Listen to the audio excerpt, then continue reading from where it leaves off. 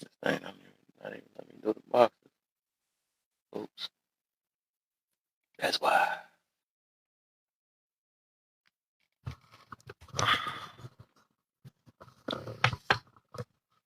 All right.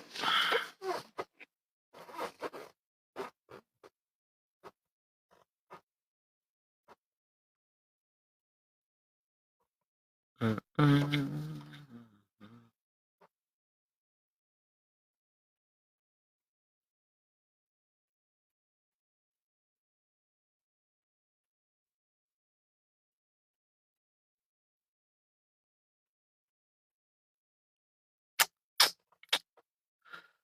All right. If everybody coming in, hit them likes and share. You about to get this going soon. These likes up and all that real quick before we do anything. Before we do anything.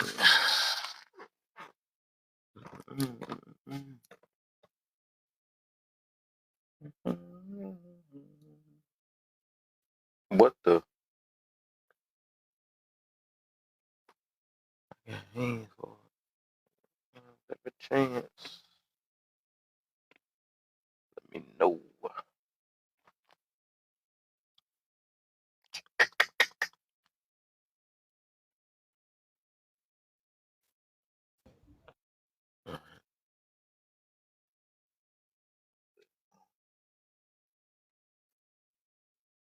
Hold on.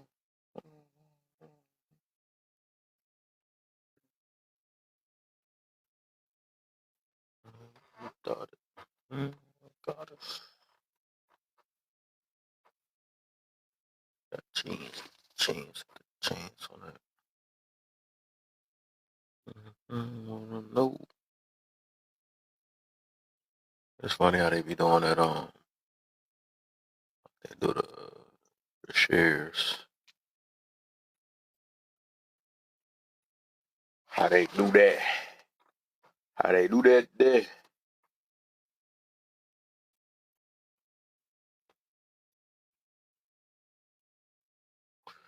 All right.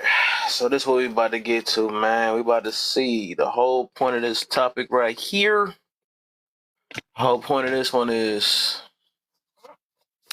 people that always go on panels that they know they don't agree on. So it's like, and the thing that's lately that I've been hearing is like people be claiming, oh, I've never seen these type of people be around me, or I've never seen, this type of job or something like that. But then when you speak about it, they got so much push back against it. So did you see it or not? That's the whole point of this topic. Is people lying or something? That's what I'm trying to say. Say give a perspective, but it's always, even with perspectives, right? What will be the solution? What will be the solution at the end? Because I believe if you step foot into a solution based type um situation, right? If you give a different perspective, what would be your point of your perspective? What would be the end goal? Good looks, Sadari. Join the team. Welcome to the team again. But yeah, that would be the whole thing, though. So it's like everybody has their perspective, their opinion, but what would be like the ultimate reason behind it?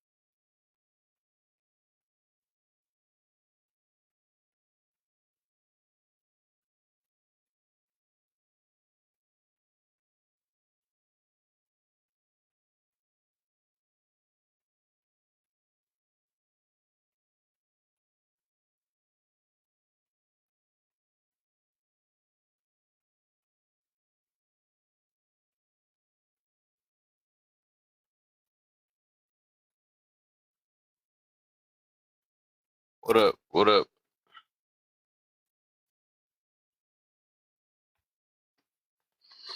But yeah, yeah, that's the whole point of this. Even like I said, the key word perspective, bringing balance, whatever the situation is. Um, what will be the whole purpose? And that's what I'm trying to get to on that though, because I hear this way too often, and I also just feel like some people just have an ultimate agenda. Some people don't, even though everybody don't have to agree, right? But the whole point is that it's always a reason why people say what they say. So it's the fight against something. But so I be trying to wonder on the situation, though. That's all.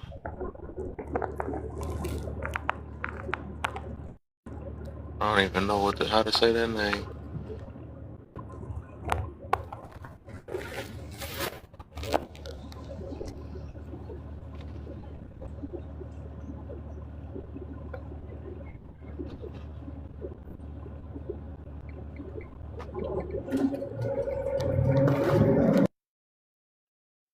What the heck? Somebody flushing the toilet. All right. But yeah, that's the whole point of this topic tonight. So we're gonna see what is everybody's purpose, and then I think our biggest problem is like when we are with one of the what's the other one I did um when we are talking about a serious issue, what will be the point of being opposition in there unless it's just not serious? So my thing is like if people, because I heard people. I got a topic about that too. People say they come on here for entertainment and all this other stuff, and yet they come in rooms for like what? Like if it have nothing to do with you, and people be like, I don't want to speak on this because it has nothing to do with me, but then they come in here and still speak on it. It just don't make no sense on that. So that's what I'm trying to understand people nowadays. I do believe, like even with my last prompts, a lot of people be hit dogs or they triggered. That's the reason why they do what they do. But it's like what is your ultimate thing you fighting for? Because I sometimes I don't be getting like how some people like say we were talking about marriages, like why would it be these so called people that's in a relationship have to stop in and get triggered about different views of how a relationship should go? It just don't make no sense. Ain't you happily married? It just don't. People just I never got that though. But yeah, I think our biggest thing is I think also when I start, because I think that's one of our biggest things is that competition, competitive mindset. Where it's like when we do address a big issue, we keep trying to make competition with it. No matter what it is, both everything gotta have a gotta be addressed. But you can only talk about one thing at a time. That's also why I put in the other part. What is the difference between like even those four? Sean, what's the deal? The difference between those four, because I'm trying to break that down tonight. Uh, the difference between being balanced, trying to bring balance to a convo, confusion, distraction, and deflection. So, yeah, where is it at? All right, what the heck? I thought you was got me on a whole nother profile. Could have sworn you subscribe. Somebody ain't pay that bill. It's like, nah. Right, what the heck? You ain't no. What? Oh, yeah, you probably ain't subscribed anymore. Yeah, because all I got is. Say I got four people. I got three. Say I got four, but then only people I got is Lovely, Nas, and Monique. They've been subscribers for a minute. Who is all the. Who is. Subscribers? Confirm. First subscriber. That month. That was a fast month then. If that was the case, I didn't even know. It says it's a fourth person, but it don't show me the four people. It's weird. I see all I see is Lovely, Nas, and Monique. I don't know the fourth one. The fourth one probably blocked or something. I don't know. I be having people coming in and out. I don't know. I don't know what the deal is. But yeah, I don't know what the where that missing subscription is at. It's so 3 though. Said, well, I'm here. Yeah. What's the deal, man? Welcome. Um, but yeah, dealing with this topic though, I wanted to just kind of break this down though, because I do believe a lot of people be saying that they want to bring balance, but they're really just trying to bring a deflection towards what may have uh them face towards the mirror, because everybody like dodging that mirror nowadays. You say you been here for a while. Been here for a while, as in today, or as in just in general? Because I be having a lot of people be watching me. I'm just don't be, I don't be knowing who see me and stuff for real. Sometimes it depends. Sometimes they might call me when my lives be at 100, or call me in the outside. I don't know. You say just listen. Okay, for sure, for sure. Yeah, I'm just getting my little pregame going until I get my peoples up in here for real. I do gotta get to hit these lights up and stuff because I'm trying to start early. But yeah, we gonna yeah, that's the ultimate part. And then also like I posted stuff on YouTube and stuff anyway, so my words ain't missing. And then people be watching on the outside. But I think people do feel like, even the last one, right? I believe people feel like say YouTube. Why why me too? You say, oh, YouTube, yeah, yeah.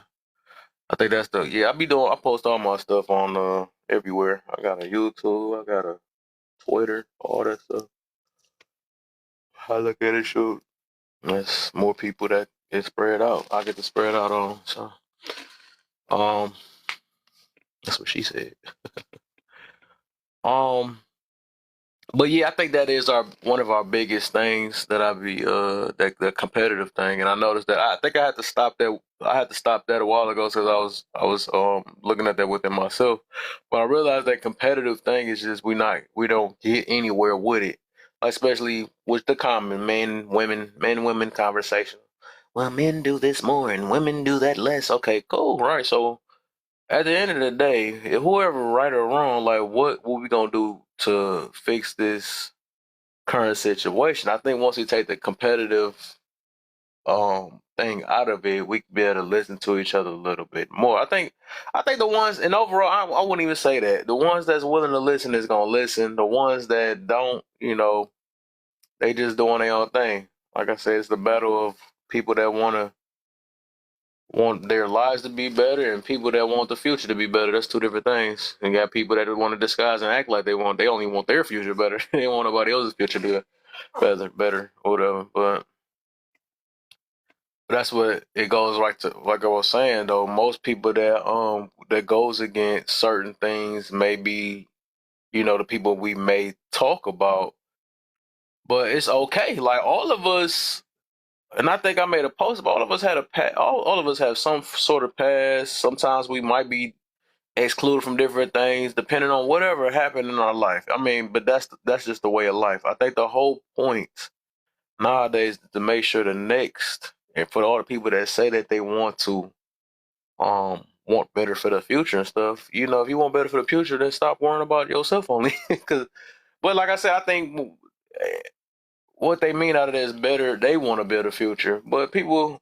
And I got another topic. I got a bunch of topics that's coming up soon, though. I got them boys stored up. I got ones all the way till this weekend and stuff.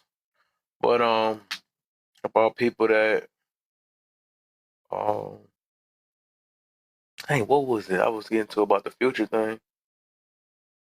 But yeah, most of the time people just focus on them themselves. It ain't really just selfless against selfish war, maturity war, all that. That's what that really is. But I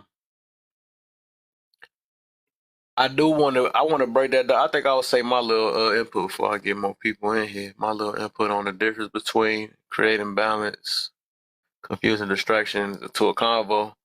But like I said, everybody like to click on, that's their favorite to say, I just want to make balance in the convo. I just want to say both ends. And I feel it because I do the exact same thing. I say both ends, but I only say both ends to build standing. It still don't change the fact of whatever issues that we have.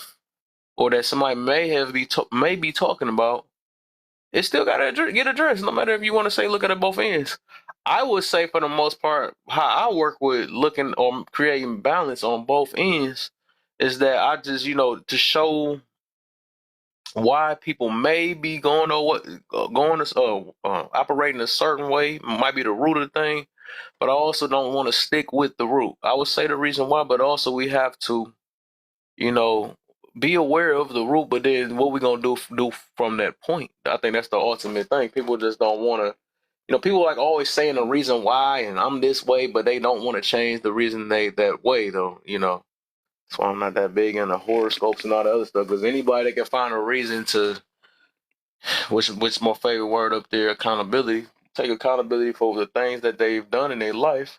They gonna try to find a way. Well, I only did this because of that, and I'm only like this because of this and my parents, and then we gonna keep blaming all that, blaming all that until we hit the grave. But it's like at the end of the day, just say you don't want to change. I know change don't feel good, but it'll have you not miserable anymore. Because my thing is obvious you got to do something. If you steadily on this thing in life, just always complaining about something, that's you got to make something to change. You can't. That's a horrible thing to sit there and keep complaining every last single day about your lifestyle that you chose to pick. I mean, chose to go about.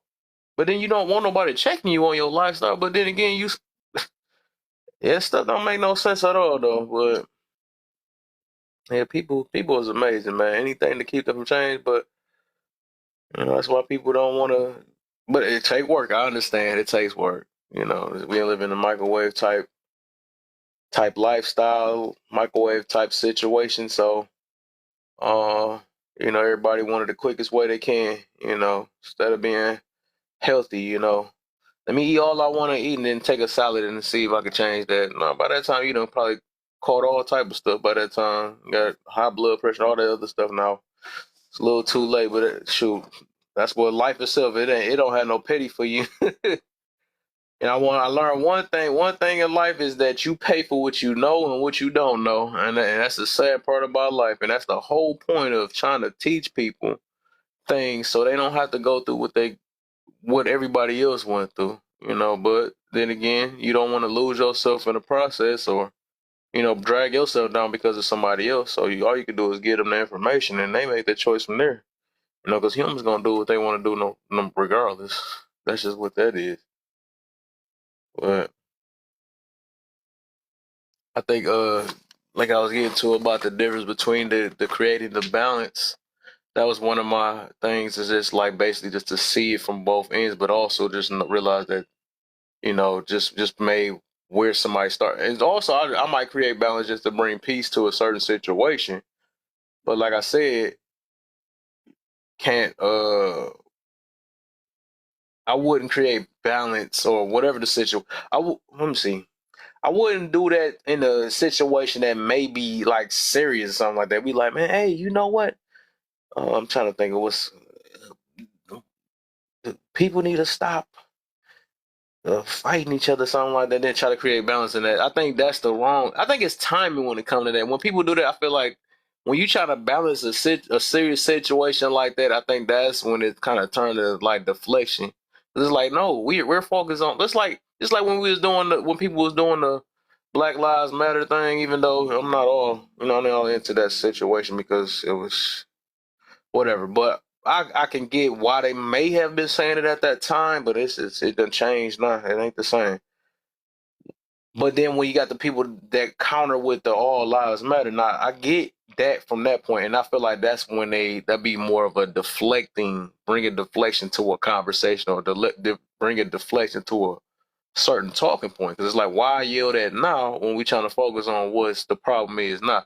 So I can get that, right? Even though both of them may be it's a true statement, most definitely, but it's just it be the timing. So you can't. I think when you make balance in a situation that's serious or that's more relevant, or what if the topic is more relevant, that's more of a deflecting type thing. I would say distractions. That's just people that just come up trying to change your whole. whatever you talking about just to talk about themselves. You know, so when people some people may come on here just to talk about their own personal thing where they ain't have nothing to do with the topic. They more of a I don't know if they know they purposely. I wouldn't say it's purposely distracting, but that it would. Well, how can I put that though? I think distraction will be have to be a purpose thing. I think I should add another one. People just basically just want to be heard. That's all that is.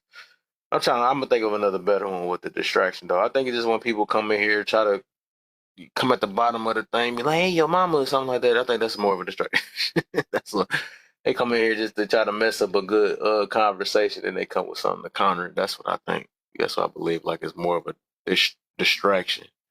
You know, somebody come in here like, "Hey, you heard about this?" when we talking about something else. So that's what I believe on that one. Um, I think confusion. That's somebody that say you may I like it. Oh yeah, appreciate you. I think confusion. So let's see. Confusion. I would say that's a person that they have an agenda for the most part, right? So they create confusion to um to either win people over, aka them panders. Call them out. But people like that, right? I think they cause confusion by having, and the thing is, all these things, all four of those, right?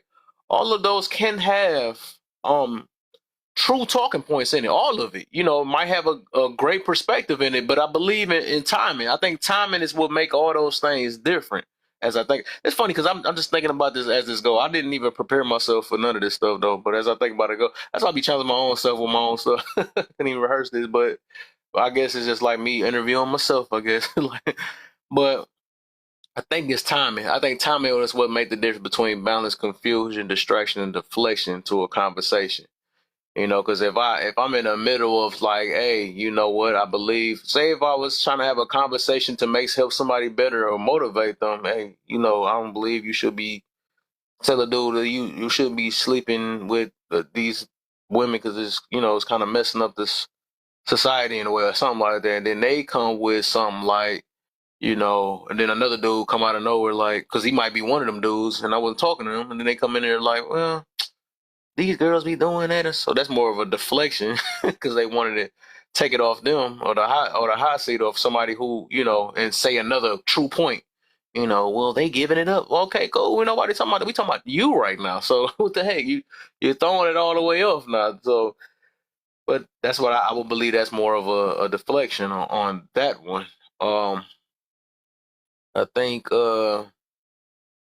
I'm trying to think like how could I'm trying to think of a time in like with balance.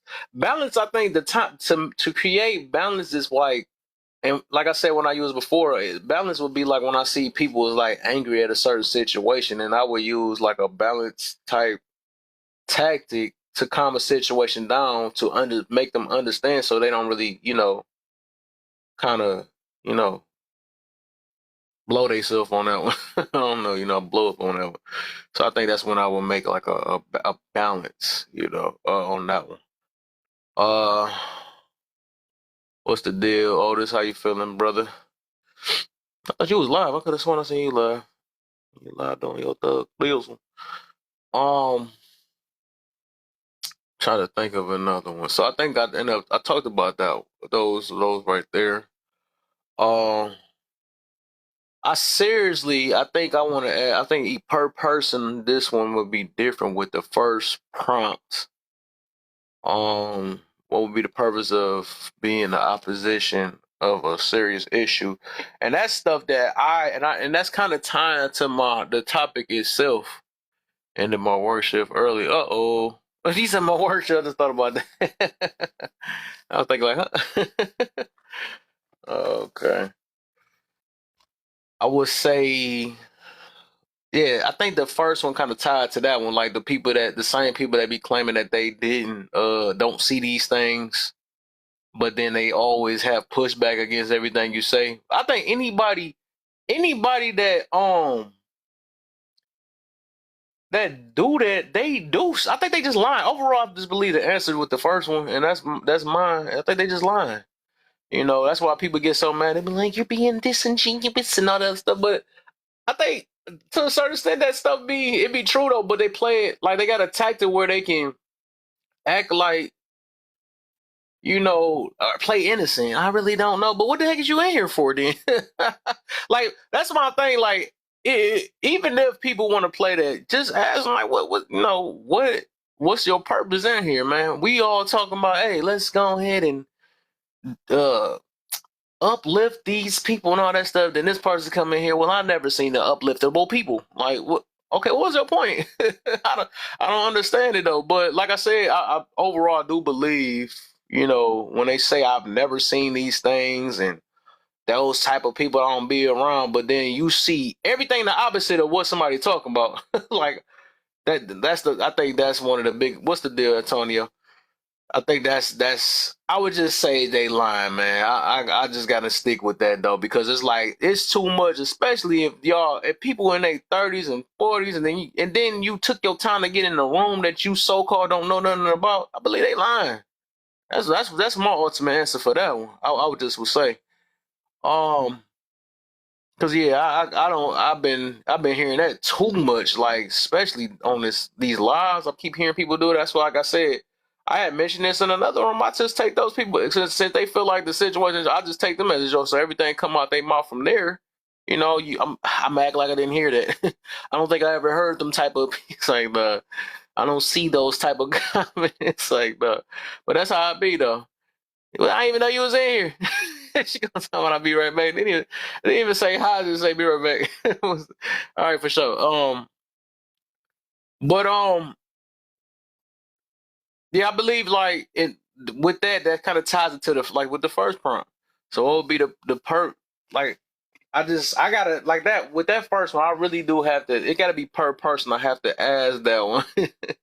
I gotta ask that one because I want to see where people are standing at, I don't want people to realize that the things that they doing is not invisible. They may not seen the people, but I've seen people like you. It's not at least it's not invisible to me. I mean, people if they keep doing the same tactic in every room, now it's something that they coming through with that. Because like I said, some people say that they I guess it's entertainment to them. I guess, but I feel like when you entertain. And I would just say that's kind of some evil type work, and I don't think it really mostly people on this app that say they on it for entertainment. I don't think they really is like low key. I just don't because you got so many things you can do for entertainment. Why read a dang on book or something? Watch you a movie. Why come in the spot? But I think a lot of things resonate to people. That's why they pick and choose the rooms that they go to. Because if it was entertainment, you want to be on this app, go ahead and go to a music room or something like that, or go ahead and go to you know, with people over there eating freaking chocolate with a toothpick. What about that? Go in there, entertain yourself there. They got plenty of views in there. But I think it's a problem, and I'm gonna have a top. I got so many topics I got. I'm gonna have a topic on people that you know they drama is their entertainment. Not even drama, but just star. It's something behind that too. I think it's always a root to why certain different things. I would also say it's a misery type tactic too. I would say it's misery because it's like if it's so many things. I mean, literally, we got so many things we complain about on this world. I just got to making a video about how everybody crying about Diddy.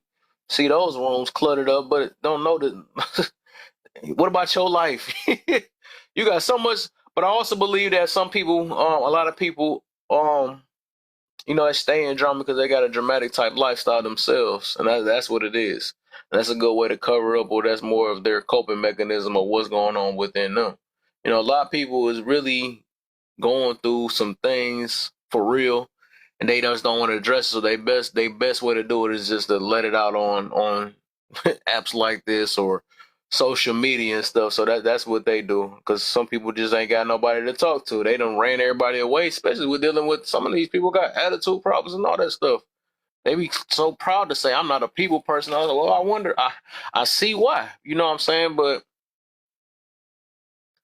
that's just what it is, man. I think you know I got. I'm most definitely gonna have a. I got a topic coming on up on that too. I don't know if I'm gonna do that Friday about people use this for entertainment, but then get mad about it at the same time too by the people that getting entertained by. That's exactly what the topic gonna be called. But yeah, I don't understand that. I think also when people which I was thinking about this earlier today. That's why I added that last prompt on there about being. I actually added all these today. Um, about being a hit dog. You know, I think people do. Of course, they're gonna take offense to it though. But what's the deal, Naya? Every praise, you know how to sing it. How to sing. Uh, but I think uh people don't realize that if things hit, and I realize that too, right? When things trigger me, or if I felt hit about a certain situation, if I couldn't change it, I had to realize, like, I had to just eat it up. You know what I'm saying? I'd be like, all right, forget it. You got me. But if I'm gonna put it this way, if I feel like I always tell people, your triggers is your problems. That's something, your situation, you got to do. Everybody come on here thinking they can control everybody's mouth, telling people what to do. Let me hear you say this one more time, I'm on. You know what I'm saying? People gonna do what they gonna do on here, and there's nothing nobody can do about it unless they gonna meet up in person, and that's still not gonna stop nobody. It's not gonna stop nobody. But I believe, like, if you are hit by a topic or a certain situation, or you feel triggered or whatever it is, that's something you either change. You got to make changes. And that's why I put it that way. I wouldn't say you got to. Sometimes you might not have to change within yourself. You might have to change the things that you walk into. The people that you around and all that stuff. There's certain things may trigger you. Or you feel. And I would say a hit dog, that's a different thing, because it's like you can't really change some things that they. And I think exclusion one of the biggest things that everybody have a problem with. But it's okay, because I think we live in a world where everybody just want to be accepted by everybody, and it just don't work like that. People be like, "Oh, I'm getting embarrassed," but who are these people we get embarrassed by? Are they worth being embarrassed over? Hey, you're getting embarrassed by people that's an embarrassment themselves. Like, nah, I don't, But I think I had to realize that myself too, because it's like I'll be trying to impress people that ain't worth impressing in front of. Like, these people over here struggling every day to keep a smile on their face. Why I gotta worry about that? Cause you are. Let me stop. I have to do it even more. I had to give you a second. I gotta give you the second half when you get up here. Listen, don't start. You built up. I gotta sing the whole full song. God, my Savior. It's like, what you been up to, man? I've been chilling. UL opposition. This topic remind me of you too. Saying I'm talking joke, but nah. Don't be like that. You've been opposition for a minute, but that's cool though. But I think the whole point of this topic though, because I said it's okay to be opposition, because I'll be opposition in certain things though. I just want to know the ultimate purpose of why people is the way they are, or why would they go into spots that they should be opposition for. What's the ultimate purpose? That's what this would be more like.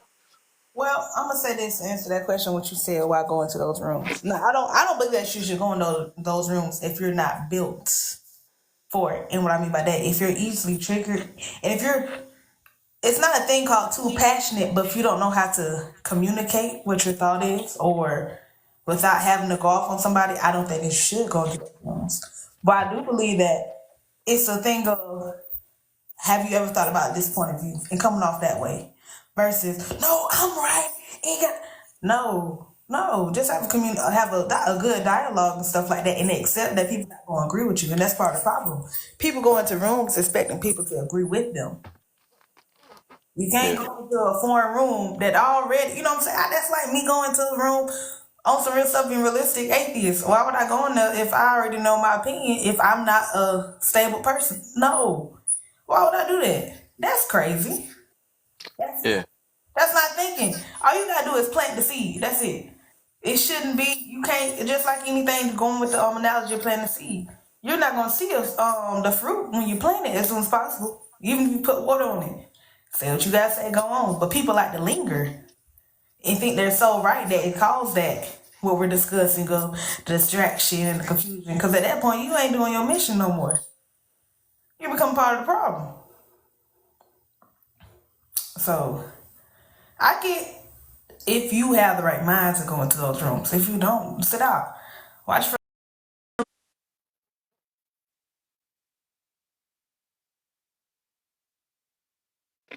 people who agree with you and disagree with you. That's just like one of your questions that you had up here. Why is it a competition if we as a whole are trying to resolve problems? Because we each think that our solution is better than the others. That's why it's a competition.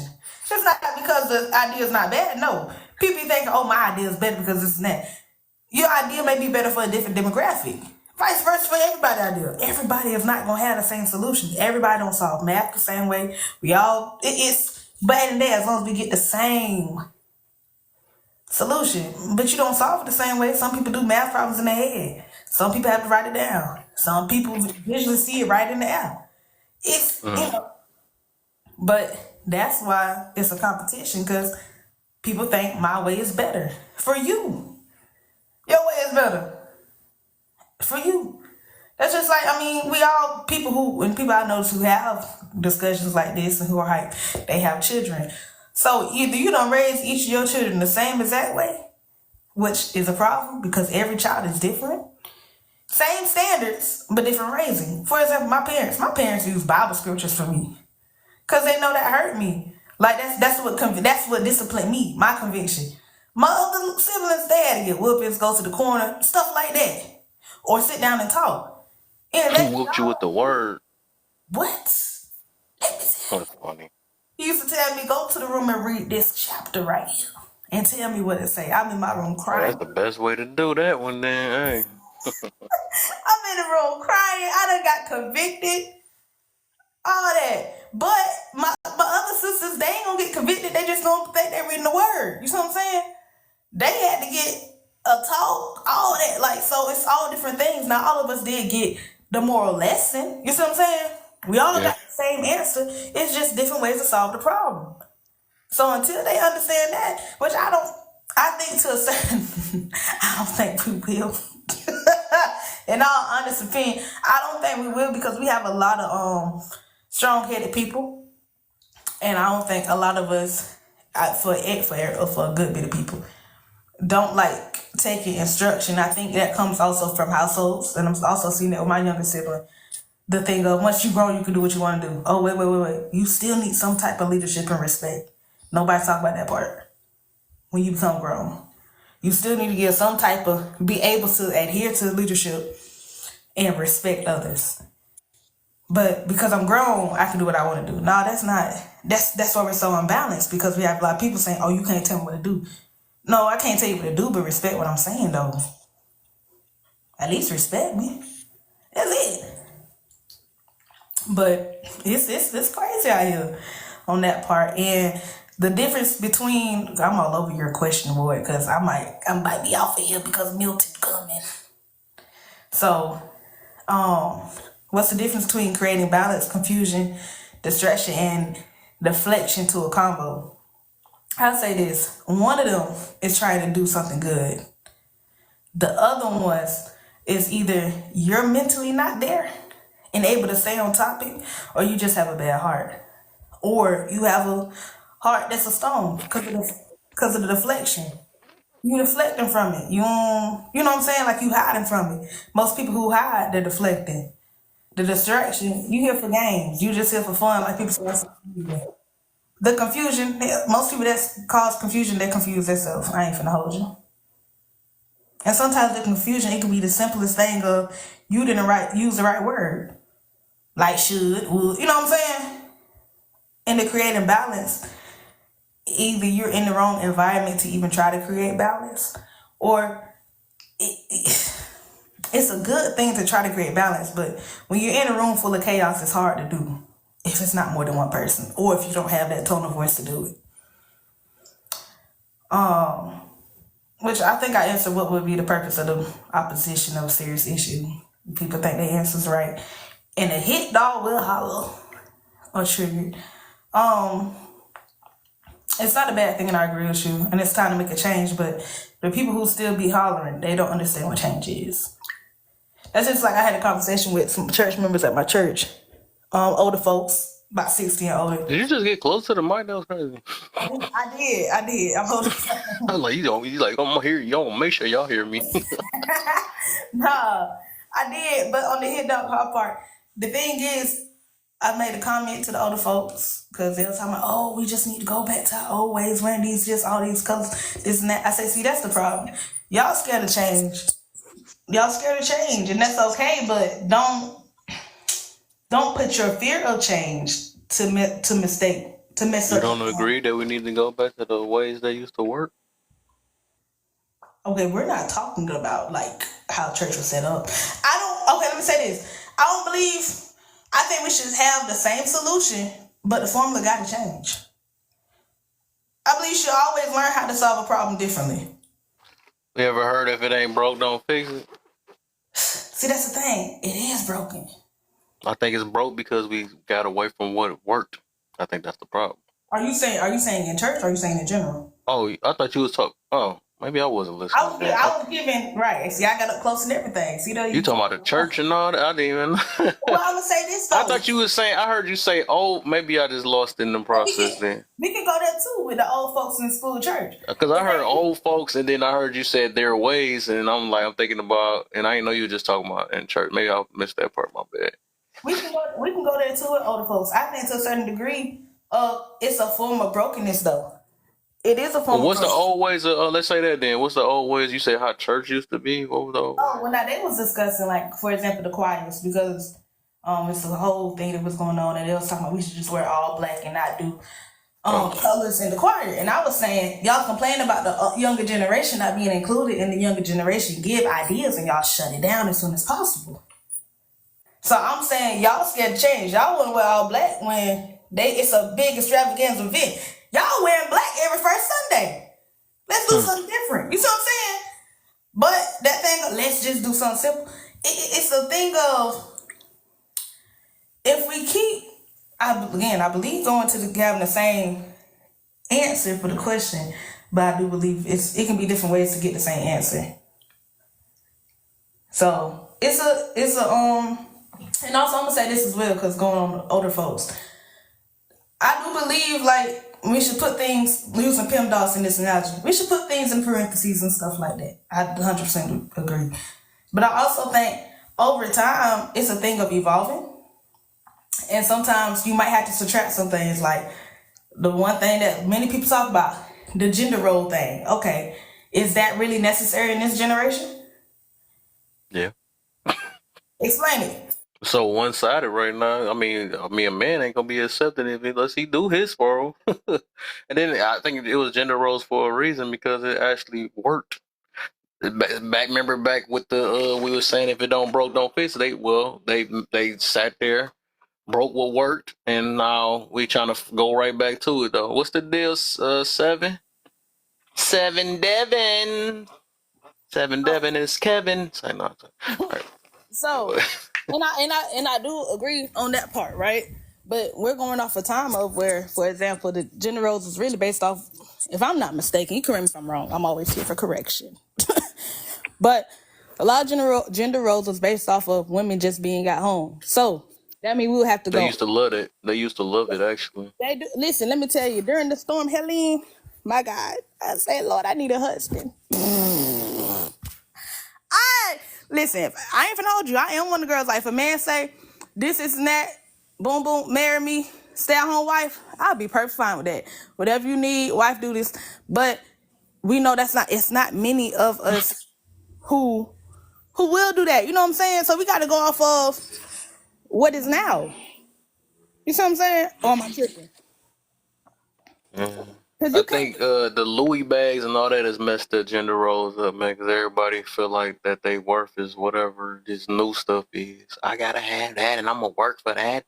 I gotta get on these trips and all this other stuff. So that's why they want to stay home. And then eventually, like when all that run out, they gonna be like, "Dang, I wish I was home. I wish I had a family and my kids around and all that other stuff or whatever." But now I will say yeah, this things though. have changed. Yeah, they got you. They got a lot of us with them pleasures and all that other stuff, and that's why things split apart, man. Pleasures tearing us up. You notice, like even when they put liquors and all the stores and that good stuff and all that, when they put that around, that's when a lot of stuff just divided. It just divided. We was big on family and all that, but that has changed now. It People got was. degrees now for no reason. But I want to say, because I Just think just coming from the woman perspective, right? I think it's also because of we do have, and it's not everybody's story. I can only give my story, not everybody's. Okay, so let me say I, not we. For example, I have in my family, and I was kind of hilarious not too long ago. In my family, I have a grandmother who has had 10 kids, and she was married to my granddaddy. And she came up and told me before doing anything, having 10 kids, this and that was having a family was the last thing she had on her list. So come from somebody who did do that and stuff like that, it's like, okay, well, why you got that on your last list? Why is that the last thing on your list? Then another, you know what I'm saying? Another auntie. So that plays a role in some people's mind, like, oh, these men, this is and that. They don't care. Boom, boom, boom. Which is not right. I don't agree with it because, again, I mean, I'm thankful for it. I have both sides, so the I guess I can see both. I have both examples in my life. I have a flourishing marriage. They've been married, come up for a long time, no outside children. Then I have a grandmother and grandfather who divorced and remarried, multiple children, kids out the marriage. So it's like, if you have that one person influence you, it's like, well, I don't think I should do it. So it's a thing of, so, but then it go back into this. It made me curious.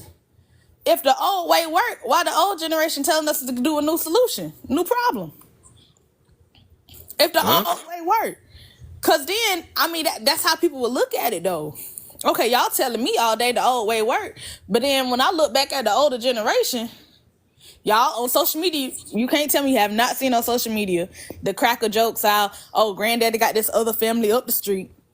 You got this and that. That's not everybody's story, but it's like, now hold on. But we say the old way worked. Why is that our inside they joke? never said it was perfect though. Like that. That's But crazy. that's You got evil people in. I mean, not evil people. You got messed up people in the process. It's going. no. I think people just use that as a talk point to say that they don't want to do it. So they just try to like sabotage what did really work by using people's toxic type relationships. Because that's just like saying you might as well just say that. That's like somebody saying that as soon as you have smacks, you're gonna catch a disease. Well, there's a few people that get that though, but people don't want to run away from that part though. They busting it open no matter how bad they say it is though. But it just depends on what people want to really invest in. That's what that really is, because that yeah, And like, I agree with you. That's all I was just saying. It's the reason on why. I'm not saying the right reason is how you said. It might not be the perfect reason. You know what I'm saying? And I think also people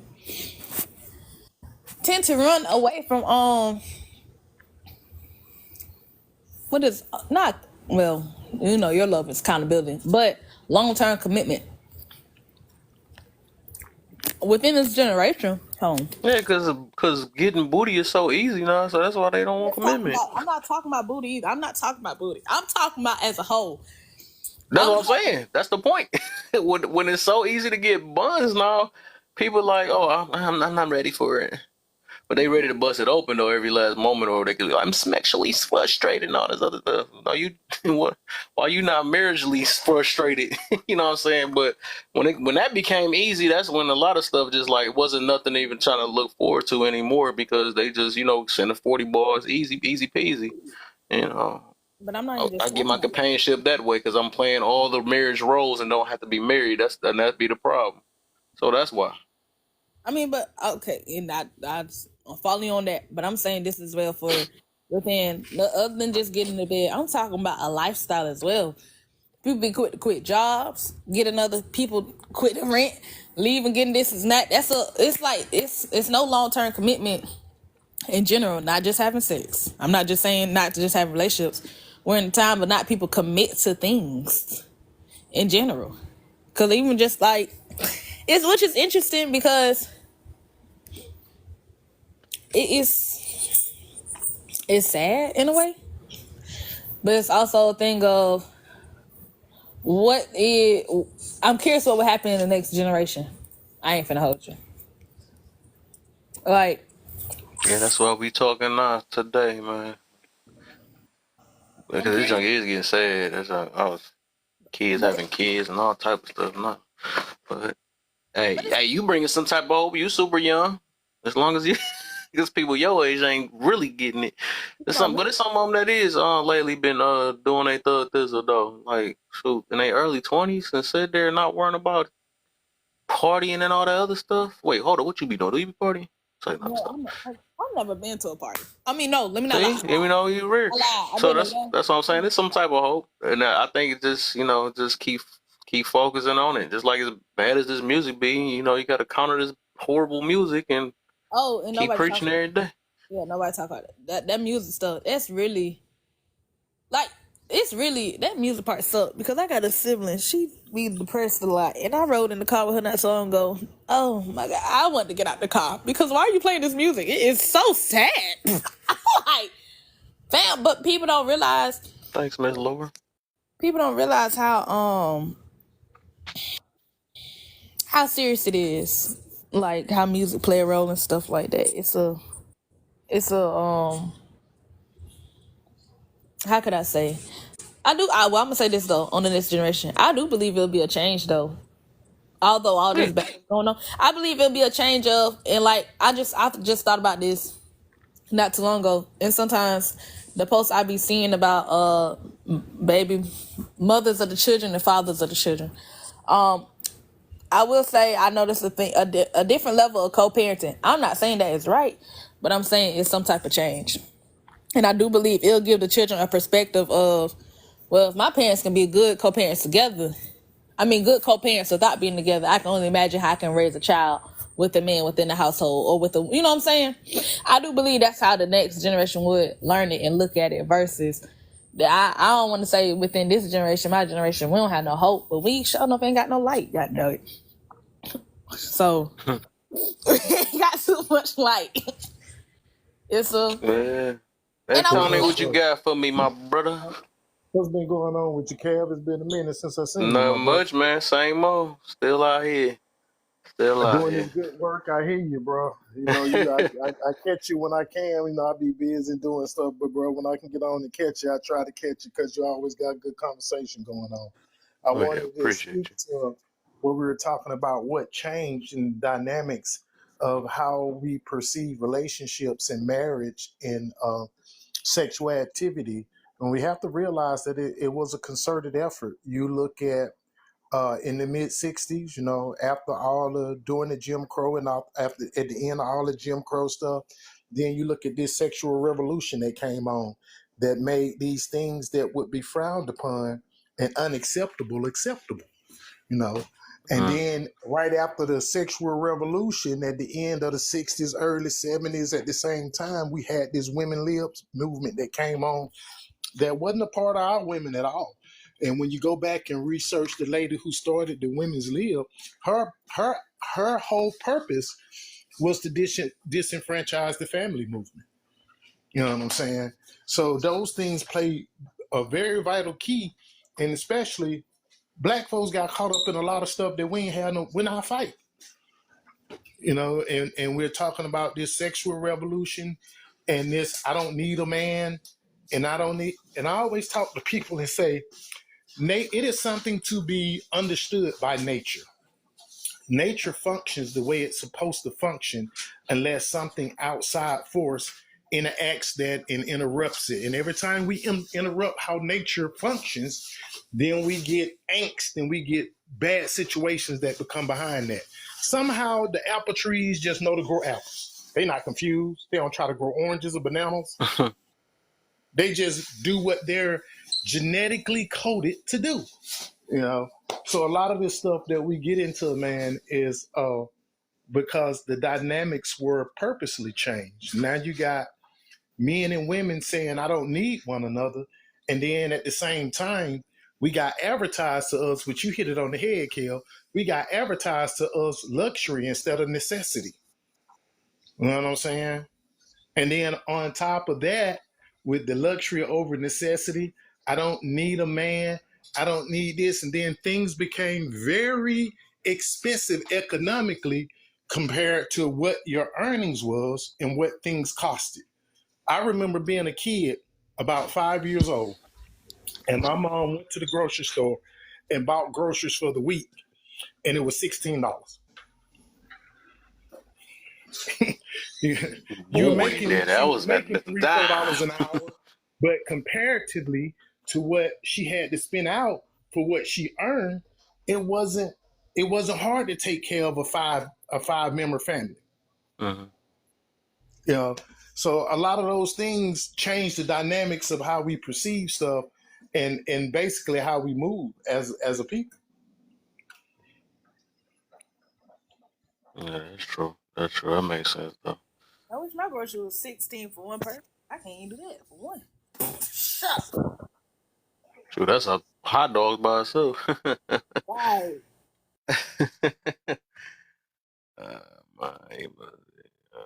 He must be my age. Don't do us like that, Joe. We smart too. So no. But yeah, I guess I get what she mean though. She talking about when that price is like that. That's what she talking about, that price. Wow. But shoot, I think it's like almost the same. Well, I don't know. They done made the prices. They gave us raises, but then raised the cost of living at the same time too. Ain't that something? I mean that's business. Sorry to say, wrong, but that's business. Like what type of business that is? State struggle business. Yeah, that's what I'm saying. It's wrong. It's a wrong form of business, but you to make the government is nothing but a money business. It's just a corporation, a business corporation. So I always say this now, and me and my brother go back and forth about this sometimes because yes, you do stuff. We rent houses. You do stuff, and you try to help people, and sometimes you get burned. But I always say you have to be careful of using what the European model is as business, because their business model was predicated off our exploitation. So you're right, it is business, but there's no reason that Nike should make Jordans for $14 and sell them for $250. Yeah, I agree with you. Yeah, I agree with you too, but that's just greed. Yeah. Yeah, no, that's what I'm saying. It's wrong, but it's the thing of like that conversation I have with my homegirl. My question always to my friends when we discuss different things and issues, we say, "Oh, it's wrong." Okay, it's wrong, and we know it's wrong. How are we gonna move around it to make it better and understand it? Because if we keep saying it's wrong and it's wrong and it's wrong, and we don't have people that's making sure they registered to vote no time soon, we don't vote for our own parties, fix these type of problems. How often can we say it's wrong? And I say this, I always tell people this. I say that, when it comes to that perception, what our achievement has been relegated to now is being able to buy stuff. So now wearing J's mean I'm successful. Paying $1,000 for a Birkin bag means I'm successful. Mm-hmm. We don't have the idea of what the cost of our ring means my relationship gonna work. Yeah. So when I used to run the Jordan sales in the city that I live in at one of the popular malls here, and just working for the mall, I used to get to see merchandising lists, and I would see like in R&B they would have these sweaters.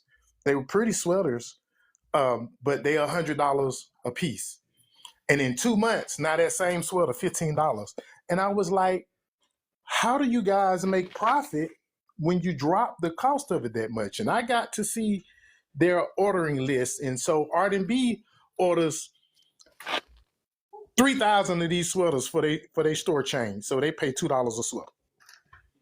So even when we're getting it on sale and we think we getting a deal, they still make an 800% profit. But we relegate it to that's what our success is. The more expensive something is, we've equated that to real quality, and that's not necessarily true. But that's what all the advertisement is about. That's what all the branding is about. You know what I'm saying? And if I can keep you debased with your money, I don't ever have to worry about you being able to collectively put your money together and go into politics and say, hey, the LGBTQ community did not get to where they're at by voting. They got to where they're at by buying lobbyists. Hey, can I ask you a question, Antonio? Yes, sir. Let's say that you are a business owner and you have a printing shop, like you make T-shirts and you print them and then you sell them, right?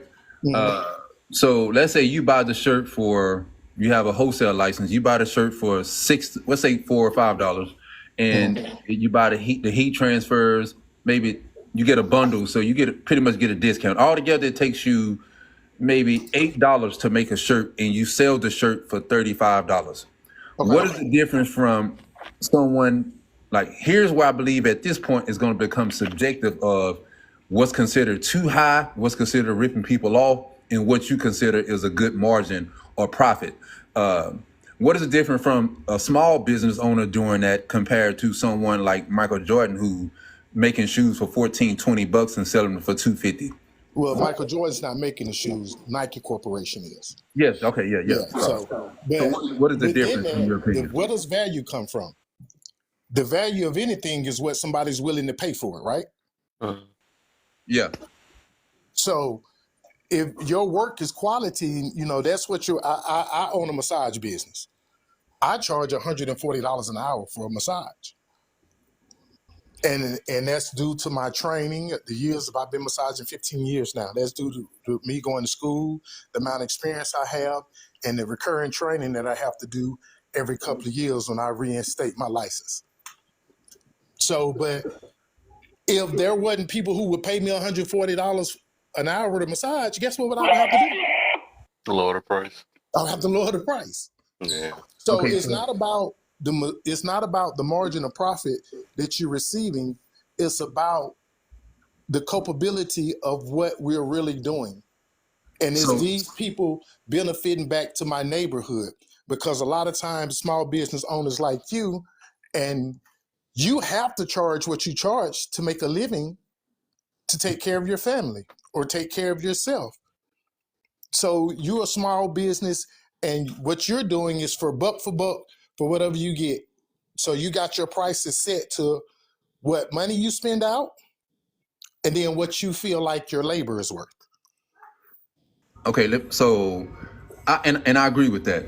I guess I wouldn't say pushback, but my perspective is I don't see anything wrong with it, only because it's easy for us to speak on things when we're not in those positions of power, or we're not making the kind of money that certain people are making, right? So I believe, like, if I were a business owner and I own toilet tissue, let's say Chalmers, right? Chalmers. Mm-hmm. And a crisis hit the scene, and pretty much everybody buying our toilet paper.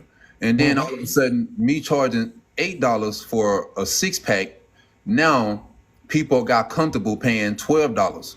Why would I, as a business owner, and I think about it, I don't want to have a small margin, because I want to have kids, I want to have a wife, I want to have family, and I kind of like want to build some type of generational wealth.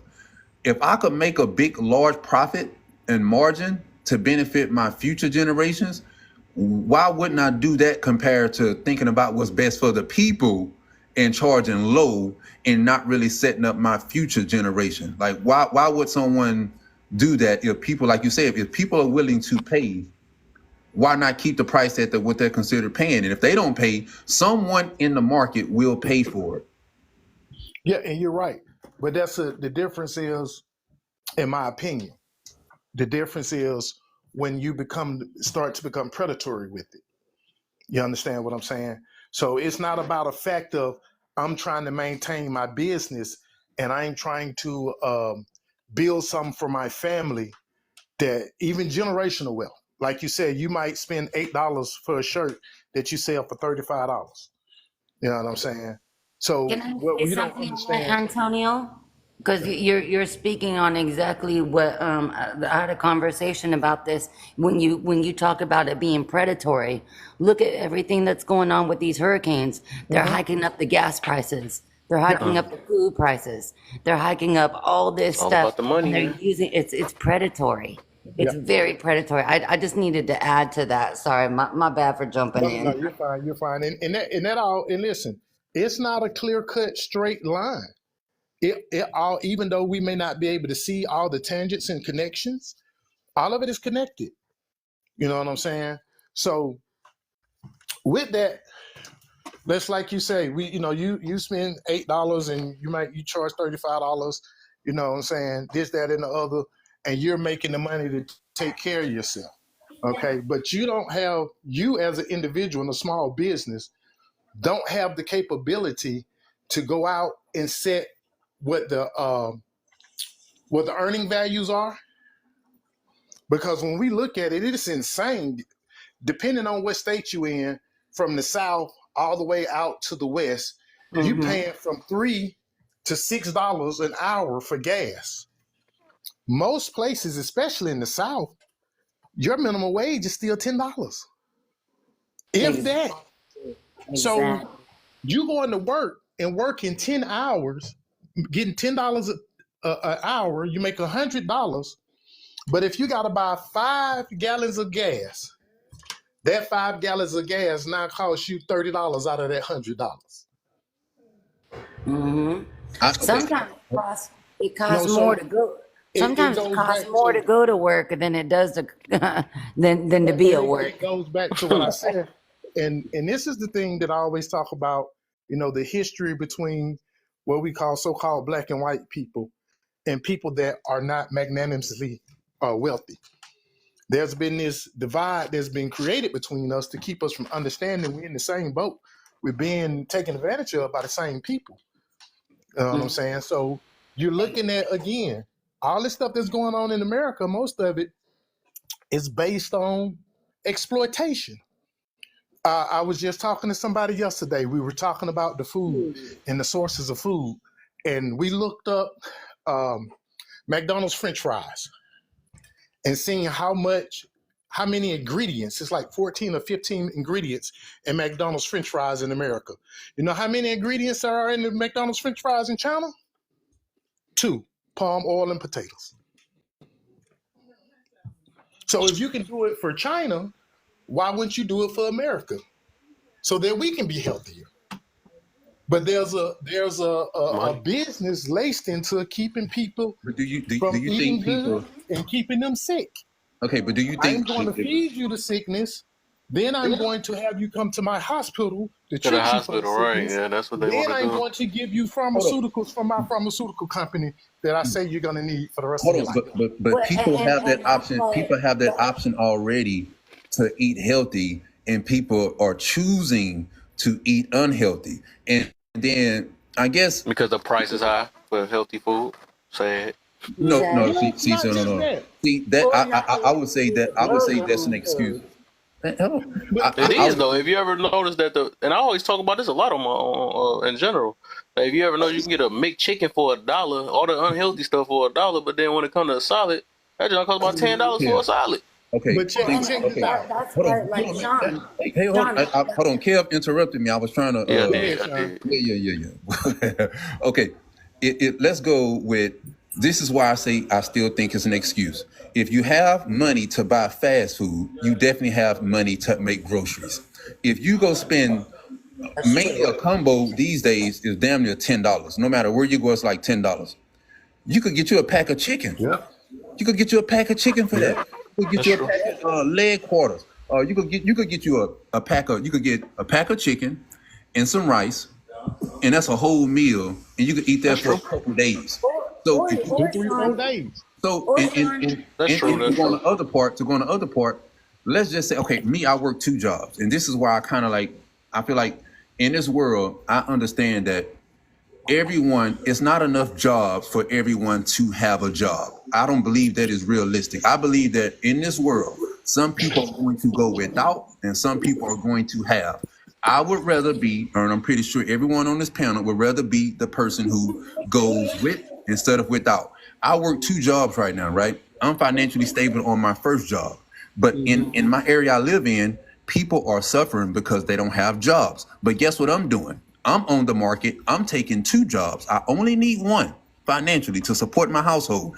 I'm out there grinding and getting me a second job. So I'm taking away a job from someone who actually need it. But do I care? No, I don't. And then when you think about us doing interviews, when we go for interviews and jobs, it's someone that need that job just as much as you, or maybe worse than you.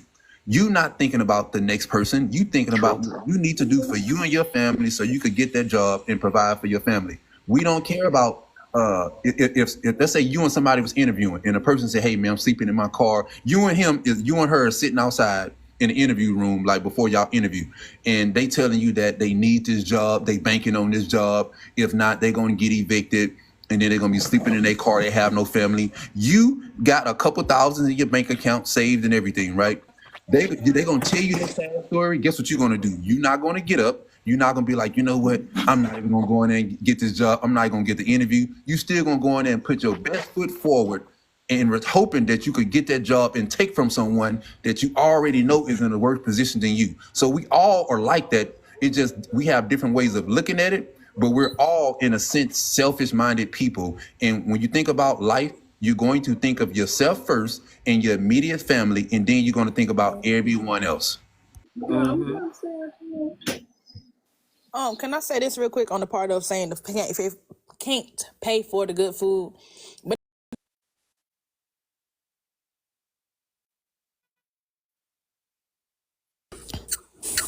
if we going Naya, why did they put the food and the drugs together? Why is FDA, the administration, why is it put together?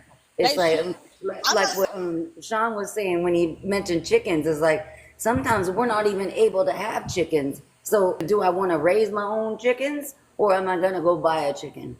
Hold on, you just proved the point, Love.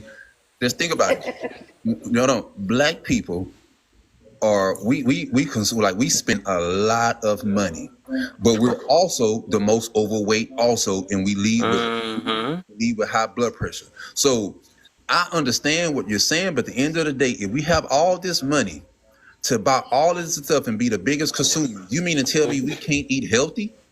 That's a choice at this point. Well, check this out and think That's about crazy it. because I agree with everything he's saying though, but I think the angle I was coming from earlier, it wasn't about. Say it again, Kevs. I ain't never heard you say that, man. I ain't never heard you. No, I ain't saying that. I always talk about this all the time, but I think what I was just mentioning, and I wasn't trying to use it as an excuse thing, because like I always say that, like, man, people can choose. Like, you got a big belly, you can don't be making up no stuff talking about some I can't watch what I eat. No, you choose what you want to put in your mouth overall. And some people can really miss a meal. But I was just mentioning that the way the government is set up, I wasn't talking about, the people making a choice. The way it's set up, yeah, if you ever just notice the difference between a salad and a freaking I think I was going more towards what Antonio was coming from. Like, they money hungry. I mean, that's what I mean about it.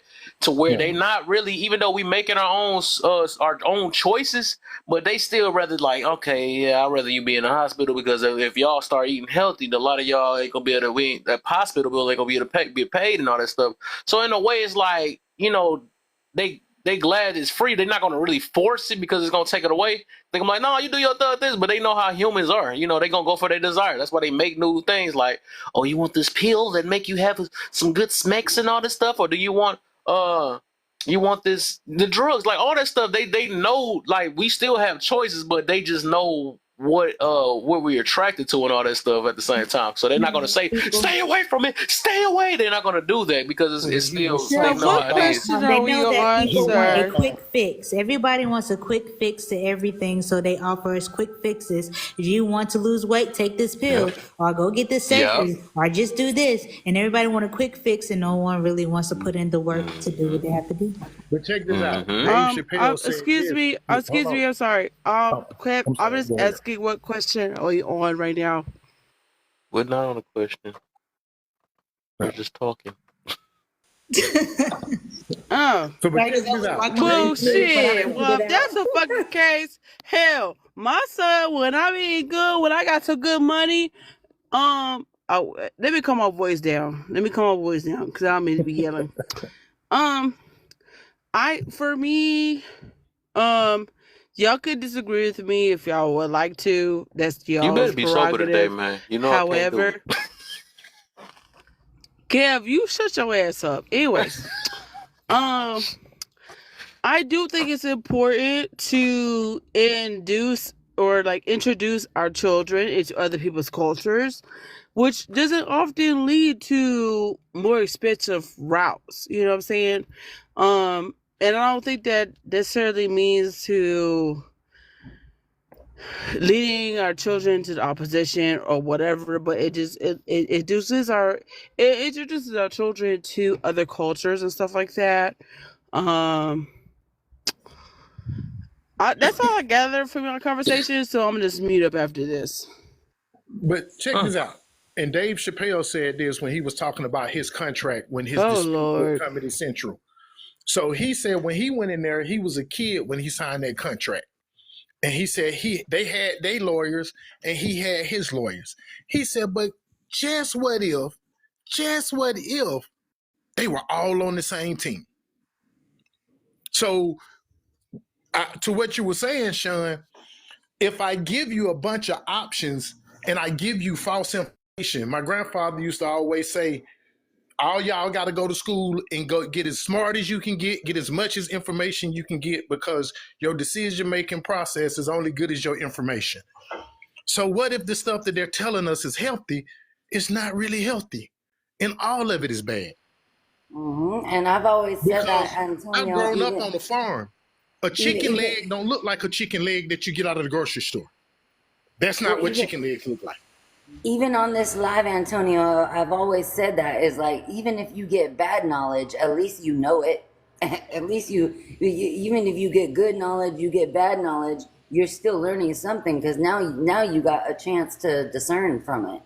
I would say It's a thing going on Hulu called Dope Sick, and it goes into the Dope Sick is so good. Oh my gosh, everybody should watch Dope Sick. Oh my god, into the Oxycontin epidemic, and the company who made Oxycontin as a drug, that shit will piss you the fuck off. Their only goal was to make $1 billion profit. So what they did was they paid off people at the FDA.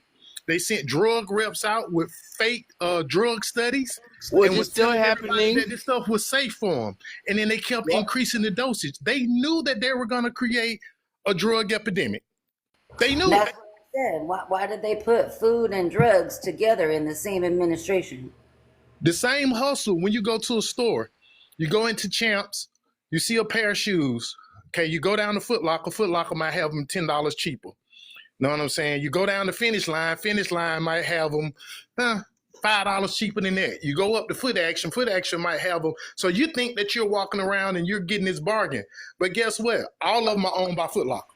Say the reason why I feel like they have food and drugs in the same thing is because if any, like, food can be replaced with medicine, and they know this. So it's like if you change your diet, if you eat certain foods and you do the research and you realize these certain foods, the reason why they have to put it under a food and administration, whatever, like they have to put a label on this is consumable or whatever. They do that because you know, some people they will go off they do all this weird stuff, but it's because these foods that they have, broccoli, spinach, cauliflower, beet juice, all this stuff that we most of us as African Americans didn't grow up on that. We grew up on net bones, collard greens, cabbage. We grew up on all the seasoning and all this stuff, but when you actually do your research, you find out that without the seasoning to some of those foods, and the most of the foods that we don't eat, like beets, or you know, not everybody eats a lot of other vegetables. And when you say it like, oh, I eat this, what? You eat that? Who eat that? Nobody eats that. But it's healthy for you, and without all the salt and the seasoning, and it can lower, like beets can lower your blood pressure. Spinach can lower your blood pressure. Don't add a whole lot of salt and seasoning to it. Taking like these vitamins and stuff, you can actually get all these things from the food itself. So they wrap it into one because it's kind of like one and the same. The same thing these medicines can do, this food can do. But the problem comes in when we add all this extra seasoning and salt and all that stuff to it, which we don't need. Well, and they also. Can I speak? Kev? Can I speak, Kev? Okay, so I'm not necessarily disagreeing with CC Sims. However, I also think you should take account into the book of what's it called, the counter is please if anybody can help me out that's on the panel that can help me out with this, but it's about the post-traumatic slave syndrome, slave syndrome. Okay. Yeah, Okay. post-traumatic However, syndrome, and written by with that, I'm not saying that should be the excuse for everybody to of black people, to the whole black community to make an excuse of, oh, this is why this happened, or the Willie Lynch syndrome. I'm not saying that should not make an excuse of like, oh, this is why black people are doing this. However, we still have to take into account the effects of that still to this day. Because how you just said, right? Still, there's still some of us are taking some of those health things that we learned back then. How do we learn them? Most of them we learn from ourselves, okay? Actually, I don't know statistics, but I'm just gonna throw a statistic out there. If someone wanna argue with me about it with statistics, I welcome you to the panel. But 90% of the things that were invented by us to this day, 90%, and look, you know what, just for argument's sake, I'm gonna chop it down to 80%. 80% of the shit that everybody to this day uses now, all the way down to a motherfucking paper clip, we use because we needed it, because we were suppressed. And we had so much workload on our hands. Okay? Then let's go to the cotton mill. Why was the cotton mill invented? Because we were overloaded. So someone was in the back end saying, hey, this is too much. Let's make up something that could speed this up. Right? So where do we differentiate what we're talking about from our history? That's my question for right now. Okay, if you look, okay, this is why I believe that we have the information, but I think people just refuse to use it. Let's go with Get out my food. And mind. this is why I say it's still a choice. And if I'm not mistaken, this is the accountability room. And everything I've heard, instead of anyone taking accountability for our own actions, we seem to find ways to blame everyone outside of us. And let's go with our ancestors. We're talking about the old days and slavery and all that stuff. This is where I believe that at this point, younger generation don't respect the elders, and we don't get our information from the elders because the elders lived at a certain time where we didn't live, as far as we say about oppressed. Let's go with we eat the same food our ancestors ate during slavery and after slavery. They didn't have high blood pressure like we do. They wasn't unalive like we are right now, right? So they was eating the same food, and we eating the same food, but pretty much we are leading in diabetes and high blood pressure. That don't make any sense to me at all. So Say it, Sean. something is Can I say wrong. something? Can I say Something something is about wrong. that? They Go was ahead. working that food off. Can I say something about that, please? Okay, I'm knocking on the door at 70 almost. I'm 66 years old, be 67 my birthday. Congratulations. Seeing you hit that nail right on the head, because as I was coming up as a child, we grew our own food, we raised our own chickens. I was actually raised on a chicken farm. Okay? Oh, come on, grandma ate chickens. And until we get back, come together as a community and get back to getting our hands back in that dirt, and that dirt even under your fingernails and stuff, we're connecting with the land to give us our Okay, energy. but we're not okay. But you have to act on like the aspect that we're not going to do that. Wait a minute, no, You have to act on the spirit like that's not going to sweet. happen. If I may wanted to finish, land. I wanted to please. land after Joel to finish. Okay, if I may finish, I drive. I still drive today. I'm out in the Amish country constantly, all the time. And I see these Amish people growing their own food, okay, raising their own chickens, and all this kind of stuff. We got to get back to what our ancestors did do to keep us healthy, because this GOV is against our health. They know we are strong by nature, okay? We are the most strongest. They are breaking our bodies down to their level. That's what's going on here. Okay, because all this food is bad. I've been checking it out, how they're shooting something in the chickens with a needle. I'm watching this. Okay, they're spraying our vegetables with all this insecticides and stuff. Okay, if you're growing your own like I do right now, I grow my own. I just don't have my chickens yet, but I'm going to go get them.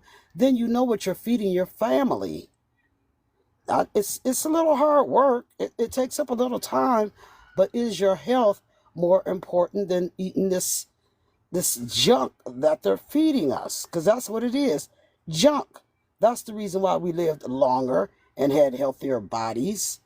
The ancestors did, because of the food were their medicine. Proper Okay. food. Our land scene. You go ahead. So from what I heard again is, okay, man, this room must have changed because once again, it's the accountability room. I keep hearing they want us to, when if someone puts something in front of you and you have the morals and morality not to do it, you're not going to do it. No matter how tempted you are, you're not going to do it. And I heard what Naya put in the comments. She said that they work that stuff off. Okay, that goes to show that we lazy because we don't want to get in the gym and work out. And another thing is society have tricked people, and people believe, and we call it the itis. When black people eat, we say we call it the itis, right?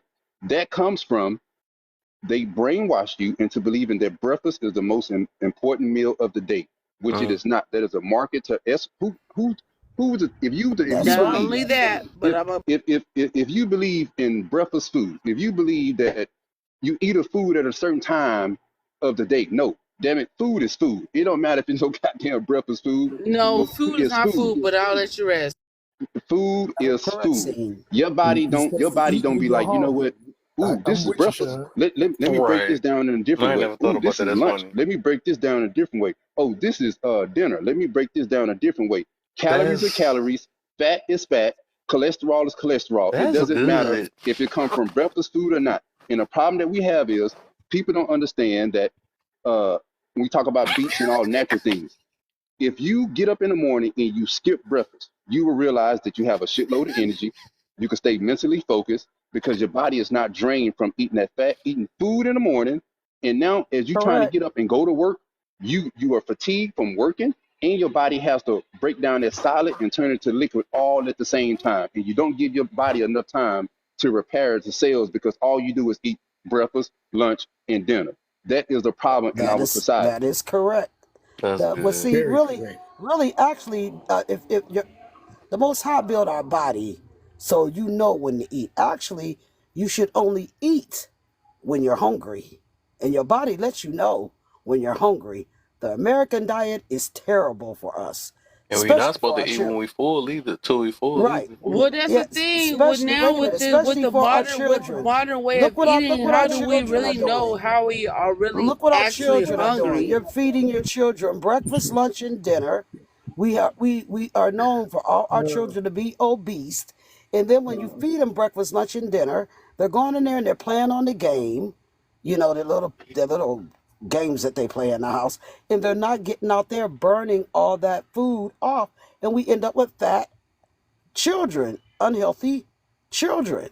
So you have to consider all this. You should only eat when you're hungry, number one. But it And goes back into what I was I saying think earlier hold about on real taking quick. I think things. Cece wanted to go real quick, and then you can go right there because I'm trying to keep that order.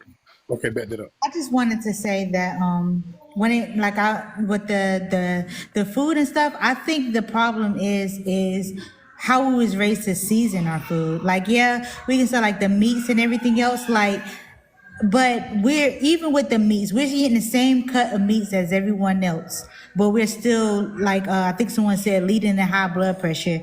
I don't know about diabetes and all the other stuff, but we still have these issues. It's probably the way that we're seasoning. And our ancestors, I don't think, I could be wrong, but I don't think they had seasoned salt, the all these seasonings we got that has all this high sodium in it that's causing us to have so much blood pressure issues. But when it came about, then everyone's, oh, use this, use that. But nobody told us about the things that don't have the salt in it gives the most flavor to your meats and your vegetables. We're so used to got to have that salt taste. Because I see my husband do it every day. I cook and he still adds more salt. And I'm like, dude, I seasoned the meat. You don't need that much salt. But it's a flavor thing. We want all the seasoning and the salt and the to it. We don't really need that. We just need to take the meals for what they are. But I do also agree what I was just hearing about the food, but also I want to say also it's portion size. Some of us eat until we're full, not and like I said, like eat when you're hungry. Some of us eat some people have food disorders where they eat when they're sad, they eat when they're depressed or whatever, they eat even when they're happy and they overeat. Eat only when you're hungry. Learn how to fast, learn how to listen to your body because your body's gonna tell you what they need. And I had to learn that because of illness I end up coming to. I had to learn how to listen to my body. If I'm not hungry, I'm not gonna eat. If I'm not all these, like, I'm not gonna do it. I'm dehydrated, drink water. I need more vitamin D. What vegetable is gonna give me the most vitamin D? I need more iron. What vegetable is gonna give me the most iron? And not saturated with seasoned salt, anything else, like just learning different things. Like, we don't do enough research. That's what I say. As African Americans, I don't think a lot of us do enough research, and we're so used to what grandma said do. For me, grandma said season that meat and make sure you marinate it real good, then put it in there, and then it's gonna be extra salty. Like, I've learned that the less I season my meat, the more that seasoned meat becomes very salty to me. And I land. Thank you. And that's why the what is that? Oh yeah, I think Antonio had to go next anyways. Then I guess you have to. But I was about to say that's why and it's funny that we be getting on all type of people, and this is how we is. Well, we made it a joke for everybody else. Well, YT people don't put no season on this stuff, but they more healthier than us. You know what I'm saying? And then we get on people about this one of the. You said what? Oh, I'm about to say they also say they get on people that look at all them foreigners driving in one car and all that stuff. Well, at least they know how to be a family. You know what I'm saying? Like, all this stuff we make jokes about, but when we stressing about the things and that's why I'm like, we We funny, but we switched everything around though. Like they actually know how to be a family. At least I actually seen all of them. I said this a while ago. I seen when I used to work at the job. I seen them all using one microwave because they knew how to. I'm actually gonna make a video about Big Mom, but I seen them all in the microwave. Because they know how to work with one another on the stuff. See us like get your food near my no. You wait your turn. That's how we is, and I feel like that's messed up. But like I said, we turn everything that we should be doing into a joke, and then then we paying for it. That's what's happening right now. But go ahead, Antonio. Yeah. We was talking earlier, and I was talking about being outside of nature. That's exactly what we're talking about. We're talking about you should eat when your body's hungry. Your body knows what it needs when it needs it. You know. So when we get outside of nature, then things don't necessarily operate good. And I believe I agree with what Sean say wholeheartedly about taking accountability. But my question is, let me ask you this, Kev. Which way would you like to unalive? Would you like to be stabbed? Would you like to be pum? Would you like to be ran off a cliff? Ooh, Antonio, I've asked this question multiple times. Pum in the head. But most people be like, I don't want to be unalive. So those options are not real options. So, for the things that we can account for, and this is where the problem comes in, there's things that go on with this food that we can't even account for. I remember, and I'm not talking about back in the 60s. I was 9 years old in 1981. And I remember when the city came out to my grandfather and told him he could no longer have his own livestock and grow his own food. And if he grew his food, he had to get a permission from them. He had to get a license from them, and he had to use the herbicides and the pesticides and stuff that they told him to use. So Tyrone Hayes, if anybody don't know who Tyrone Hayes is, go look him up. He is a biologist that worked for one of these companies that were making herbicides to go on the food. And what he discovered was that the herbicide that they were putting on the food, he used tadpoles in his research. It was causing the tadpoles to change gender. The male tadpoles was turning into female tadpoles. They even developed ovaries. You can't make a choice when you don't know stuff like that. But I want to say too that they're pushing the own, like, unless you're making your own fertilizer and things of that sort, they pushing this stuff into the market that's no good if you actually look into what the ingredients consist of. So it's just like, unless you're doing it all by yourself, you're gonna fall victim to something. And along the line, that's just, a little bit of my opinion on it, because it's kind of like, okay, I want to grow my own fruit, but what type of fertilizer or soil are you using? What type of, like pesticide, all the stuff that you're using to keep the bugs away and all the stuff on your fruits and your vegetables. If it's store-bought, then you're falling right into their trap, because they're not about to give you the best of the best. They're not about to make sure you get the good stuff, unless you're going to do your own concoction and the natural and all this other stuff. And most people, they want to have the time, but you don't really have the time when you got to really make your 9 to 5 to be able to support what you're trying to do at the end of the day. So it's all a setup. Well, I think Go ahead, Lovely. And then after Lovely, we go get Creole in, because I think she said she disagreed with something. Yeah, Which I think I know why she disagreed. Quick statement and land my plane. The stuff that we eat here in America, other countries have went into civil unrest about. I land my plane. And I wanted to tap on what you're saying, Antonio, is that, and kind of what Cece is talking about too. There's a content creator that I actually have followed for probably the last 5 years that I've been on air, and it said America is lying to me. And he actually grows his own food. He grows his own plants, grows his own things, does his own thing. So are we purchasing it from the government? But I want to really go back more into what we were talking about with food, is that food actually brings people together. Because if it wasn't for food, I wouldn't have been able to help a lot of the kids that I worked with. A lot of the kids, they needed a meal just to be able to talk.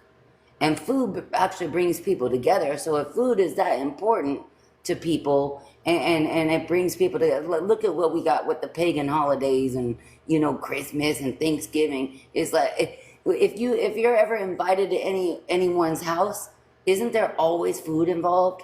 There's always food there.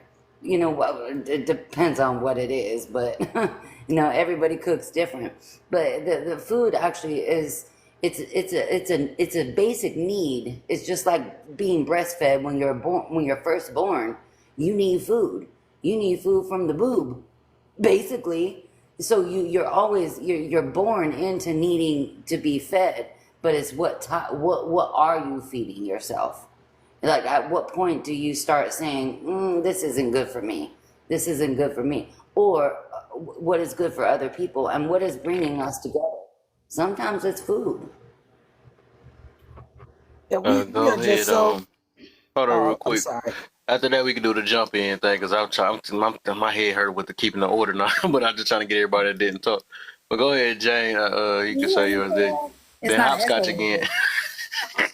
Is it an What's up? echo? What's up, Jane? No, you good? Hey. On my end. Miss Jane. Hey, boo. So I just want to piggyback and talk about the food. I was trying to wonder who the other I was trying to see who the missing subscriber was. We were trying to see earlier. I'm like, no, one of my I can't find it. I see 3 of them, but that's you. It was just you. I think Sean lost his. It fell out of his pocket. Right. It's almost time for mine. But first, we shouldn't be giving misinformation. For one, no, you should not only eat when you're hungry. People binge eat, and that becomes a habit once you only eat when you're hungry. There's also natural stimulants like coffee that causes people to get hungry. What we should be doing, because the only reason to eat is for energy and brain supply, is to replenish your brain. It is also to replenish your nourishments in your body. So the first thing we should do is break down 6 small meals. They can be small portions. They're supposed to be small portions. Eating 3 times a day is horrible, and it does nothing concerning any nutrients. Once your body starts starving for nutrients, it's going to eat junk shit. Therefore, you're going to have less poops. So if you're starving to the point, and many people confuse hunger with starvation. Once you're hitting starvation, your body's going to start doing the rumble, and that is acid released from your esophagus going into your stomach lining. That is not just, oh, I'm hungry. That is your body needing energy and needing a brain supply. For 2, you should be looking at what your blood typing is. If you're B positive like me, you're supposed to be primarily fish, even shark. You shouldn't just be eating anything. You should go based on what your body needs, because other things, like me being B positive, if I eat chicken, that is harmful for me. So if you're not looking at your blood type, you're never going to get the nutrients that you're supposed to have. And the doctors are going to start lying to you and telling you that you're lacking vitamins when you're really not. Especially for us, it's usually vitamin D, and we primarily don't need it, but primarily we do not eat based on our blood typing. So no, you should not eat just when you're hungry. That turns people into binge eaters. That turns people into, I sleep all day, I work all day, I eat my big meal at night, and then I snack in the middle of the night. You could be hungry in the middle of the night, but you shouldn't be eating things that are not going to settle well. So if you want to eat at night, take you some egg whites, fry them up, and that's a good snack. That's also good for protein, and it helps your brain. Eat breakfast in the morning. What you eat is your supply and it's your energy. So if you don't eat when you get up in the morning, you're not going to have the brain power to keep going. There's nothing wrong with fasting. However, in the morning, that is why that's the most important meal of the day. It's because you're giving your body energy once you eat, but what you eat does matter. I want to say, because that's the reason why it's called break fast. It's like, you break it down, it's break fast. Breakfast, Right. fast, break it fast. Can I say this? Can y'all hear me? That's what I said earlier. Can y'all hear me? Okay. Yes. Thank you. So I do want to say this though before I hop off on some stuff. Something that Antonia said earlier, it's kind of remind me about the conversation that all started us off about how businesses are. If we would stop giving into those businesses, how you said the other countries did the big strike on giving better food. If we did that, I don't think we'd be in that position, the position we're in now. And also the conversation of when you gave Kev those 3 options and you said your grandfather's story, it kind of still, and maybe I could be wrong on where I'm coming from this.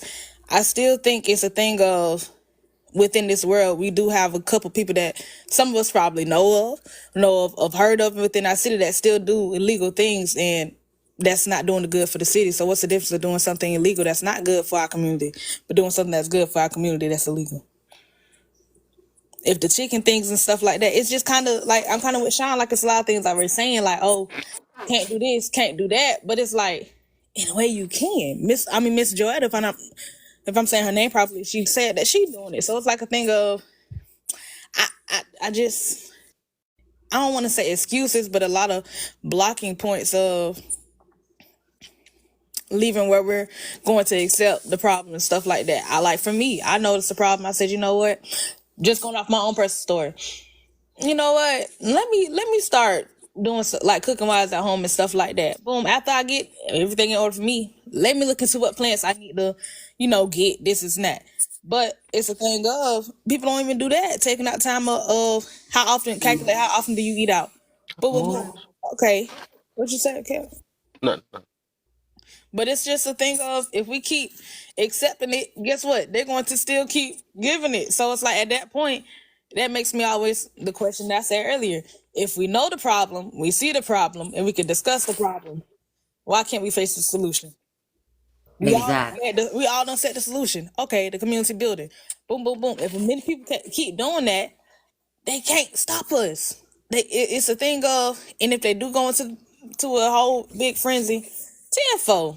Cool, gotcha. But it's a thing of getting you, for example, we all get, now I ain't gonna say we all get fruits and vegetables, but if that fruit and vegetable got seed in it, let's plant it. Let's see what's gonna happen. Now you got your own thing that you starting and stuff like that. Like, I know a couple times, if it was not in a creepy neighborhood, I take back roads all the time and stuff like that. A dude that's selling chickens about $4 a piece. Boom. Okay, cool. I got chickens. I ain't gotta worry about nothing, no eggs and stuff like that. Bada bing, bada boom. Like, it's just certain things like that. Like, I'm not saying it's gonna happen overnight, but at least we don't even discuss the thing of the initiative to even do something. We just complain. And I'm not saying that's what y'all doing, but we just tend to complain about, oh, they putting this in they putting that. Okay, so we know it. What can we do? Well, was it you that brought up microwave society earlier? That was talking about the microwave society. It's like, look, when you plant things, when you put things in the ground, you gotta be patient. You gotta wait for it to grow. But that's part of the growing pain. And I do believe, I 100% agree that we're in a microwave society. But that's part of, you can't complain about it then if you still want to be a part of the microwave. You can't. Exactly. Let me jump in real quick. I don't do a microwave either. I don't even have a microwave in my house because I know they're unhealthy too. But like you say, we're on this app and we study complaining about it. When are we going to start doing something about it? Because right now, if you ask the children today, they think food grow in the grocery store because they don't know nothing about planting nothing. When are we going to get back to our roots and start planting healthy food for the future that's coming in behind us? Or are we still going to do DoorDash and Uber Eats and cook everything from a box or throw everything in the microwave? Because that's all they know right now. Okay. That's all they know. I would say, little testimony real quick. I do research on my own body to see, is it a such thing as unhealthy food, or does the such thing as eating too much of one thing? And I'm 6'7", and I was 250 2 months ago. And I said, you know what? I always, every year for the last 7 years, I took a physical at my job. I was working out every day, but I was still eating what I wanted to eat. And the doctor always said every year that I was borderline hypertension. I'm like, man, what the hell? Like, I'm working out. Like, what am I doing? And then 2 months ago, I said, you know what? I'm just going to start fasting. I'm going to start skipping breakfast. And I do a 12-hour window. Then I fast for 12 hours and I eat for 12 hours. So within that time, 12 hours.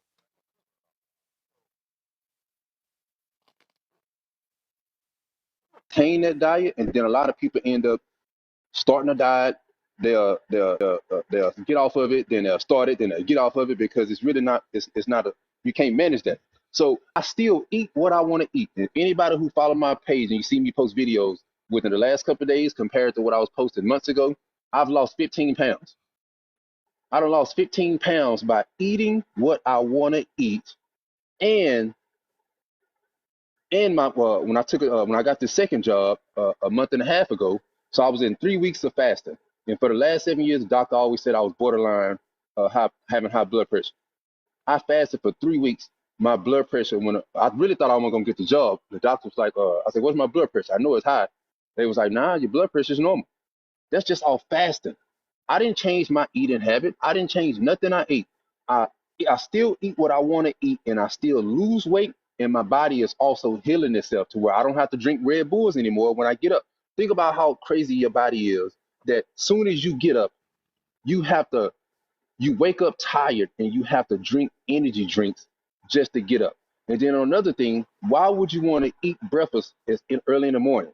Your body, you ever notice when you get sick, and all of us experience this when you have the flu.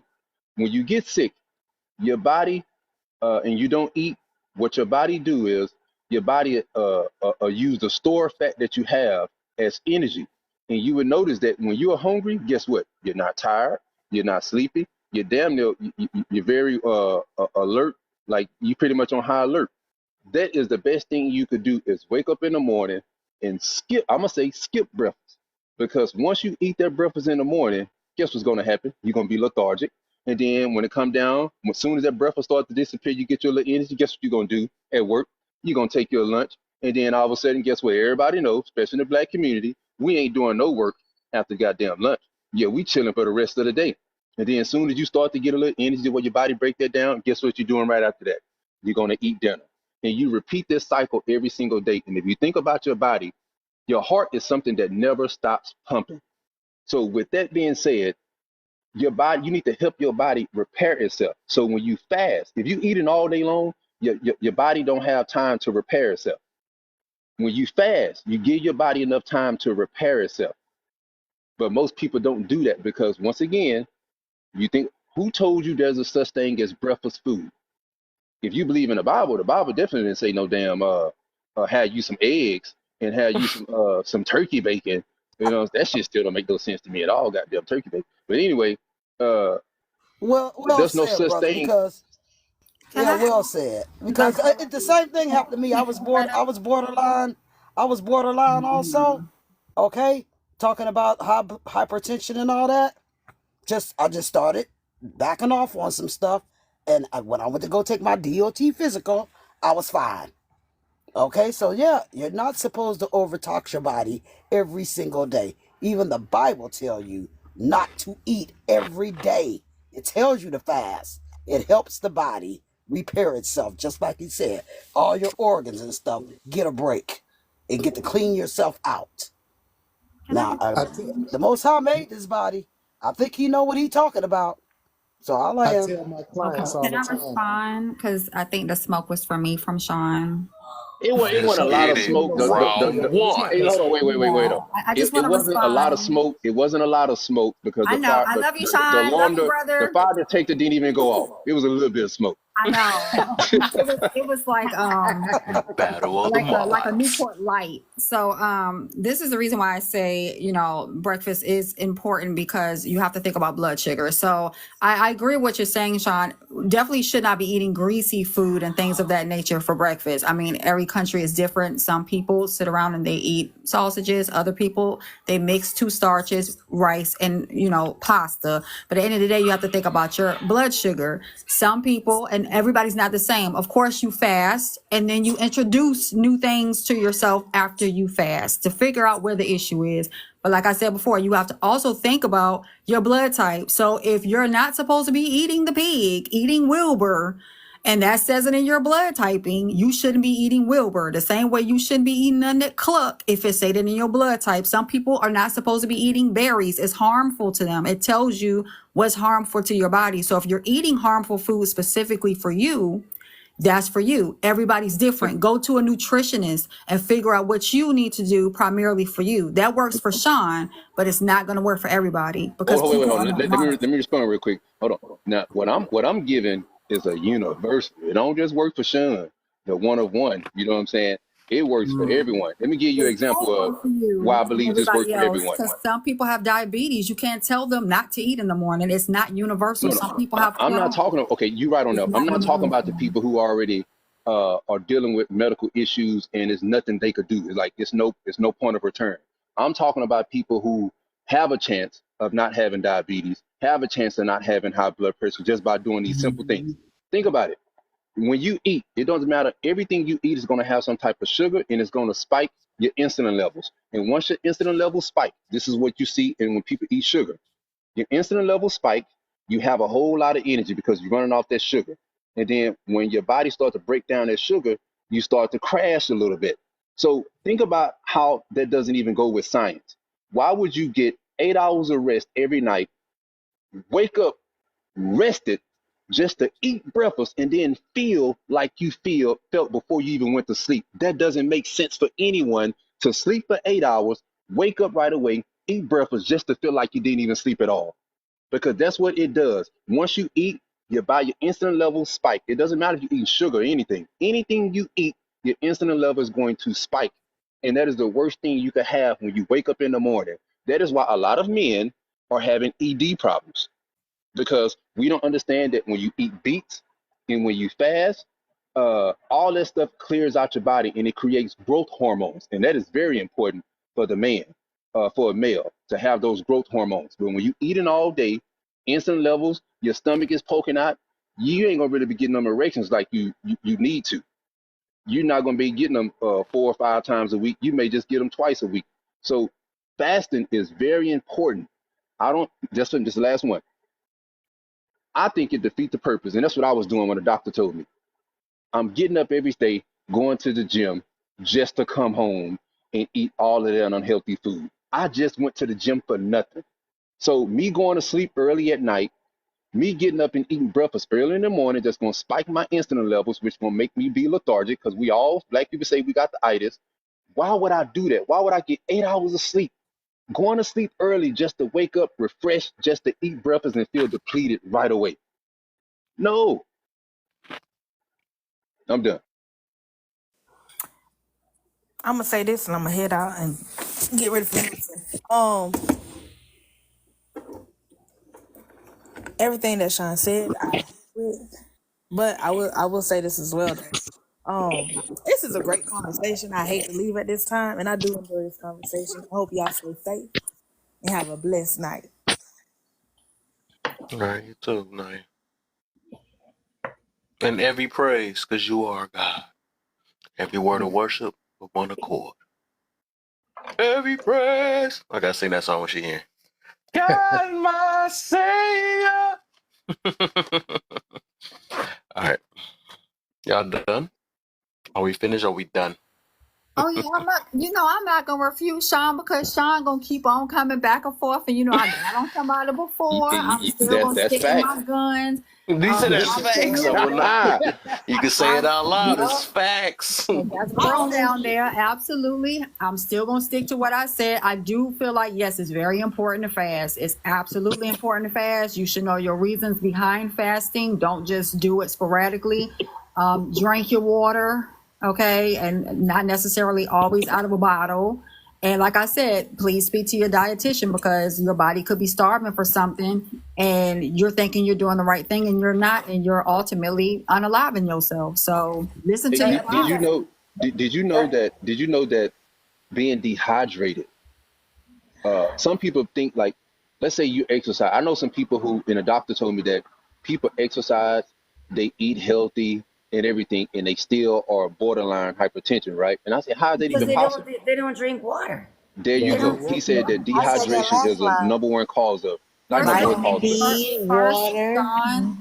Eat your water, first of all. Strawberries, watermelon, things of that nature. Eat as much water as you can and make sure you're drinking your water, because technically speaking, us as humans, we're not supposed to be gulping down water to begin with, and most of us probably feel a little strange as just simmering around up in there. That's why primarily we have to chase it with electrolytes. But make sure y'all are eating your water too. Well, us as humans, we're made up of 75% of water. So if we aren't giving water back into ourselves, What are we're dehydrating Right. ourselves. Right. That's why I And a said lot of drink your people, water, but I said as humans, we're not supposed to be consuming it in bottles as a supply. We're not supposed to be Right. just drinking it. We're primarily supposed to be eating our fruit and our vegetables. And how many of y'all knew that the fruit and vegetables are shaped for the primary organ it's supposed to be supporting?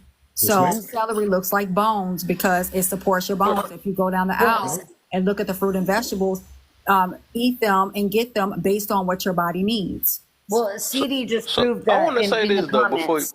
I want He said, "Oh, I'm sorry. Go ahead, Kev. Sorry, my brother." to. No, I was just about to say that. I think that got me a little bit because it's like what the when it get hot, I'm supposed to eat a fruit out of nowhere Yeah, to eat drink the more. watermelon. Well, If you're because fruit dehydrated, eat That's some fruit crazy. watermelon. That's has not gonna always be around. Lettuce is nothing but water. It has no nutritional value. So when people get lettuce, I don't know why they think it's just supposed to be healthy. So It's you said water is not here for us to drink? no, we're not supposed to be She said, ingesting the no, water. she That's said you're not why supposed to be drinking that out of bottles. no, you're not supposed to be ingesting the What? water as is. So I'm gonna tell you Yeah, why. real shit. You know, some Because of the people have plastic. Parkinson's The disease. plastic. Some people they get Parkinson's disease, or either they have issues with their esophagus or issues of that nature, and they start choking on water, right? And then they have to get this thing called thicket. We're not supposed to be ingesting it the way that we're ingesting it now. We're supposed to be, and first of all, you're supposed to be drinking it out of your hand. That's your cup.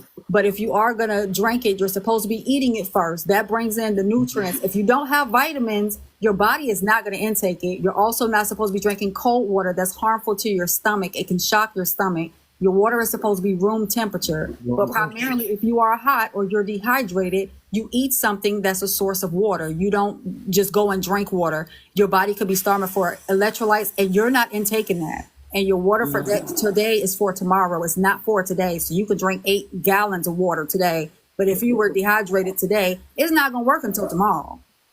Yeah, because in piggyback many on this.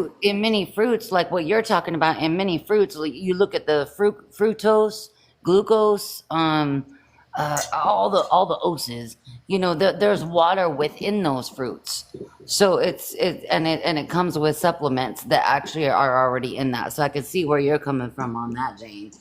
And peep game on this. I always tell people we don't have any way to verify what we're being told. And there's information out there that we don't understand. So how many people know that Coca-Cola had to pay one of the biggest fines ever in the history of corporations because they desalinate water? They weren't really bottling it up. What they were doing was coming to the local cities and they were sending the bottles there to the water company and letting the water Yep. company fill it. So you were paying for your water out your house, and when you was buying Desani, you was buying the same water that was coming to your tap. Hey, Yep, and here's what's crazy about that, though, Antonio. Coca-Cola Here's what's was crazy tied about that. to? What was We need to, what was tied to Coca-Cola? like, hell, Cocaine. hey, Cocaine. I was just putting it in hey, the comments. Cocaine actually, was in Coke. we need to do. We need to see once again. I'm gonna say this.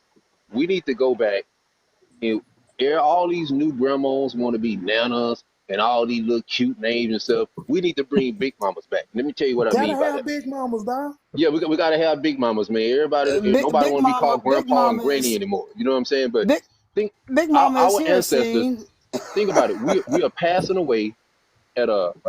Thinking about our ancestors We're did here. more.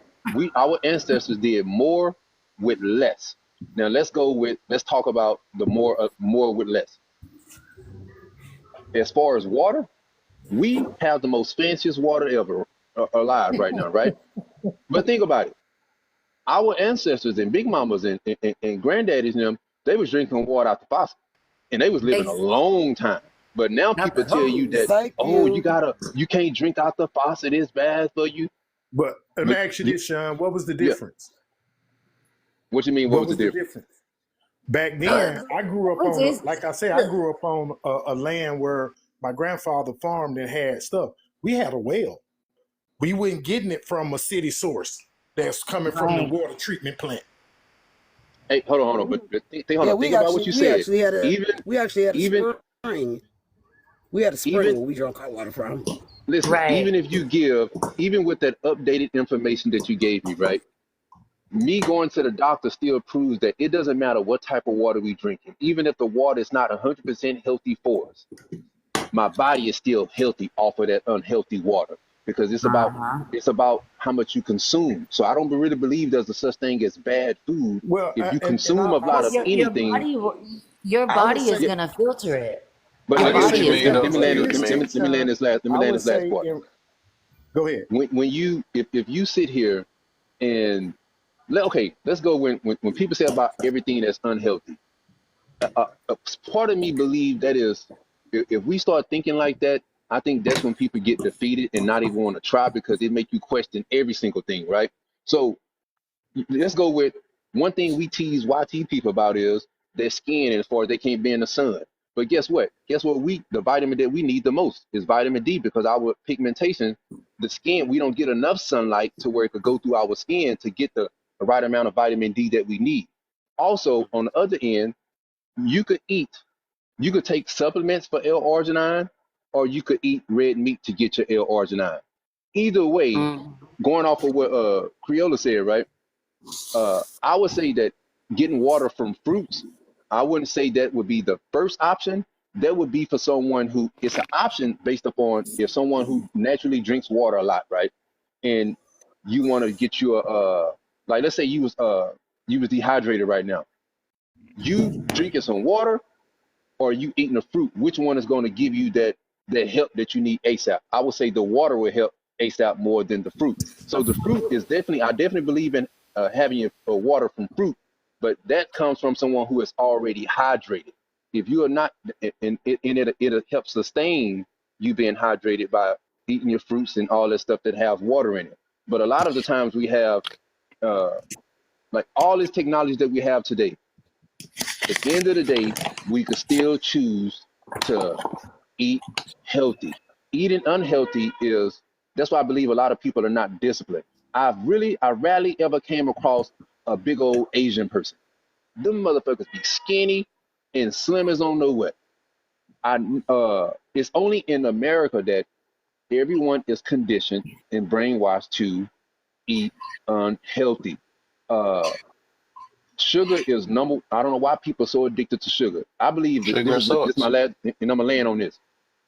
If you could uh, control, if I think the key word we're missing is accountability and discipline. If you have, do you Yep. know how much discipline you need to have to be like, okay, I've been eating unhealthy food all my life. I can't give it up. But try fasting for 16 hours and eat in an 8 hour window. Do you know how hard that is to do daily? How much temptation you could have every single day trying to do those things? Once you master discipline, I believe everything else is a piece of cake. But if you don't have discipline for yourself, then you're never going to be able to hold anyone accountable because you're not even accountable for your own life and the actions and the Exactly. food that you decide to partake in. That's I'm gonna true. get a little pushback on that, Sean, but the only pushback I'm Son. gonna give is that I don't think it's hard. What I do is I don't eat anything after 7 o'clock at night. So I sleep a full 13 hours. I usually don't go to my office till about 10 o'clock in the morning. My first appointment is at 10. I usually work till about 3, and I go in and I work straight through however many massages I got, and then I get something to eat. And I do 16 hours of fasting every single day. And I was at age 38. I had a 36% heart blockage. I had a doctor tell me that you got to change the way you live or you're gonna die. You're not gonna see 50. You know what I'm saying? So I changed some stuff up, and I was about I'm 6'3". I was about 298 then. Now I'm 6'3" and I'm about 248. So and that was back in early 2000, about 2004. So it sounds sometimes some of this stuff sounds harder than it actually is. But you're right, brother. You were a little disciplined, better choices. Yeah. But I always just say we got to make sure we inform about our choices that we're making. Yeah, I I'm I gonna want would. land I with that. want to. Let me say this real quick too. I want to say that there are two things about. I do believe it's just per person though, because you did just say I after you said it's not hard, but it just depends on the person, right? Because I think anybody that didn't make a habit out of something it will make it. It'll be hard, most definitely hard. Just like I could say right now, it's easy for me to brush people off or control my emotions, but it took me time, right? So it was hard at the beginning, but I think with anything, once you make a habit or build something out of it, it becomes easier though. But it just depends on what you used to doing. The other thing I want to speak on too also is that I think now if the way that Sean, I don't know, because I think because it was throwing me over with the water thing with Jane. Now if you meant in that way, right? How Sean kind of put it, like, because my thing is I be thinking about stuff like, because you said like grab a fruit as soon as you get dehydrated. That'd be like, what I can see if you was already, you can use it for extra, right, for the minerals and all the other stuff. But it's just like, it's a reason why it's water on this earth, so the biggest body of thing, and it's always recyclable because we probably pee and then they filter it, whatever, and then whatever how I go.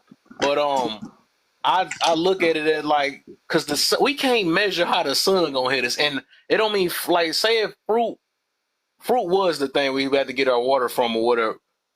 The fruit wouldn't grow fast enough for our dehydration. I'm put it that way. Like the quickest thing you can go to would be water. So it's like you will dang near pass out because you don't know how that sun gonna hit you. You don't know how heat gonna hit you and all that other stuff. You get dehydrated off working. You know what I'm saying? You're supposed to find a fruit out of nowhere. Like, let me hurry get this apple because I'm you know what I'm saying. But that'd be kind of, that's why I said it kind of seemed like I don't think it can't be an absolute to say that you're not supposed to drink water. I just can't look at it that way because depending on where you at, you can get dehydrated super fast, and fruit is not going to always be around. And even if we was talking about back in the day, fruit wasn't growing fast enough for you to meet your dehydration. I mean, like I said, the water is the way, it's just there. It's just sitting there. And if we was saying it in a way like Sean, like if you was to eat it when you're hydrated, I would get that after that because it's like you already good. You got that main thing out the way because like if you look at it, we need water. That's one main thing. And what I'm getting to after that is basically I think that both of them is necessary. I don't think you're supposed to X off water, and I don't think water is only meant to grow the fruit only because it's not fast enough to meet how our body operating. Because we have to work, and work gonna cause dehydration. And there ain't gonna be no fruit available for every last time we get dehydrated. So, I don't know. That's how I look at that. It's like a balance. Yeah. Well, brother, only thing. check it out. Check this out. Check this out. Let me let Jane respond, and then I'm gonna let you go, Joy, because I know she wants to say something. So it's like a balance thing, right? You're not supposed to omit either one, but if you're drinking water, yes, you're supposed to also have other things to hydrate you because 9 times out of 10, once your kidneys filter water, a lot of it's going to be waste. Your body's not going to get every drop of water that you have. And if you're at the dehydration point, first of all, you're going to be real sick. So 9 times out of 10, you're probably not going to keep anything down. So nobody should be running to, just fruit alone when you're dehydrated. But it is a good way to balance out water because you can't just, a bottle of water, you're not just going to say, oh, it's all staying in because it's not. I get you. Okay. Go ahead, Jordan. That makes sense then, put it that way. I think it's stuff to be hitting my spirit like, what the heck? What I'm thinking about so much, like, why, what? Go ahead, Jordan. Well, see, what I got to say about the water thing, let them say that C-19 is going to hit again, and you knew for sure it was going to hit again next week, or the ports are going to close down for sure. The first thing people go out and get is water. They don't go out and buy a sack full of apples and oranges and peaches and stuff like that. They get water. Okay? Now, I have this to say. Even your water, your food, anything, if you believe in the power of prayer, pray over everything you eat and drink and ask the Most High to take all the impurities out of it and believe and have faith in your prayer because he know what these people have done to the food and the water. But if you have some prayer life about you and ask the Most High to take all the impurities out of it, to heal your body, that's what I do. That's the reason why I look so damn good still, and I'm still knocking on the door of 70, and I still roll my bus every day, and I can still do jumping jacks and ride my bike and all that. And I want y'all to be the same way. Get into your prayer life and ask the Most High to remove all the impurities out of this shit that they're feeding us. Okay? And stack up on your water because the shit ain't over with yet. I got tons of water in my house. I don't have fruit, though, but I got a lot of water. I land. So go ahead, Cece. I think Cece was next, too. And then we back to open again. Seen her hands in the park. Yeah. I'm sorry. Hold on. Okay. I was going to say that I was going to touch on a few points I was hearing. For me, I used to struggle with whether I need to whether I need to drink room temperature water or cold water for hydration. So what I have researched is that, okay, so I'm going to read because I had to Google it again, but it said drinking cold water can encourage your body to avoid dehydration by drinking more of it. Studies have found that sweating is typically influenced by water temperature. Cold water produces a major difference in body response and is the best temperature for rehydration. Then it also said, so and another one said, Cleveland Clinic Health Essential said, so in a nutshell, if you want to hydrate, cold tap water is a good choice. If you want to burn some extra calories, munch on ice or Italian ice. So for the water, cold water, room temperature water, that's what I researched. So now, other than me drinking, because I used to just drink bottled water, just bottled water. And then when I read that, dealing with, I guess I could say, I'll say it because it's not a big thing. But dealing with ulcer, colitis, ulcers in my colon, inflammation in my colon, I try to figure out ways in which I can get that inflammation down. One thing I changed, or one of the things that I've changed, was drinking more cold water and allowing my body to do what it does with that. Also, I wanted to say that I kind of lost my charger. I've been looking for my charger from my phone. But I also wanted to say that I do agree with a lot of points I was hearing. I want to say that when it comes down to with the fruits and stuff, like I think Mr. Kev, you was saying, like, there's not enough fruits to produce the hydration, but I do agree it's a balance.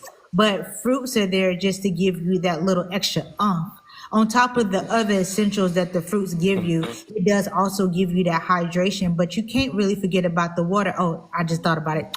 So back, I was thinking, so like before the purifying of the water and stuff, people used to sit their buckets outside. Now, I may be wrong, but from what I read about history, they sit their buckets outside and they get the water from there, bring it inside. That's how they drink their water. But because we didn't evolved into this world, it has the gas and all this stuff that's going on. And, we learned in science what goes up comes down and all around and everything. So this is why we can't get rainwater and just collect it and just drink it, because we are poisoning the earth so much right now that we just can't drink the water that comes from the sky that we should be able to just drink, that comes freely when it rains, but we can't do that. When it comes down to hydration and water, I'll say, oh yeah, somebody said in the comments, I want to mention it too, that too much of water can be also a bad thing. I had a cousin who drank too much water. All she drank was water, and they had to tell her to stop, because you can drown your organs by doing too much of anything. Too much vegetables, too much meat, too much of a good thing is also labeled as a bad thing. So you do have too much anything. Yeah, your body need balance. Yes, sir. Like I thought you didn't need cholesterol. I thought you didn't need salt. I'm like, you literally need everything in your body. All that stuff had to be. I'm like, dang, balance is literally life. I'm like, that's crazy. Your salt can't be low. That's a problem. Your sugar can't be too low. I mean, I was like, wow, I was so shocked when I looked at stuff. I'm like, dang, that's crazy. But it shows. That's why. And it's funny. That's why I be like, dog. I be thinking about stuff like God is just amazing, because He make us want to do. He make us put in work, because He ain't gonna make nothing easy. He ain't gonna be like, no, you don't have to just leave that alone. No, He like, no, balance that out, put that work in, and that, or whatever it is. Like, we can't be too skinny, we can't be too big. Like, everything is just like, that junk is amazing. Yeah, it's amazing, man. I want to live to be. I want to live to be 100, and what I realized was that, yeah, I say I want to live to be 100, but what work am I putting in to do that? Like, say that, but you gonna work for that. People living that YOLO life don't care. Can I jump in? Mr. P, yeah, you ever said anything? Go ahead. I think Tony, you can say your last name. Then we're gonna get Mr. P in too. He ever said it's amazing how when you look at a lot of these other cultures, whether you're talking about the Asian culture, or you're talking about the Indian Ayurvedic culture, everything is about balance. In totality, everything is about balance. Mm. Yeah, I just wanted to add Okay. about the hydration. That if you're already feeling thirsty and you're in a high heat environment, you get to a point to where it doesn't really matter how much water you consume. The damage is already done because of what your body does when you start going through heat exhaustion. So, while water plays a vital role, I just finally saw someone mention in the comment. They said you need salt. Something that you can do is you can get electrolyte tablets. It's basically like a sodium tablet. And if you take that before you start your day and you keep drinking water, like every hour or so, you make sure to drink a cup of water or so, you won't get heat exhausted because the electrolyte tablet allows your body to actually absorb and hang on to the water versus like what someone had pointed out that there's a lot of water that just gets filtered and sent out as waste really quickly. So people should look into electrolyte tablets if you're looking for ways to combat being dehydrated. So that, and if you're out and about and you have a muscle spasm, water is not going to really do much for you. But if you have a banana, they're loaded with potassium, which is what the muscles need when they're having like a spasm. So that's a myth? No, that's true. You But need the a water boost. giving you canceling muscle spasms? No, I'm just saying the water isn't really going to do much. That's all I said. It's a myth. That mean you saying it's a myth then? Because I was hearing somebody say that water takes away the spasms and stuff. So you saying it don't? So I didn't know that. Well, I mean, to some degree, I would imagine it does. If we had to base it on a percentage, I would imagine the water is necessary to keep it functioning and operating smoothly. But when you're having the muscle spasms, that's because there's a deficiency of potassium in the Okay. body. And bananas are loaded with potassium. So if you consume a potassium and water, you're going to flood your system with that potassium, and that'll help alleviate the spasms. But then what we got to remember is that none of this stuff is one over the other. It's like baking a cake. Tell me which ingredient is most important in the cake. Because if you leave anyone out, you're going to have a messed up cake. So Yeah, Mm. a exactly. lot of this stuff is all in contingency with one another. And like you said, Kev, with that balance. Mhm. And That's y'all again. over there, I see y'all down there talking about age and stuff. I'm gonna give y'all my answer, what I want to live to. Whatever God allow me to. That's what my go-to all the time, man. I'm gonna appreciate every last moment because it ain't about how I feel. It's based off what I put on this earth for. That's all. There y'all go. Had to hit y'all with that real quick. Hello. That's how it is. But that's why I try to enjoy every last moment I have, man, no matter what the situation is. Sure. But yeah. Everybody good? Nothing else to say? We can start this topic. We haven't even started the topic yet. I still got another 2 hours for y'all. You ain't gone into the prompt yet? We never, Let, we let, didn't even touch it. let me add to that, Kev, because I love how you just added on to that. It's like, I'm going to live until how God wants me to live. You You know, I know? gotta come with I got to, man. I You know, got to, man.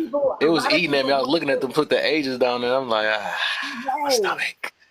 I A gotta lot of say people something. want to try to control everybody that's around them and say, "Well, you're my person, and I'm gonna be with you forever, and I'm gonna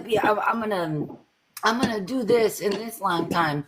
But I had this long conversation yesterday about, and I don't know why it keeps coming up, was about grief, about Mm, when we lose people.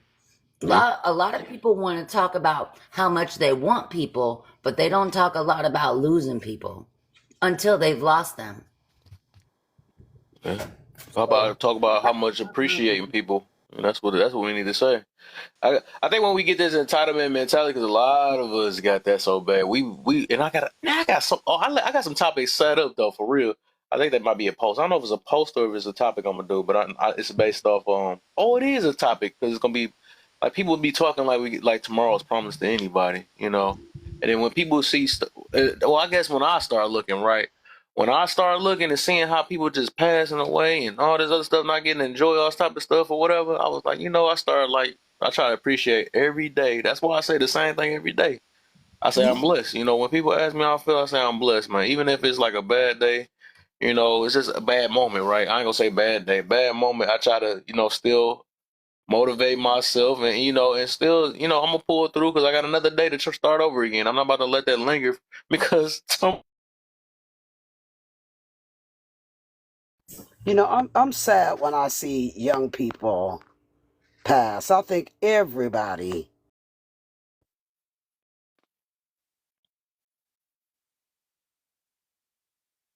in the years. So man, that mean woman too. So we're not supposed to be burying our young. They're supposed to be burying us. Yeah, and my we're grand. burying them. Okay, what so all y'all heard? I 'Cause I hope got kicked out. I hope everybody live to get to be 70 years or over. Anything over is grace. I look at. No, I know why they passing away early. This generation of young people are very, very disrespectful, and they say honor your father and mother, or your days will be, them days are short. You better say it. Yeah, and these kids these days are very, very disrespectful. To me, I think, and I think what is it Creole, right? Ain't it Creole? Jane, that's just Yeah, Jane. Jane. Okay, yeah, I know it's Jane, but I'm saying the name now. Okay. Yeah, it's Creole. I would believe that the problem that people are having is, I believe that the problem that people are having is, I agree with what she said earlier as far as like everybody's body is different. Yes, there's certain things that is universal, and there's certain things that like everybody body reacts to food and everything totally different. And I think the problem that people are having is people, let's say I want to lose weight. I get online and somebody be like, you know what, eating chicken and rice is good for you. Then I keep researching, then I'm gonna find someone to say eating chicken and rice is bad for you. And then I research, is eating chicken and brown rice good for you? I find some stuff that says good for you. And then I also find some stuff that says not good for you. At that point, what I just did when I say I did for the last 2 months is I said, okay, only person knows my body is me. Can a doctor could tell me how brains work for everyone. He can't tell me how my brain works and how I process things and how I could analyze something. Like, you know what? Okay, okay, I see how that made me feel. Let me wire myself to be like, okay, when I hear that word, it doesn't trigger me, and I could think of something before I just go out and say it. So I think a lot of times is what I did was I decided to do a research on my own body and my own mind. And what I realized is fasting and eating certain things worked for me. It don't mean it's going to work for the next person, because I've seen where, and this is something that tripped me out. I've seen people, and I was shallow minded like this. And a lot of us probably think this way. You'll see somebody that's big, right? And you'll see somebody that's fit. And we'll automatically assume that the big person have health issues. And we'll assume that the person that look fit is healthy. But that's only on the outside. Mm-hmm. In the inside, you got some people that are big out here, and they don't eat as much as we do. They don't eat all the unhealthy food we do, and they are bigger than us. But in the inside, their blood pressure is normal. You know what I'm saying? They don't have diabetes. And I know some skinny people that have high blood pressure, and they are diabetic. So I think once you learn your own body and understand that, I guess the whole bad food and good food, for me personally, in my world, there's no such thing as bad and good. If you consume too much of anything, it's bad for you. Also, like you said earlier about cholesterol, I used to think that cholesterol was bad because it clogs your arteries and all that stuff. But there's such thing as good cholesterol. People say that fat is bad for you, but there's also good healthy fat. Like avocado have healthy fat. So everything that is so-called bad for you, your body actually still needs it, but it's all in moderation and portions. That is the big thing, and a lot of people don't feel the need to study their own body. And to me, I ain't gonna lie to you, that takes a lot of discipline. Is and also this might be a little sidetrack. I could get on social media now, and it used to be a point where I used to be upset when I hear somebody say something that go against what I believe, right? And then I had to realize that I actually enjoy that, hearing different perspectives. And we all live in the world, but we all don't see the world the same way. And what I've noticed, like, you ever seen when somebody, let's say you're in a hospital and somebody passed away that you truly love in the hospital, right? And you're in that hospital room. In that hospital room, your world is crumbling. Your world is falling apart. But guess what? You listen real good and you go out and walk in the hallway and you walk out of the hospital, you'll see that life is still going. And the people, you could be in one room crying because you lost a loved one and your world is crumbling and falling. And then you could listen in the other room and hear someone over there cheering that they just birthed a child or someone survived a heart attack. So I realized that when people say that everybody know how the world is, I don't think that anymore. I believe that everybody pair of eyes see a different world. You may get lucky to run across someone who look at the world the way you do, but I guarantee you they could look at the world the way you do, but I'm pretty sure they'll have like a different perspectives or different takes on how they come to their conclusion. Yeah, I would say this though, just like we was just talking about the fruit and the comment and in general. I would say, and I say that all the time too, about perspective. That's a person. That's their own person's though. But it is a general thing. Just like I wanted to make that a topic a long time ago too. Like you can be in your own world, but then the world don't revolve around you. It was like I forgot, but I was wanted to do that topic a long time ago because it is things that's just that how this world operate, that we, no matter how we want to change our perspective, it's not going to change it no matter what. But also how you view the world, which is just like, for instance, pessimistic versus optimistic mentality. You know, they see that both of it is true, but then they get to move a little bit different and operate differently because the way they see the world and all that stuff, which that make it. But you made me think about another topic now, because I was just thinking about this. You were saying about learning your body. Of course, I always got comebacks and stuff or whatever. Because I'll be thinking about the crazy stuff how people is when they say learn their body. I know. So I'm gonna make a topic saying people learn the body for the wrong reasons instead of and make excuses for the right reasons. That's They want to smashy. learn their body.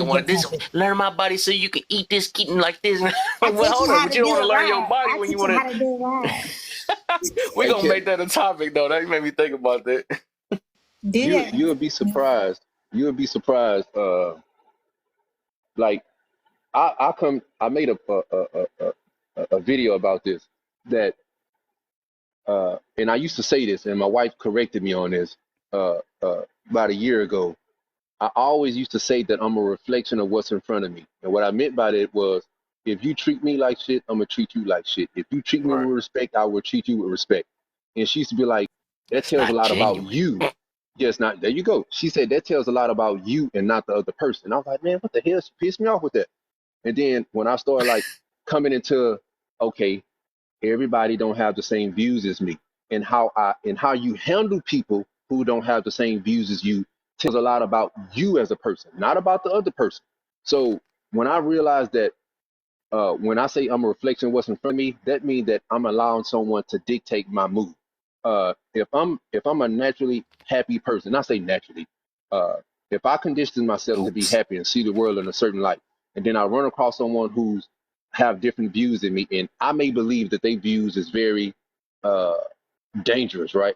Let's say I view your views on life very dangerous. I don't in return have to treat you as an op. I don't have to treat you as someone who deserves less respect. If anything, I think if I still show you compassion and show you kindness, eventually I will win you over. I can't win you over with being combative with you, trying to argue with you, and trying to prove that my point is better than your point.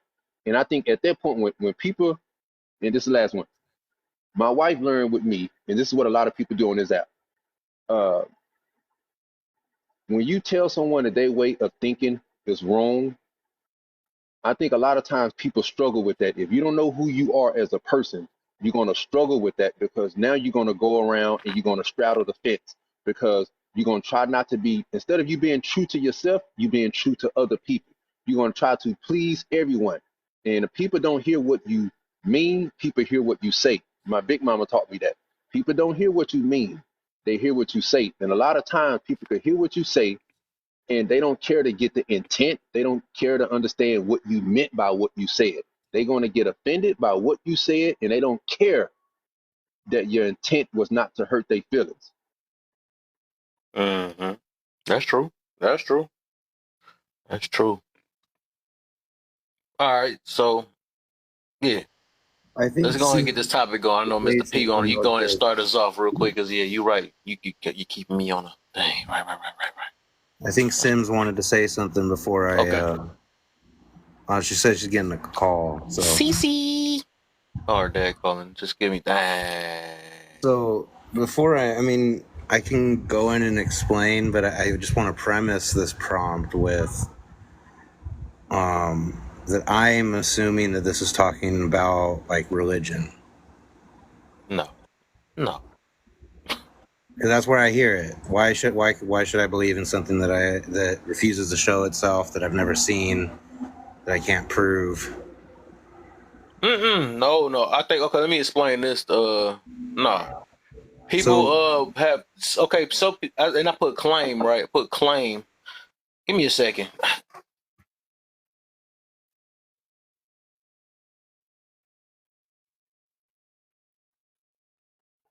I think I know what he meant. Like, if that's not the context of the question, then my mind has been formulating things to bring up in a completely wrong direction. I think the way I took it when I read it is people trauma bonding with somebody else. Maybe a girlfriend of mine may tell me what her husband did. So I'm a trauma bond with her, but I've never had this experience. Say if I was 18 years old and a 20-year-old told me something, so I'm gonna start hating men just because she's telling me how 2 or 3 men have done her. So I've never seen it. So like but hate I'm a by trauma bond with it. association. That's what I got from it. All right. What happened? So it's What'd you get out of it? it's like third party hate. Wait, what y'all get out of it? I got out of it, Kev, that when they say, why do people have so much pushback against what they claim they never seen? I think from my understanding of that, I didn't think of religion right away, but that was kind of like, I know they could. I see how Prince could definitely go to that for sure. Yeah, I can see that too. But I think when I think of it, I think of like if someone say, like we talk about the nuclear family and all this stuff that I ain't never seen this or seen that, like they'll have you saying like people have like a pushback on something that they never seen. Like just because you never seen it don't mean you have to give a pushback on it. Is that what you mean? You kind of almost there. I'm about to say you cheat. He must have been watching me on the outside. I'm talking to him. Wait, you almost a little bit. So my bad. I'm gonna explain it though real quick because I'm about to smash some food real quick. But oops. Anyway, hold up. I need to eat in the middle. What I mean by that is that people. That's why I said claim. They claim they didn't see it, right? So if you talk to, that's what, because it be irritating me. I done ran into like about at least 20 people on this app that did that stuff. When you be like, yeah, and it was kind of like what you talking about. If you talk about nuclear or something like that, or if you talk about, man, these the type of men or these the type of women, and then all of a sudden they be like, I've never ran into people like that. I've never did that. Well, okay, cool, right? Okay, cool, right? I've never seen nobody like that. My mama's not like that. Nobody. I've never known nobody to be like that or something like that. But then they got all the pushback in the world when we say it is out here. You know what I'm saying? But I be feeling like overall, I'm not gonna get an answer, but they always got all the pushback. That's all I'm getting to about that. So I feel like something kind of off all of a sudden. Like you in a room. You in a room that I understand disagreeing. Some people just don't want to admit, okay, I just disagree. But they want to play it like they don't see things on TV anymore. They want to act like they don't see it, and they don't see it nowhere. And I'm like, dog, what world is people living in? You know what I'm saying? I don't know. Speaking of worlds, we was just talking about though. But that's what I'm getting to about that. People be like, well, I've never seen it, but then you got every pushback in the world to see. You would think like people like that will stay quiet and listen, right? not sit here and push back on something that they don't never heard of. So that's what I'm getting to about that. Or never I seen. know, My bad. and I know exactly what you're talking about because I seen it happening yesterday. Well, you was in there when I was talking about this. Where it came from? Made me think about that. Yep. I was so I know exactly what you said, and I agree. How can you act like you ain't seen nothing, but you always got a lot to say about something that you never seen? That's when you just sit back, shut up, and learn. You know that's how that goes. So I understand exactly what you were saying. Okay, so you saying like I forgot that's cheating. You was in they'll the have room a when I thought pushback. about that. Right. Wait a minute, but you were so cool though. You was like, I'm getting a little upset. I just gotta calm down now. Yeah, but you kept it together. You kept it together. It'd be annoying me, man, because like I think people really want to be. That's why I got these different ones, the different with the prompt number 2. Some people just want to be distractions, man, or they want to deflect the whole conversation. But we're gonna break that down too when we get to that though, because like you'll see them in the same areas and all this other stuff, and they just keep doing the exact same. I ain't gonna lie, I got to a point I have started blocking certain people that's like that because they not putting, they not putting nothing to it, and it's obvious that they don't. And I have friends that be just playing it, or so-called friends, right? They play it off like, and they know the whole time they never was agreeing or trying to learn anything. They just want to be, that opposition all the time, purposely. Especially when we talk about serious things, which is the first prompt, right? Why I don't believe in talking opposition when we talk about something serious. If I'm talking about essay and you want to come, what about this and the couple? No, I'm not about to hear that right now. We trying to address the thing now. What is your whole point of saying it? So yeah, we gonna get to that though. But yeah, I think Mr. P, we can go ahead and start it on off. Let's get it. So, I mean, I'm trying to think of something. I would. Why do they have pushback against something they claim they've never seen? To me, it just sounds like an unchecked ego issue. And also it's kind of like a roadblock type of tactic where they're trying to establish like authority in the discussion or the argument. It's like, I don't want the conversation to continue on this avenue. And because I have never seen it, I want to dismiss all the relevant information that you're trying. Oh, that's good. Okay. That was real good, wasn't it? He don't know she's a moderator. You call me off guard. That's why I want to hear everybody input on that. That's a good one. I didn't think of that.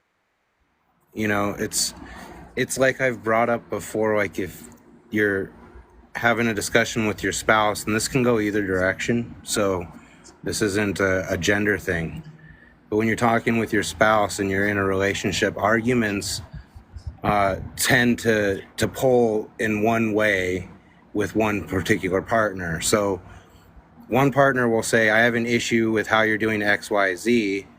That partner replies with, you hurt my feelings by saying blah, blah, blah. And now we're not even arguing about what you brought up. I'm going to make you argue from a position against my feelings, which you can't quantify and you can't defeat. So you're going to lose this argument now. It's the same concept. Like, you have to accept my truth, my experience. But if you're going to bring up something that I ain't ever seen, I don't have the tolerance or the capability to even allow you to put it in the conversation. So I'm going to dismiss it all. That's what I take. That's my take. All right.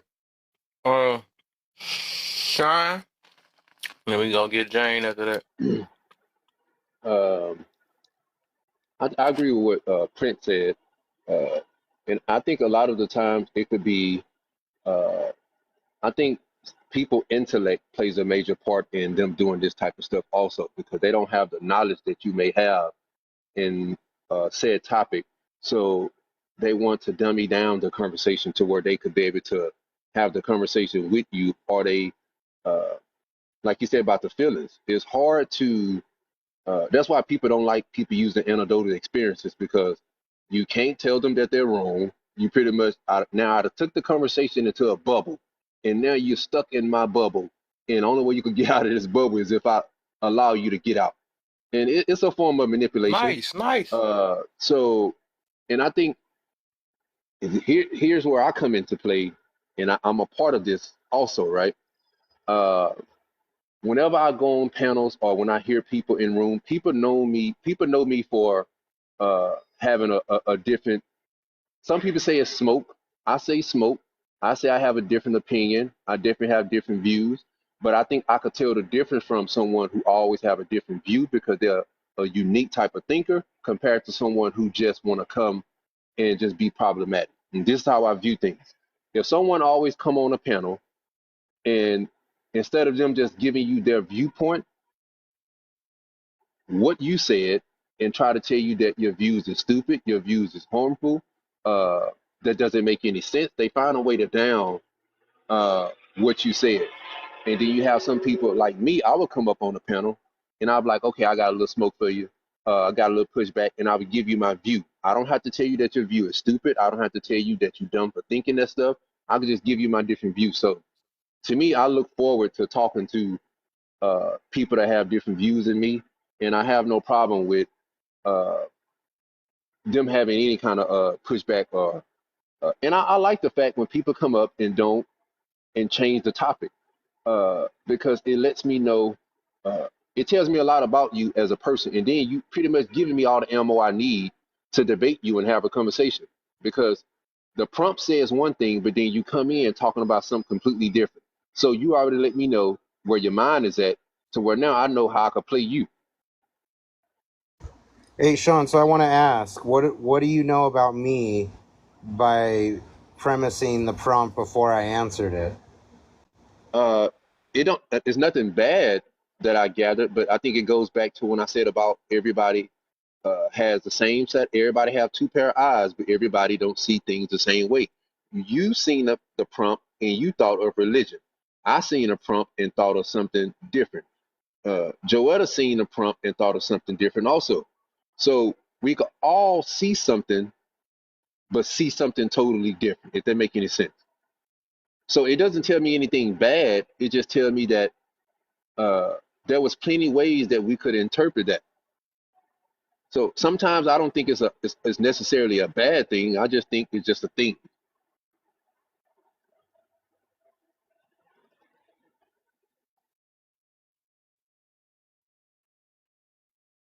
Validation, I answer. You can go to CC.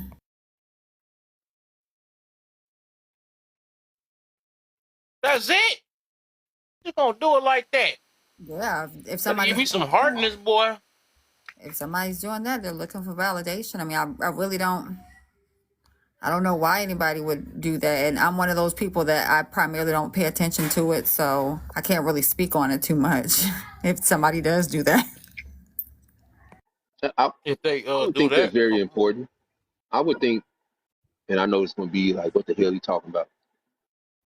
I I would say, and it's just me in my own little world.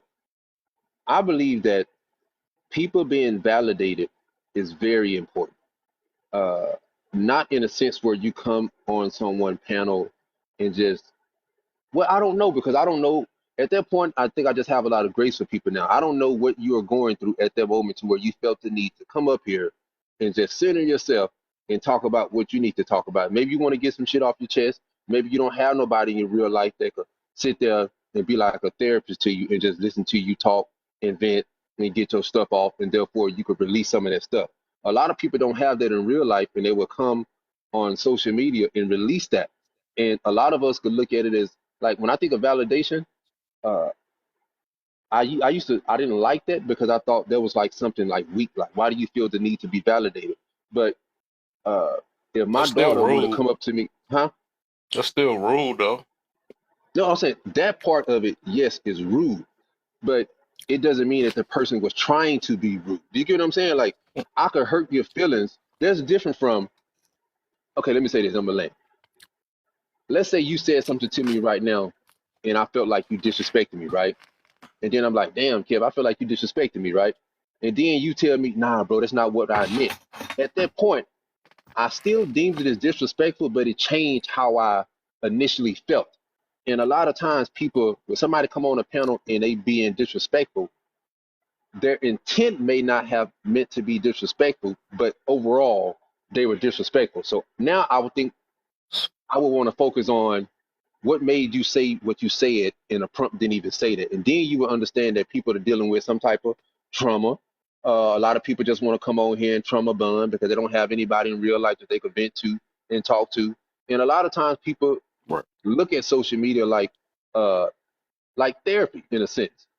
Some people come on here to vent and get all their negative stuff out of the way, because in real life, when you being vulnerable with people and tell them all of your frustration, some people feel like, and I hear a lot of people on this app say it all the time, trauma dumping. Like, I have to be in a good space in order for you to come and dump your trauma. And I believe that's very selfish.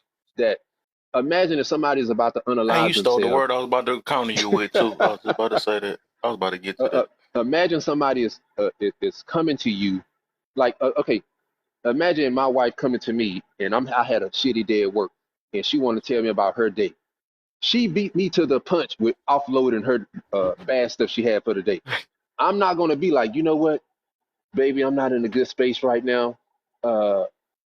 Come to me tomorrow while I be in a good space. Guess what? She could have unalived herself by then, because maybe there was something that she really needed to get off her chest. She really needed someone to listen. So I believe when people say stuff like that, for me, man, you pause. Oh, I just seen you blink. No. It tells me that anytime someone comes to me, I could always temporarily, that's the key word, put my feelings to the side to serve other people. And I believe that is, and that's why I like about hearing different perspectives.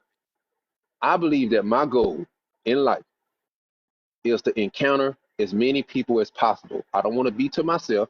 I want to encounter several people. Therefore, I could question my logic. If I don't understand or talk to other people and get their different views, then I'm really living in my own bubble and really don't care about expanding outside of my bubble. I'm okay with knowing, hearing other people different perspective, how they view the world, how they come to the conclusion that they come up with. And some people could be rude, some people could be disrespectful, but I've learned that if they didn't mean to be disrespectful, they didn't mean to be rude, I could have a little grace for you. And I think a lot of times people just, if you hurt and you feel like somebody said something to you that's disrespectful, you don't care about their intent, you don't care about their feelings, you don't care about what they're going through. All you doing at that moment is you becoming that same person. You becoming selfish because you're not giving them no benefit of the doubt at all. Yeah. I want to say this too, though, because it just depends. Because everybody not you or me. Because I'll probably do that sometimes, right? But I'm also a person. Just like I said, I'm big on accountability. If you let something slide a few times, they gonna keep doing it. Some people just like that. So some things you may have to just address. You're gonna have to do it. I would look at it this way, right? If a person do that, just come up, just vent, didn't ask or nothing, or try to, at least be kind with it, because I do believe when a person just do that off rip and don't ask, that's more selfish than anything. But if they do it, I would say, don't coffee cup me. If they do it, I got if they do it, preconditioning. I think if you do address it, right, they shouldn't have no attitude behind it. You know what I'm saying? Like that, you're right. It's like bringing awareness to it. You don't have to come at them with no, you don't have to come with them at no attitude, and they shouldn't have to come back with you with no attitude, because everybody's not going to be able to take that. And that's just for the good for them, towards them too. But also, I would say it will vary though, because sometimes if you do know, like, okay, this person did need to breathe or something like that. But I think even if you did listen to it, you still should let it be known, in the midst, like, hey, it's not gonna be a good thing to keep doing that to every last panel, because everybody not gonna take it, and it's gonna make it worse, especially if somebody start honing you or something like that. But I think it's just the way you gotta say it, and it's the way you say it though, because like you said, some people could be on the edge or something like that. But even on the edge and not, you can listen to them for a minute and then be like, still let them know, depending on where they are. I guess it's just like a gamble, because everything in life is dang near a gamble though. You don't know, because some people you could save by hurting their feelings, and some people they end up ending their whole life off of hurting their feelings. It's like it's really just a gamble anyways. It's like, that's why I'm gonna stick with only the strong really survive, low key though, because it's like you can't save everybody. Just like when somebody think, oh, dang, I stopped them from committing unaliving.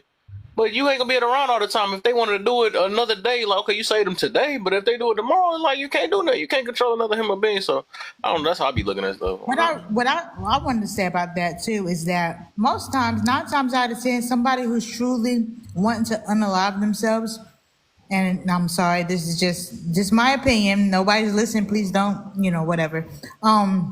But the way I look at it is that they don't broadcast it. Somebody who's truly about that is not about to sit up here and broadcast it. If you're out here broadcasting it and you're talking to people about doing it, that means you're seeking for help to not do it. Because if you already made up in your mind that that's what you're going to do, that's what you're going to do. Like, that's just how I look at it. Like, so many in my life, there has been times where I felt like that's what I wanted to do. I didn't broadcast it. It was me, myself, and I debating about doing or not doing. So when people broadcast it, it's like you broadcasting, so you were seeking help. You want help, then they deny the help. Like, I don't need your help, but you're telling me because you want the attention and you need the help. That's how I look at it. And like some people in my family, I say the same thing, but it's not me trying to bash them and be like, well, just it's like, no, I'm letting you know this is what you're doing. Mistake number one. You're telling me that you want help without telling me that you want help. You're not realizing that's what you're doing when you're broadcasting what you want to do. So you're telling me, I don't really want to do this. Please help me. That's what I hear. Yeah. I think, I would say that's maybe majority though, but I would say some people is just waiting. Oh, they want to prove you wrong. Okay, I told you, and you know what I'm saying. Some people is like that too, though. So I wouldn't say. Well, I would say majority, and I would say majority. I wouldn't say all, because some people will do it. Some people will do it just to prove a point. But I think majority just won't do it because they say it so they go much. But it's just, like I said, it's a scary thing. It's literally a gamble. Like, I think no matter how we want to look at it, it's like we would truly never know. It's just a gamble. And I mean, I just want to say on that, like, the trauma dumping thing, like, I don't know. I'd mentioned, like, I have preconditions for, like, what kind of support I can give people. And I call trauma dumping what we've called it forever, which is complaining. So it's like if someone in my life wants to complain to me, the preconditions is that you've done something to try to change your situation. Because you're asking me to just take my time and listen and be there and be a vent for you, so to speak. And that investment of my time, I want to know that it's matched equally by you. You're taking the effort as well to help your situation. And that's not universal, one size fits all. You read the room. If someone's on the edge, I'm not going to be like, well, have you done all these things to not feel this way? Well, if you haven't, go away. If someone's on the edge, that is them trying to help themselves by reaching out. You know what I mean? So, you have to have grace when you're dealing with some of these people. But I make it known that if you expect my time and effort, I expect your time and effort to be geared towards helping you as well. Like, I don't think that's a big ask when you really boil it down. It's an even exchange. Okay, but what I think though, when you come up on these panels, okay, and the men are making good points as far as the sister code, and this, so you're agreeing with the sister code, or it's wrong, or either you're diverting or deflecting the conversation, or if the man asks a sister a direct question and she can't give a direct answer, she got to start dialoguing. I mean, this is where this topic is coming from. Men get frustrated. If they ask a direct question, did you go to the store today? It's a yes or no answer. It's not, well, I went down the street first to my girlfriend's house, then I stopped over there, blah, blah. And then you get around maybe to saying, I think that's what this is coming from. We as women have a bad habit of accepting bad behavior. And we'll trauma bond with another sister and all that instead of calling out the bad behavior. And this is what we as women got to do to change the community.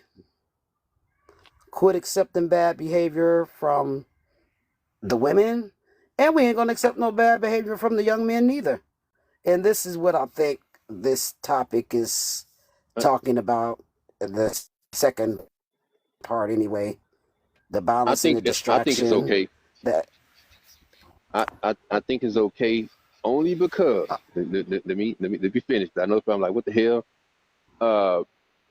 How you say women like they bond together and trauma dump and all that stuff, and not hold other women accountable or responsible. If I used to get upset when I seen it, right? And then I'm like, okay, why am I upset about that? Let me see, am I upset about that when I see it show up in other forms? And then I realize that I'm not. And I realize we do it the same, especially as black people, where if we see, let's say, like black people, we can't hold other black people accountable in front of YT people. We feel like we shouldn't be able to do that. We should be able to do that in-house. So I feel like what we're doing is no different than what women are doing. Women don't want to hold each other accountable in front of other men or in front of other women who don't think like them. So I think when I realized that, okay, this make me uncomfortable when I see it when women do it, but when I see us do it or other forms of it being done, it don't really bother me. Then I had to question myself, am I biased with my feelings? And then I realized that I was biased. And I know we, as black people, we seen it all the time. You ain't supposed to hold black people accountable in front of no YT person. I see it happen all the time on these panels where, oh, y'all sit there and let the YT man sit up in the room with us and discuss black problems. No, holding That somebody just accountable. irritates me. Yeah. So Yeah, holding man. someone Yeah, I accountable, feel that. It irritates the shit out of Who me. said that part? Who said that part? it happens. It happens all the time. Is It that do. in your brain? Is that in your brain, or is that what somebody told you? What? What do you? Okay, Yeah, hold on. black the whole black people accountable in front of white people. You just said it. No. When someone tries to hold someone accountable and they don't care about who it's in front of, they just want to hold that person accountable. You will hear majority of our community believe in this. A majority of our community believe in this. It's not just no uh something that they just like a one-on-one thing. This is majority of what our community believe in, that uh it's in-house. Don't bring it outside. And if you have that mindset, if we have that mindset as black people, that we shouldn't be holding other black people accountable or calling them out on our bad behaviors in front of YT people, then there's no different when cops do it. There's no different when cops don't want to hold another cop accountable because they know they're going to get the pushback. And anytime in our community, uh, let's just say that in our community, most of us vote Democrat, right? But guess what? If you're a black Republican, you are you kind of like oppressed by your own community because you can't speak up. You can't express your conservative views because guess what? They're going to label you a Uncle Tom, a coon, a sellout. So you can't even really be yourself a lot of times in our own community. So holding somebody accountable in front of others, I see why women don't do it in front of men, and I see why black people don't do it in front of YT people. I get it. Hey, really quick, before we get any more responses, I want to squeeze in a mod break. So if it's pissing you off that a white tea person interrupted the panel for a mod break, please tap the screen. If you're for white tea for interrupting and doing mod breaks, tap the screen. Feel free to gift the panel. Do not gift me. I don't need them. Don't gift me. Any gifts that go to me go right back to the other creators. So feel free to gift everybody else anyways. Let's get that share button activated. I want to see a bunch of people where it says your name shared with at least 10 people. Go ahead and do that for me. Y'all. And go ahead and throw up a hashtag FYP. Throw it up in all caps. You can throw it up in lowercase. Type it all out. Let me see some variations up there. Let's get this live out there. Let's get to some more people. Keep tapping. Let's get that up to about 10K likes. Really quick. Shouldn't be that hard. Go ahead, Kev. Take it. I know we got One Rush coming in. It sounds like One Rush wants to get in on the panel and start talking. So go ahead and take it, Kev. And Can I ask one give Russian me a question real drop, by the fast? way, if there's another moderator, because I got to drop down. I just want to say something real fast. I'm a mod up here, Mr. Brent, but I just want to say something. Kev, I'm having a hard time tapping the screen because it's moving my screen and my TikTok is not right. That's why I'm not tapping. I'm gonna tap myself into another live, or it's I gonna don't want no echo. excuses. It's gonna create an echo. It's been doing that. If I comment, it creates an echo, and when I'm tapping, it creates an echo for some reason. Okay. That's And weird. now I'm seeing like a little brick wall at the It's that bottom. little voodoo doll thing you got up there now. That's what happened. Hey, Jane, it's nice seeing you for a moment. One of the mods, give me a drop. Mr. P, you are? All right, I appreciate you, brother. I can get, but where we left off at? I'm about to be back in a second. I wanted to ask Rush a question, right quick.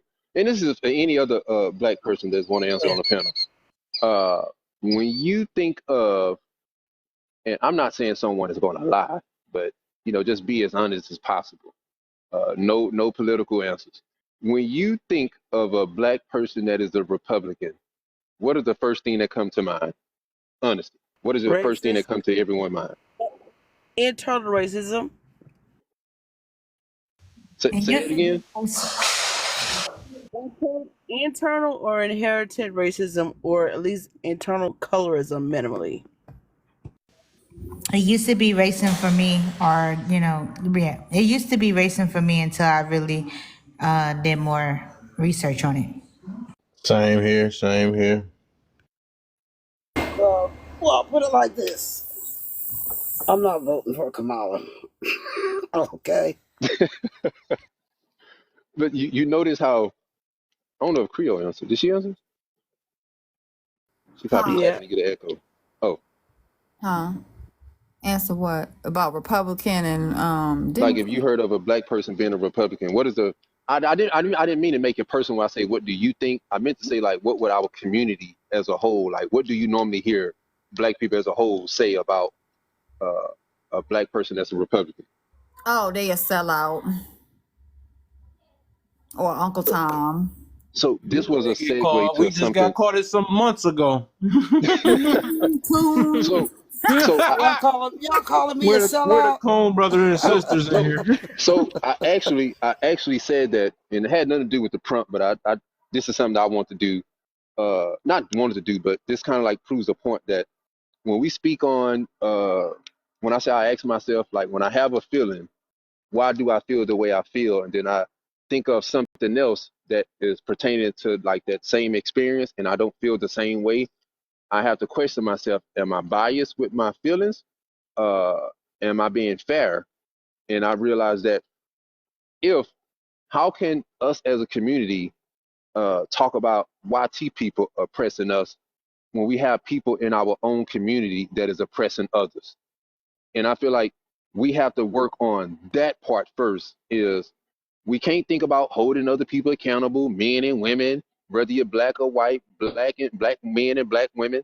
If we are oppressing each other, the last thing that you need to talk about as a group is someone outside of us. And you see it show up all the time when we say, if I say, well, what about the you hear somebody say the black on black crime, then they were like, oh, them people go to jail for that. That let me know you real stupid, that you ain't concerned about the black life being unalive. You being concerned about another black person going to jail for the unaliving of another person. So to me, that lets me know like, okay, you got to get out of that whole mindset of just because you black don't make you my kind. And a lot of times, if I see and I used to think the same way everybody else thought. I see a black Republican or conservative, oh, Uncle Tom, Uncle Coon sell out. But guess what? If you look at Candace Owens and you see the stuff that she be saying, Is this what any of the prompts are about? No, let me tell you how I'm pretty sure you've been in KL Live before. Our stuff really always it takes away from the prompt. Oh, Candace Owens.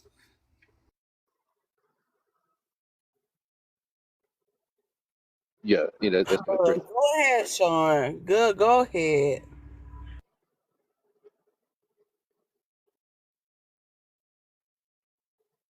You must was I seen when you had cammed up. You been on that Henny? Cammed up? When I cammed up? You don't even remember camming. Kel, she don't even remember, Kel. We talking about earlier when I You was in the camped up? car, and I was like, okay, she must be on the Henny. So what the hell supposed to mean? What does that have to do with this argument? Because I know exactly how the conversation have always gone on KF Live. It start off with a prompt, and all of a sudden we start That talking ain't and we got start nothing to do with freestyling. me camping up. Huh? That ain't got nothing to do with me camping up. Kev know I camp up sometimes, and Kev know I don't sometimes. What the hell that got to do with me and you, Sean? Rush, man, I got a deep. Well, I can't ask that right now. I'm gonna talk to you one day, man. But it goes back to all I'm saying You is don't want to see here pressure me about when I camped up. Why you gotta talk to me? Why you can't talk to Sean about him pressuring me on when I camped up? I don't think. I was joking that I'm not trying to laugh. you're not really keeping up with, like, this I'm conversation be keeping going up. all over the Go place. ahead, Sean. Go ahead. Go ahead, Sean. Go ahead, Sean.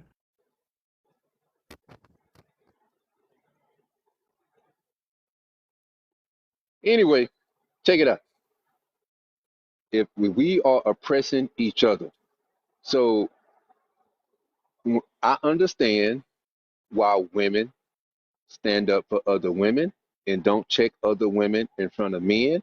I also understand why men don't check each other in front of women and they stand up for other men. I also understand why YT people don't check their own in front of black people. And I also understand why black people don't check other black people in front of YT people. I just get it. I I got a understand this is piece how the of world is. pushback on that one. Come on, let's get it. At least with the woman one, man. Because my thing is that women empowerment stuff. I've been seeing that jump for some years, man. I just don't think they like it at all. It's always gonna be everybody else's fault but them for the most part. Because I mean, I can see if I snuck in their room and I caught them holding each other accountable. Because it ain't nobody be in there, but they still don't do it. You can sneak up on it. They still like man, this man. You know what I think? Something that you gonna be like, what the hell? But I'm gonna say it. But I believe that as men, I agree with what you just said. You see that a lot. But one thing I wish that we could take from women that I think women do very good is they uplift each other and they compliment each other. That's something that men don't do, specifically black men. We don't uplift one another. We don't give each other words of encouragement. Women. Well, this is why I notice how women compliment each other and uplift each other compared to how men do it, and it's so messed up. And I think we could learn this from women. Women will compliment how another woman looks. I disagree with you. Hold on. Let me finish. Hold on, because I got shit to say too. But hold on. Let me finish. One thing I've learned, and I've seen it, so it's not my opinion. I believe these are just straight facts. If a woman compliments another woman, a woman is going to talk about how the woman looks. She's look pretty. You look beautiful. You look gorgeous. When men compliment men, we don't compliment how the man look. We compliment what he wearing. It's totally opposite, and it has a different effect. That's the same fucking thing. How was that No, it's the not. same thing? No, it's not. Look. No, it's It's not. the same thing. What type of How was ditty it stuff not? would that be though? How was it not? Women Bro, you lie know to you each look other. good, bro. Women You know lie you to each fine, other dog. till they. How was it Kev, not? I ain't saying no shit like that. Now, come on, dog. You calling physical looks or What physical type of looks? you a Hey, nah, handsome Kev, young hold on. man, bro. You took it. Hey, listen, no. Better argument with that, bro. I ain't even gonna lie. I thought you could have a better argument at that. I ain't gonna lie. No. Kev took it too far with that. You look sexy, bro. Like, no, I'm not talking about that.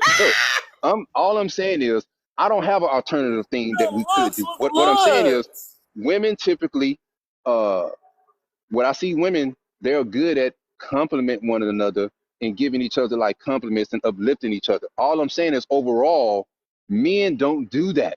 We don't compliment each other. I'm not saying even just looks. I'm just saying overall, I see it happen on the daily where women will uplift each other, but men don't do that to one another. So all I'm saying is that's something that we probably could learn from women is finding ways to uplift one another. That's all I I don't meant. think y'all should do that at all. I get you. I agree. I agree. If I let hold up, dang, oops, my bad. Hold up, y'all. Hold up, dang, I messed up. I got to turn the phone down. Dang, oops, my bad. Yeah, I agree. I get what you mean, Sean, man. I don't care. Can 'Cause you please explain? even Because though I I feel don't like get it's it. still But lies in the midst of it, because I feel like it's dangerous, but I get what you're trying to get to. I get what you're getting to, but I would say, yeah, that's a good one. Yeah, I would say, yeah. Can I Yeah. say? I Go wanted to ahead, say sis. too, Mr. Sean.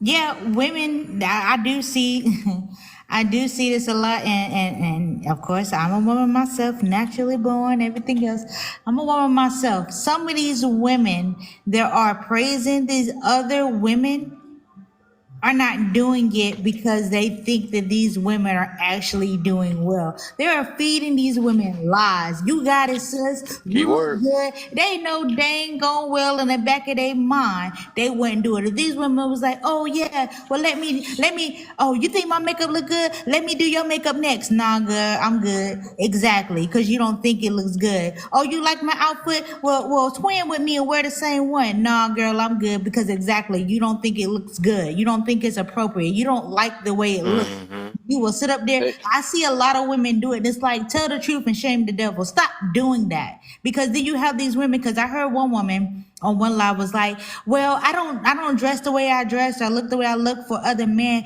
Women come up to me and tell me they like it and they laugh. It's like, I don't understand why some women don't get this. They laugh behind your back. I be in those crews of those women. I've seen it growing up as a kid. She thinks she look good. Yeah, girl. Did nobody watch Friday when the woman across the street, Miss Parker, talking about, hey, she said, hey, and her face scrunched up. What the heck did she got on? I will hey, call Tim. you later. Okay, girl. Remember when I said that? And I think you're gonna prove the point. Remember when I said that I agree with what you just said, that that could be true for some women. I agree with that. But let's take the lying and not meaning it, and let's see if you have the same point when it's a different scenario, but the same thing. Men typically do that with women. We can't tell the truth. If you look fat in a dress, we're not going to tell you that. We're going to tell you that you look beautiful. You whose seen a Kit problem Kat? is You that? wait, hold on, wait a minute, because when we do it to y'all, it is okay and it's acceptable. And society Y'all need to say, stop. listen, Y'all need to stop. oh Lord, Y'all need to stop pacifying our fucking feelings and just be like, hey, I'm not into that. Fuck all I'm that just saying bullshit. men Y'all be do that. sitting here then. All I'm Y'all saying be is doing the men bull. do Y'all be that doing the to same women bullshit and that it's she said that accepted. we doing right now. Listen, if that's not the same type of girl that you into, just say that she too big for you or whatever the case may be, and move the fuck around. Kev, this is where it's not genuine. Let me tell you why. This your word, Kev. Genuine. Okay. We seen several commercials of, I think it's the Snicker. When a woman is getting dressed and she asks the man a question, he can't be truthful. Guess what he have to do? I What ain't he gonna asking do? you a motherfucking thing. That lets you know that's like a thing amongst majority of men, not all men, but that is a thing amongst majority of men is you you can't tell your woman that she's gaining weight because you should accept me for who I am. You have to pretty much lie, find ways to manipulate to get her to Ain't go to nobody the said gym. that. You want to go. We do it to women all the They time, do. and That's it's true. I accepted. agree, Mr. Sean. I That's agree. true. I'm about to say that's true. I So what do. I'm I saying do. is, on one And then side, we sit up I here agree. and make, yeah, and then we sit up here and One rush. make Give me 1 second. One rush. Rick Give me one Ross second. was the cover One of rush. Give me 1 second. One rush, give me Sports 1 second. Magazine. We made Rick Ross make the men of the motherfucking year with his big ass big One on ass one. pot belly and Hold on. shit. One rush. Give me 1 second. What I was telling Sims is, uh, I agree with what she had said, but when I said that you have to question to see if it's biased and if you feel the same way. When women do that to women, I understand it that it is a form of you're lying, manipulating, you pretty much just false uplifting and whatever you may call it. But men typically do that with women also, and it's accepted. So what is the difference from men doing it to women and women doing it to each other? And I would say, Because women if will women accept doing it, y'all's hold on, dad bods wait. And way this is the more than same thing. Hold on. y'all will Oh, accept a wait. mom's bod.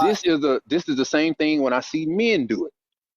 If and it if I see women are upset with women doing it to other women, but they're not upset when men do it to women, that lets me know or I assume that you just hate women and you have a thing with women. I also notice with men, if men have a problem, and use the same thing, vice versa. Men have the same problem, but they only have a problem when women do it to men, but they don't have a problem when men do it to men. That would let me know that they really have a problem with women. Okay, so I have a question, Mr. Sean. Now, Go ahead. let me know if I'm on track. So you're saying that if women have a problem with women correcting them on their appearance, but not with men correcting them on their appearance, there's a bias. That's what you're saying? Yes, because it's the same act. It's lying, and it's the same act. So if you don't like lying all across the board, you don't like lying all across the board. But if you like Facts. lying, if you like your man lying to you to make you feel better, then how can you justify what is the difference? Facts. I agree with that because I feel like that as a woman, you shouldn't. I feel like for me, you need to have every woman need to have a body mirror. You need to have a body mirror, and you need to be able to check yourself when you look in that body mirror, and you need to know for yourself. Like someone would be like, "Oh, I look good," not what society said it looks good. Do you really feel comfortable about what you got on and what you look like? Now, granted, for me, I feel like I need to lose 20 pounds. My husband feel like I look good, but I know what I want for myself. Now he might be like, "Oh, babe, you look good, Nana." I'm bare kids. No, 20 pounds need to come up off his body. I'm sorry, it need to come up off me. But he may, "Oh, you look good." A woman might say, "I look good." "Oh, you look good." You're not, yeah, because y'all might. For me, in my opinion, I feel like I need to lose for a whole lot of different reasons. I need to lose that 20, 30 pounds, whatever. But I do understand, like, I don't think that is right. I think that is a bias. If you feel like women can tell you this and then a man can't tell you, I feel like a man is going to know if it's a man for you, your man in your life. If he's telling you, you should take it the same way. Or if he's telling you, like sometimes, like you said, yes, there are men that won't. I've seen the men. I know men in my life that are my family members that will not tell their woman you need to lose a couple of pounds because darn if they do, because then she gonna be like, because what you trying to say? He's just trying to say, look, heavy, you got so heavy, baby. Like, come on, what you want Hey, to you sing know, that me, song? me and my wife have this thing where 'cause I used to operate like that also, and she did too, to protect my ego, and I wouldn't say certain things about her. I really had a problem with something, but I didn't say it because I didn't want to cause an argument. So indirectly, I became a serial liar, and she become a liar because she wanted to protect my ego, and I want to protect her feelings. Now we have this thing where forget how what you said make me feel. Let's just deal with what you said, and then we will deal with uh okay, let me say that it used to, like, if I bring up an issue, instead of us talking about the issue that I brought up, we would start talking about how my Like if issue I bring up an made her issue, feel. You get instead what of I'm us saying? talking, So we never talked about the issue, we would talk about how my issue made her feel, and now I'm talking about how she feels instead of the issue. Now we have a thing now where we could be brutally honest with one another, and we'll address what I said or I address what she said. And then later on, I'm like, oh, once we come to agreement and she feel like I understand where she coming from and I feel like she understand where I'm coming from, then we'll joke around, be like, man, you kind of said that, kind of had my feelings. I was a little hurt, man. Like, I think you was a little bit too rude. And I think at that point, once I address what she said and she addressed what I said, she would be more susceptible to taking that critique at the end because that make a I lot of let it be sense. known that I understood her from the rip. You That's know what I'm good. saying? Yeah, that's Okay. good. How long have I you think been? everybody should practice that too. That's a good one though too. As I think about that. Yeah, that's a very good one. I wanted to ask Mr. Sean. I'm sorry, Mr. Kev. I wanted to ask Mr. Sean, how long have you and your wife been together? Because I mean, that's what I'm working on currently is the open communication in that sense.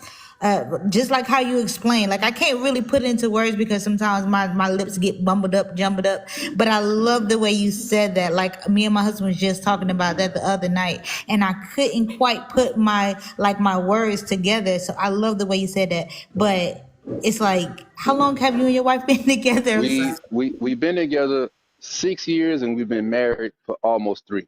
And the last part was uh, I think, like, when people give like when like a lot of times in relationships, and I know this didn't turn out to be no goddamn Dr. Phil or nothing, but a lot of times in dating or relationships or marriages, couples have no problem expressing the negative things that they don't like about someone, and they have a hard time expressing. You hear more of the negative side of what someone is doing compared to the positive things that make you happy.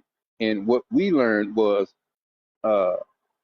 pour more of the good. So when you do enter some of that negative thing that you don't like that your partner is doing, they'll be willing to accept it. Because imagine if I always come to you about something negative about what you're doing, eventually you're going to feel like that person really don't genuinely love you, and that person secretly has some type of animosity towards you because they study taking from you but not pouring into you. And what we learned was my wife, we'll go out to drink. And when she want to tell me somehow I've been acting stupid or rude or I need to fix my attitude or something that I'm doing wrong, she'll take me out. Yes, and I say she'll take me out. We'll have some drinks, and she'll just go ahead and start slowly. Like, I appreciate the stuff that you do for the family. Like, yeah. Keep that on the TikTok. I appreciate what you're doing. I appreciate what you're doing for the family. I like that you're a hard worker, but if there's one thing that I would want you to fix, it would be this. And then she'll go ahead and start talking, and then some people, to me, I think it's a form of manipulation. Some people may say it's wrong, but for our marriage, it works for the type of person that I am. That's why I said that. You say you're manipulable. Yes, dear. Yes, dear. Now, do I I ain't never be heard nobody upset? just admit it up here. I'm trying to have a good night tonight. Yes, dear. Yes, dear. No. Sometimes if I'm like, once again, I don't believe in lying just to have a good night, because we'll have a good night, but then that same problem will continue. So I'm more of a even with relationships, when people tend to, like, if I have a different view on something, some people be like, "Oh, that's stupid," and then they'll tell you what they feel, and then it kind of like. Why every time you say that, I think about this one person every time. Oh shit! What? I think you know who I'm talking about. Every time I hear you say that, it made me think of the one guy that always say that, John. It's stupid. It's dumb. Well, for me, I don't say it only because I think we talked about this before. I don't know, like, the journey that someone is on, where they at in that journey. They could be in the beginning, they could be in the middle, they could be towards the end. I don't know. So the views I had 2 weeks ago, the views I have now, I might not have 2 weeks ago. And some people are like, "Oh, you flip-flopping." No. I'm constantly growing every single day. There you go. I'm constantly getting new information every single day. So I may change some views, but that don't mean I'm straddling the fence. I'm just constantly growing as a human. That's because people are always so built off of this is just me and all that stuff. That's why they stuck where they at. That's why they mad. You ever notice the more open-minded you are, the more chilled you are? I'm just saying. I notice a little bit more peace you are too, man. Because I notice the people that's so stuck and stubborn and all that stuff, they go through the worst. They the ones that got to get their brains out and fight for their life. You know what I'm saying? But I don't know. That's just something I actually experienced when I started being more that way too. I'm like, you know what? Whatever. What do I know? I'm just learning day by day. And I'm okay to say I don't know. I think people have that problem. They just cannot say I don't know. But that pride of ego is a mother lover, ain't it? Right? It make you feel so. No, it just, like I said, I look at it at, oh dang, okay. I didn't look at it that way. Now I done learned something new. That's too much for people, man. They gotta know everything. But these same people say, I don't know everything, but then you act like it. Well, Kev, you just proved a good point. Like the more open-minded you are, the more you're able to put up with the bullshit. Like the more open-minded that you are, like you either put up with it or you balance it out. Yeah, that's when you know how to take all the knowledge that comes in and you know how to discern it, because now you're getting all the information, you're getting all the feed, and you're just like, man, let me sit back and watch all y'all suffer. Because open-mindedness and confidence, man. That's all it is. Exactly. I think confidence is one of the biggest things. I need to have a topic about that though too. Confidence I think that's why everybody is getting told today, because well, remember they look at. Go ahead, my brother. Remember we talked about confidence. I think it was like last week when we were bringing up confidence, and I broke down this scenario between insecurity and being insecure and being confident. What's the difference? What's the difference? Jen, It's what's like up? so it was like, are you really confident in what you believe in or what you know? Because we've already broken down that, you Hey, know, I'm or literally about are to do a video about that because y'all know I do videos every day and stuff. I'm gonna do a video about that too. Stay tuned. I'm gonna talk about these kings and these queens and these goddesses and these tens. I'm gonna talk about them tomorrow. I would say, is it not possible to be secure in what you think, but I got my You can but do it. You can do it. is you it got this? a thing to be confident in what you know, but insecure in your deliverance of what you know? Oh, that's a good point. You twisted my brain, but it sounded like it was bars too the way you did it though. But I gotta think of that. Now you got me thinking. Now I'm like, what? Well, actually a That good sounds point sweet. because are you confident in what you're bringing out? Are you using insecurity to bring out your confidence? You know, it can go vice Be versa. confident Like as you ain't gonna always be you, confident all the time. because some people are confident in pain. Some people are confident in like stupid ass shit. You know what I mean? You could be confident in some of that. So are you confident in love or are you confident in hurting somebody? Like it's kind of goes back Confident, into just that stubborn in. in it. Yeah, yes, I think some exactly. people Man, Kev, I confident. can't wait for this topic. I cannot wait for this Oh, yeah, I topic. got a bunch of topics, man. I'm on it. That game, them. Hey, look, I ain't gonna lie. I'm gonna spend more time with y'all now because that game pissed me off. I got problems. I got issues. I'm gonna talk about that too, though. I'm gonna talk about. I realized in this video game itself is teaching me. I'm gonna put it in one of my posters. I'll probably do that Friday or something like that because I'll be trying to keep up my posters. But that ego and pride and with competitiveness behind it, it's Yep. like. I even Hmm. got to a point that anger, right, or anger when it gets to rage, I think that equals stupid. I just thought about that earlier too. Like I feel like it just equals stupid because you do stupid things when you get to that level. And Yep. this y'all really deep though, because it's like I'm gonna put it that way. I'm just giving y'all a hunch of what I'm gonna say on the other thing though. But it's just like I realize like when you get pushed to that point, and that's just probably it might be just me, but I think this all humans still do that. If you just get pushed to dang on a whole certain level of anger, you start doing like I'm trying to think, but basically I just be myself, dog. It's like I'm gonna put it this way. I'm gonna be real with y'all.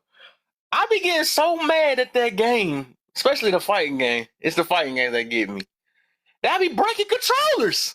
I like dog, and I know I don't have no money. Right. I don't have no money. I think the last straw was recently because I just bought a headset. I bought a headset, and it's like I couldn't control it because something stupid happened on there. Because I be so deep in that competition and going against people and trying to be better and stuff. But it's just like it's the anger issues that's behind it. I'm like, bro, what the freak?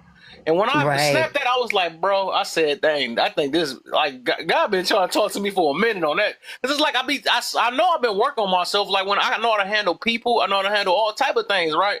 But it's just like, it's just no different from being drunk, right? You get too drunk, you start making silly decisions and doing silly things. That's why I say that's why they say you shouldn't be too angry. It's the same exact thing. Because you get out of character, you do stupid junk. And I'm like, no, I thought I can control that, but it's just like, I was like, boy, that oh my gosh, it's something else though. I always wondered that. I always wondered that, Kev, with gamers, because I live in a home with a 20 and a 21-year-old young stepson, my stepsons, and one of them, he was playing I don't remember what game it was, Call of Duty. but it was Call of Duty. It was the Minecraft. Well, no, it wasn't Minecraft. It was, what's that other one that the one that it causes. Yeah, it causes so much anger that he was Roblox? throwing controllers at the wall, throwing controllers at the TV, throwing controllers at like around, and I was just like, "What? this game causes you so much anger. And my husband doesn't hear like I hear. A lot of people know my story, and I'm like, wait a minute. I'm like, what is going on? What is going on? Let me tell you what So happened, Miss Lovely. that's my thing. Is it what I wanted to go back real quick to what Kev was talking about, because I know he's gonna write this down. What is the difference between cockiness and confidence? Let me tell you, Miss Lovely. Oh, I know that one. That's why. When That's I'm a why. girl That's why I gamer, had asked. Because somebody mistake your confidence for being arrogant. yep. Exactly. And Exactly, Y'all want to talk honest. about that again? I always keep talking about that. That's the same thing. That's me and Sean's number one. That's a big thing. We always go against each other on. But Yes. I'm a confidence girl. is. I must keep sticking with that. Confidence is internal, and confidence is external. I mean, Yeah, as a girl cockiness gamer, is external, and confidence is internal. That's the difference. So one of them is Right. got to be shown for everybody else. The other one is got to shown for yourself. That's the difference. That's the same thing with anger. Anger is external. Hurt is internal. yeah, as a girl gamer, it makes it. I don't care what you're talking about, Sean. We gonna stay with. As a girl gamer, I do get Sean. the anger I that love comes with Sean. that because of the fact that it's like, as a girl gamer, nobody knows I'm a girl, even though my name clearly is a girl's name. And they don't really read it; they just think I'm a dude. And you playing this game, and then people talking smack like you don't know what you doing, but meanwhile they don't know what they doing. So now you, especially if you didn't had a couple of shots or two, and then they're like, oh, you don't know what you doing, da da da. And it's like, at first it's easy to like, okay, ignore, but then it's like, now you causing us the game. We trying to win the game. I'm trying to get up on this the ship or whatever. I'm trying to get up on my ranking, but you up here ruining the game. So now it's like, now I'm arguing back and forth about who did what, when, why, where, why, and it really don't even matter because ultimately it's just a game. When I'm gone and passed away, this game is still gonna be living its good life. This game has no it's like it's so crazy, but it's like it gets so real in these video games. And for me, People go the out one their thing way is to like when I offend. get on mic, everybody like quiet because they cannot believe that I'm a It's a female playing the girl. game. Yeah, it's a girl. Yeah, I ain't gonna Oh lie. my I be the goodness. same way too. That's how men is on that thing. Like, what they got to play different. Yeah. They got to show off a little bit and everything. And then I don't like Mhm. losing What I against them was either. what I was Yeah, You yeah, know, of saying course. was That'd be the it's biggest amazing. problem. It's amazing how many girl gamers that I work with. Like girl gamers, like they're totally different.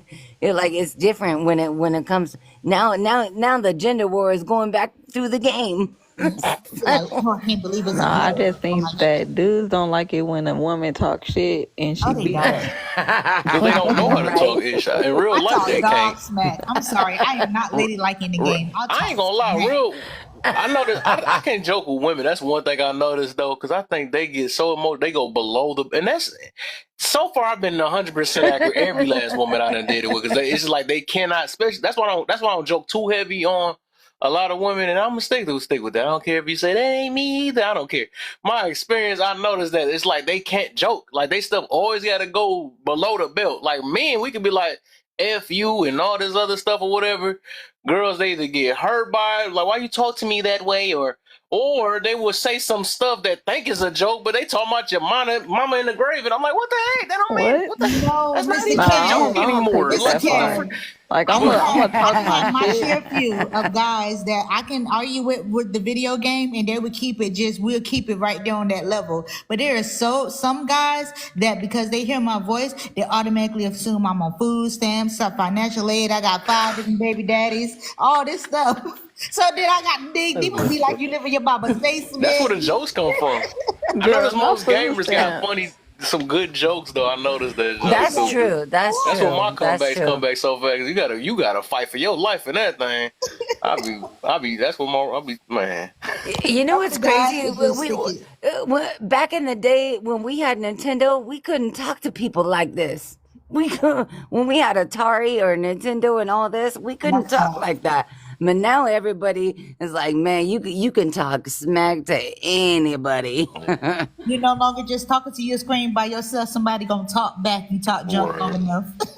Soon enough, they gonna have it Exactly. to where I believe they gonna have it to where you gonna be doing like to where your friend could literally be like a hologram in your room and y'all playing against each other. Oh, I thought you were about to say where we could touch each other, 'cause that's when a lot of people gonna shut up after that.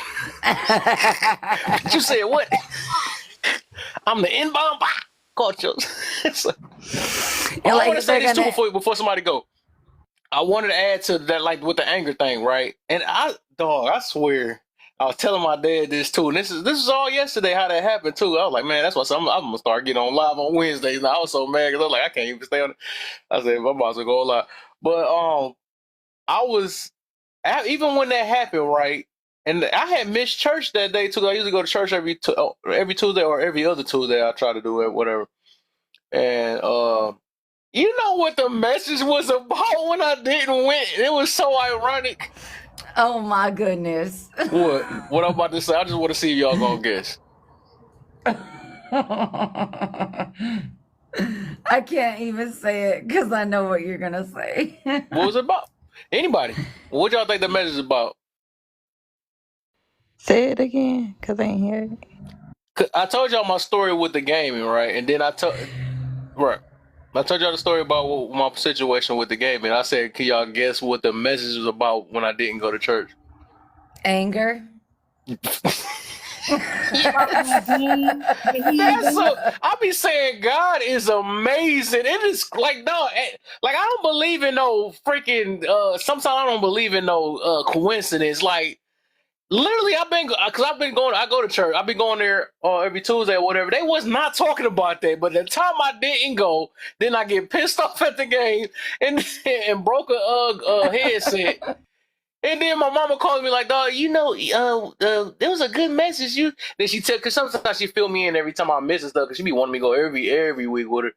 But she filled me in, and it was about anger. I was like, wow. I said, God is funny, man. I ain't gonna even lie. That ain't nothing but God. Ain't no way that's a coincidence. As soon as I start, that's crazy. I'm telling you, that's how God works. It's like God's like, you missed my message. I'm about to let you know this is what I knew you was gonna miss, and I'm gonna talk about this, and your mom gonna call you and tell you, and she ain't know nothing about it. That's so crazy, right? Stuff. I like, let me start focusing. I'd rather yell at people than this dang on game, because I'll be yelling too bad. At least I can't break nothing. I'm about to go back to playing my retro games because those fighting games be getting me, and I want to be real good on that Mortal Kombat though. I'm good at it, but that competition when you get on them high levels, boy. So when you play Mortal Kombat, because I got Mortal Kombat, the newer one. So when you play Mortal Kombat, are you able to talk to your component? Because I haven't tried it. Really. You can. Oh, nah, see, I don't want to do that. You gotta go, and you gotta go in the settings to turn your mic on too. Because I was wondering why my stuff wasn't working in my when I was going online with it. Mm-hmm. But you gotta turn your mic on, and it'll in the settings of Mortal Kombat, and then you can talk on there with your headset. I want to. Well, I don't have no headset now. Well, that's what I was gonna ask you, Kev. Like, did you learn your lesson with your anger? That like, even though this been building up forever. Like, I'm gonna tell y'all another one. It's been so bad that I threw a controller, some years ago. I swear I got it bad with the throwing controller, and I thought it because I had a little bit of money. I was like, maybe I just knew in the back of my mind, like, all right, whatever. But I threw it. It's the worst one I ever did, and I didn't learn from that one. I threw a controller out of anger because I felt like this friend I was going. I'm like, oh, how did I let his weak self beat me? I was so mad. And then I hate is when I got them all their health, right? I got all their health, and I got a big bar of health, and they got a little bit, and they come back and beat me. That jump be blowing me up like, no, all I had to do was pinch him, and I let him come back. But I threw the controller. I broke it. So I'm gonna say this: if my controller. When I threw it, it broke, right? But it bounced. It bounced and hit my TV and broke my TV at the same time. So I had a 2-for-1. That was the worst. That was the worst. And that was like three years ago. Yeah, that was the worst. And it was a big 40-inch TV, 50-inch TV. Yeah, that was the worst. Oh wow! See, that's why I play Smite, so it's not a 1-on-1 game. So it's a team player game, especially if I play ranked. And when I play ranked and I get somebody who gonna talk junk off rip, like they start talking junk before we even keep winning. They already talking junk because of who I picked. And I'm like, okay, cool. So at first I start doing my thug dizzles. I'm like, okay, I'm good. I'm doing the. And then when we start teaming up to fight and they start talking junk, I got you, buddy. I'll let you keep on unaliving and unaliving. And I don't got no team. You will have a team if you shut the fuck up. I might just, if I do get back to the game and buy me a new headset, I'll probably give it on back on Call of Duty. Never really did. I get mad at it, but it's nothing like fighting games. Like fighting games to me, that's my worst. If I play that and lose on that, I'll literally break stuff. That's crazy. But see, Mr. Kev, that new Mortal Kombat got me because with I play on Xbox. So when I'm on Xbox too. You got the controller, you got the slide up or something like that. They talking about you do it not to the left, but slightly up the corner to the left, and then trigger right. I can't do that mess. What happened? Oh yeah, that's like the old games. I'll be doing that too. Yeah, I'm really good at it though, for real though. Like I got video. I post a few videos. I played Tekken and Mortal Kombat, but I like Tekken. I think that was the thing that like it was Fortnite. It was Fortnite that I saw my kids like go crazy off of. That's the number and one. I was like, free wait game a too. minute. That free game is rich at the same time. The game is free, but then all the accessories they just keep buying because that's what they get paid off of. I'm glad my kids got Yeah. It's Roblox, but I don't know which one works though. I think it might be Fortnite. So, well, Fortnite is one, but remember back in the day. So, do you think that it's different when you stream with other people, when you play with other people? Because now we have it different. We can stream with other people, but before, back in the day, we couldn't do that. We just played the game ourselves. What's better? And we was cussing each other out on couch play too. Right, they just couldn't hear us. But I think it's different in a sense because if you get with the right people and you can build a team of people, you can have a good game. But when you deal with strangers and you start, playing with strangers is what really gets you. Or if you're playing with your friends, it's fun. But when you start playing with strangers, it's bad. But I would say that it's also bad because it's bad to play with strangers. I would say because of the fact that it can if you're not really built for that, it can really cause you to go into like anger, rage, all that stuff. But if you play with your friends, then it can cause you to build character more. Like, oh, okay, you built this item or you did this wrong, because sometimes like on Xbox, I know they have it where if you got Xbox friends, they can watch how you play and you could team up, especially like what is that, Mortal Kombat. Your team, my husband was doing it, him and his friends were like teaming up. Team up on Mortal Kombat. What the heck? Yeah, Mortal Kombat, you can have it like a multiplayer and all your friends can face another team. I don't know how exactly I have to ask him, but you know what that reminds me of, Sims, is like with Kev's first question after the red question, because we've already answered that. When he talks about the opposition, it's like, who's your ops? Who you fighting against? Like you can actually compare all this to gamers. Like I work with a lot of gamers, and I'm not a gamer, but I know a lot of gamers, and I live with gamers. So it's like, who's your op? I want to say that I think I'm the opposite way actually. When you said if you play with your friend, I play with my friends. I get mad. I think when I play with the random people, I don't be caring that much about it. That's because I got friends that be talking junk, and I want to be sweeter than them and all that stuff. So that's probably what make it worse.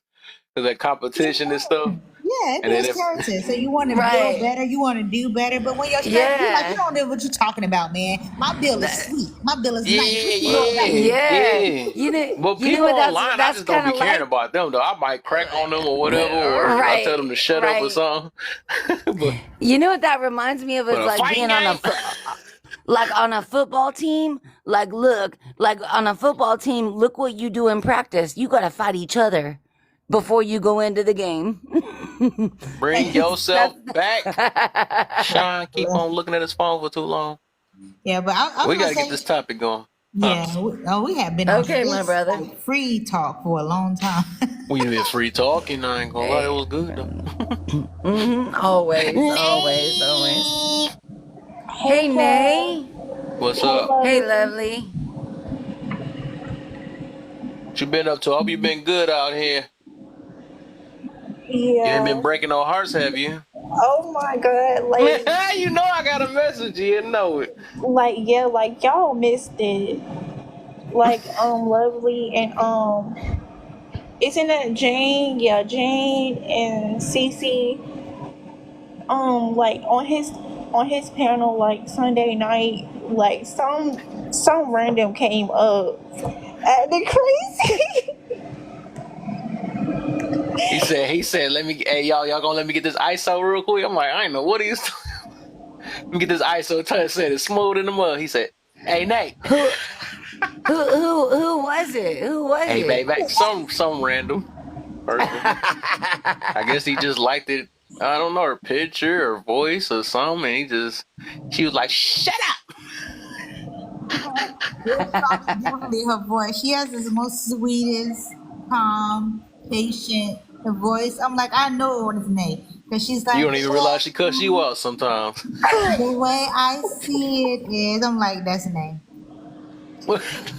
I know. Nay just comes with I'm telling you, there are a lot of people that come here with a sweet, soft voice, and then people will still attack that. Oh yeah. I remember that before. I remember her and Tansy went back and forth. Tansy don't care. Yeah, but Tansy used to come up all the time and just talk out of turn, or she would try to. Oh, that's what she been doing. She don't care. That's why I had to block her eventually. I was like, yeah, I'm tired of her. I stay away. I don't got the patience for that. I had to block her. I realized everybody, all my peoples can't handle her though. So I was like, I ain't gonna do it.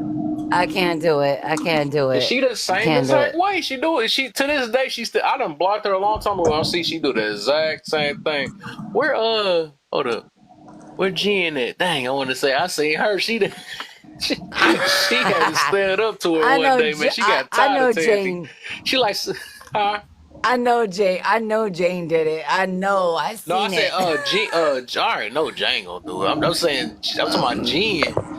Oh, Jen, yes.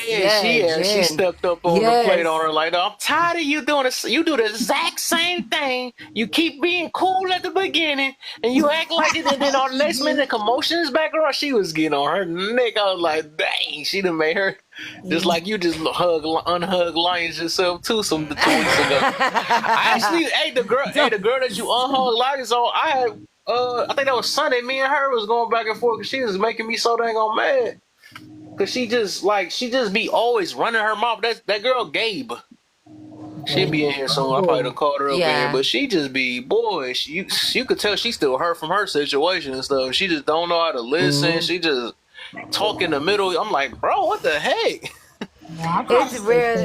It's rare. It's very rare that I become a lion. It's very rare. You said I had to switch spots. You said the lion got to hug you now. Once my lion come out the bag, you know it's real. So I try so hard and so patiently to keep myself from it and be like, yes, Cece. Because if I got to really come off mute, then everybody's gonna know, like, oh nah, Cece don't play this. Like, nah, I be trying so hard because it was like, oh, you so sweet and respectful. Yes, I try to be. Yes, sir, and yes, ma'am to everybody. But please don't come from my neck because I'm gonna chop yours off. All I don't even try to. My thing is, I feel bad if I do that. I feel like I lost. I'm actually the opposite way. If I ever have to do that, I just feel like I lost because I don't want no human to push me there, especially when I know I'm trying to be better. Right. Hey, and that's why you're never gonna throw a controller at a TV again. You're right. I knew that was gonna get turned around. Dealing with Lovely, I knew she was gonna crack on me. She always hit somebody when they down, man. That's messed up. It's like that. But she's for real though. Like because Can't tell her anything. She just gonna turn it right back on. it's real I though. fell Because you asleep. live, I you fell asleep learn. on live by mistake one time. It's a wrap. I'm never living it down by her. That's what happens when you knew somebody for too many years. We've known each other too long. She's like, "What you I Too gonna do? watch a Can't lot. long. fall asleep?" I'm like, "Oh my gosh." I watch a lot of lives, Hey, and I stay clear of the ones that I see Lots, that's one of my argumentative. favorite peoples. I see her every out of the blue sometimes. What's up, Lot? hey, Lux. She went. Well, she Yeah. wanna come here and teacup But then somebody you too? see, but then I want to say Oh. too, Mr. Cat, one thing I never really got to say to anyone really on the panels or whatever. I realized that some of these people that be on these panels, they really like. I realized they troll a lot. Some of these people troll, and they would Yeah. like to pick with you to see how far they can go. Yep. So I've noticed that. So I've been learning certain people and different type of people. So I learned like to like not even respond because I'm like, I know Yep. you're trolling. You trying to get me there, and once you get me there, there's no turning back because now I'm on fire. I'll probably be like Tansy jumping on pedals, just like F you. Let me stop. Nah, I won't do that. But Yeah, yeah, that's I what she realized look that. for though. That's what she look, and she love when people do it. That's why I say it's a L in my book when I do get there, because that's what they want you to do. And then it is true once you know who it is. That's why I really don't either pay them no mind, because I just refuse to let somebody. I rather do it myself. But I refuse to let somebody else take me out mine. Low key. Elements. That's just what that is. Out of your circle. Mm-hmm. That's why I And said. Tansy Yeah, got me one day too. I couldn't believe it. I knew her, and I let her still give me. I didn't. It wasn't that bad, but I just told her to shut up. She just was kept. I was like, wow. But she called me at an angle, and I usually can't handle myself, but she gave me. I'm like, bro. it's so amazing because I was in a live earlier, and all we were talking about was what the weather in the East Coast. You know, everybody was talking about how does humanity, treat people with kindness, treat people with love, treat people with compassion, and it was all about that.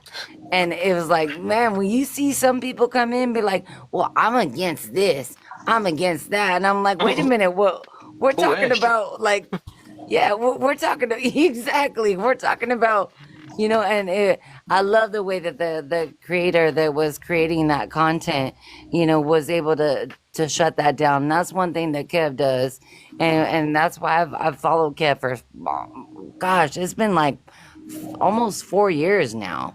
Yep. Almost 4 years now, so it's like you keep following the content creators that move with your mindset, that move with your love, that move with your compassion, because not everybody has that.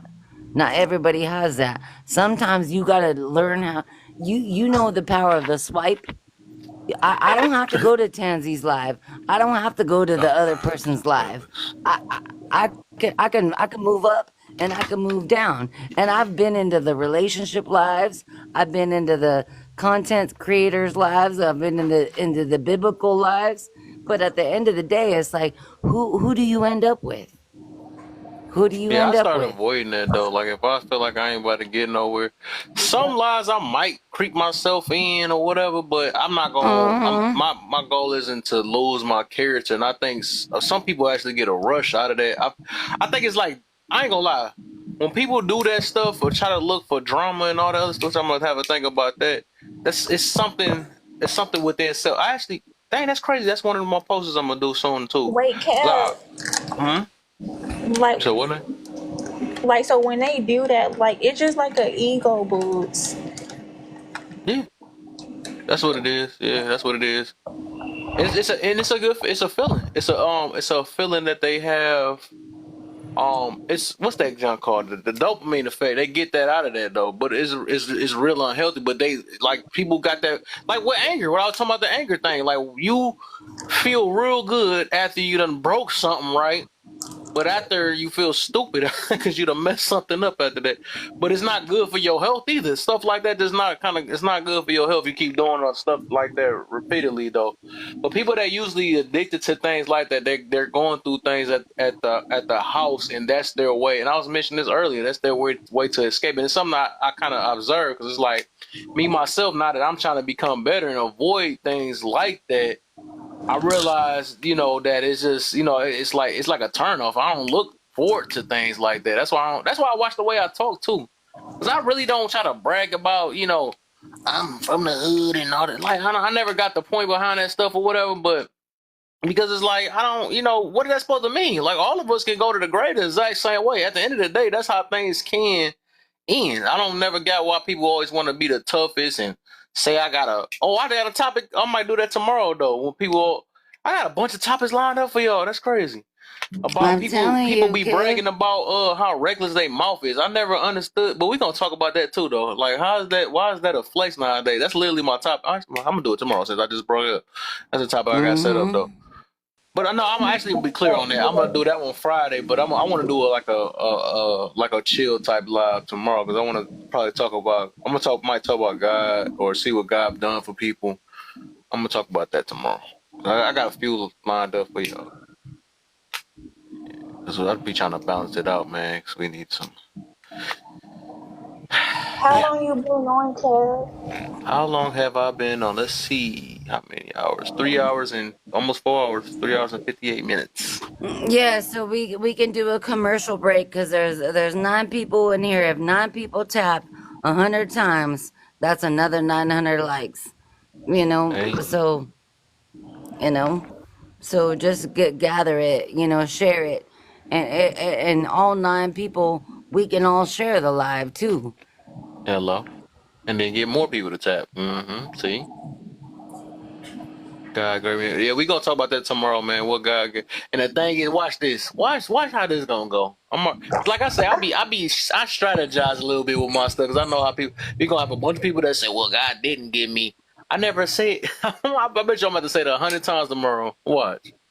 I never told you what he didn't. I said if he didn't, just shut up. You know what I'm saying? I ain't asked what he didn't give you. I said, what did he give you?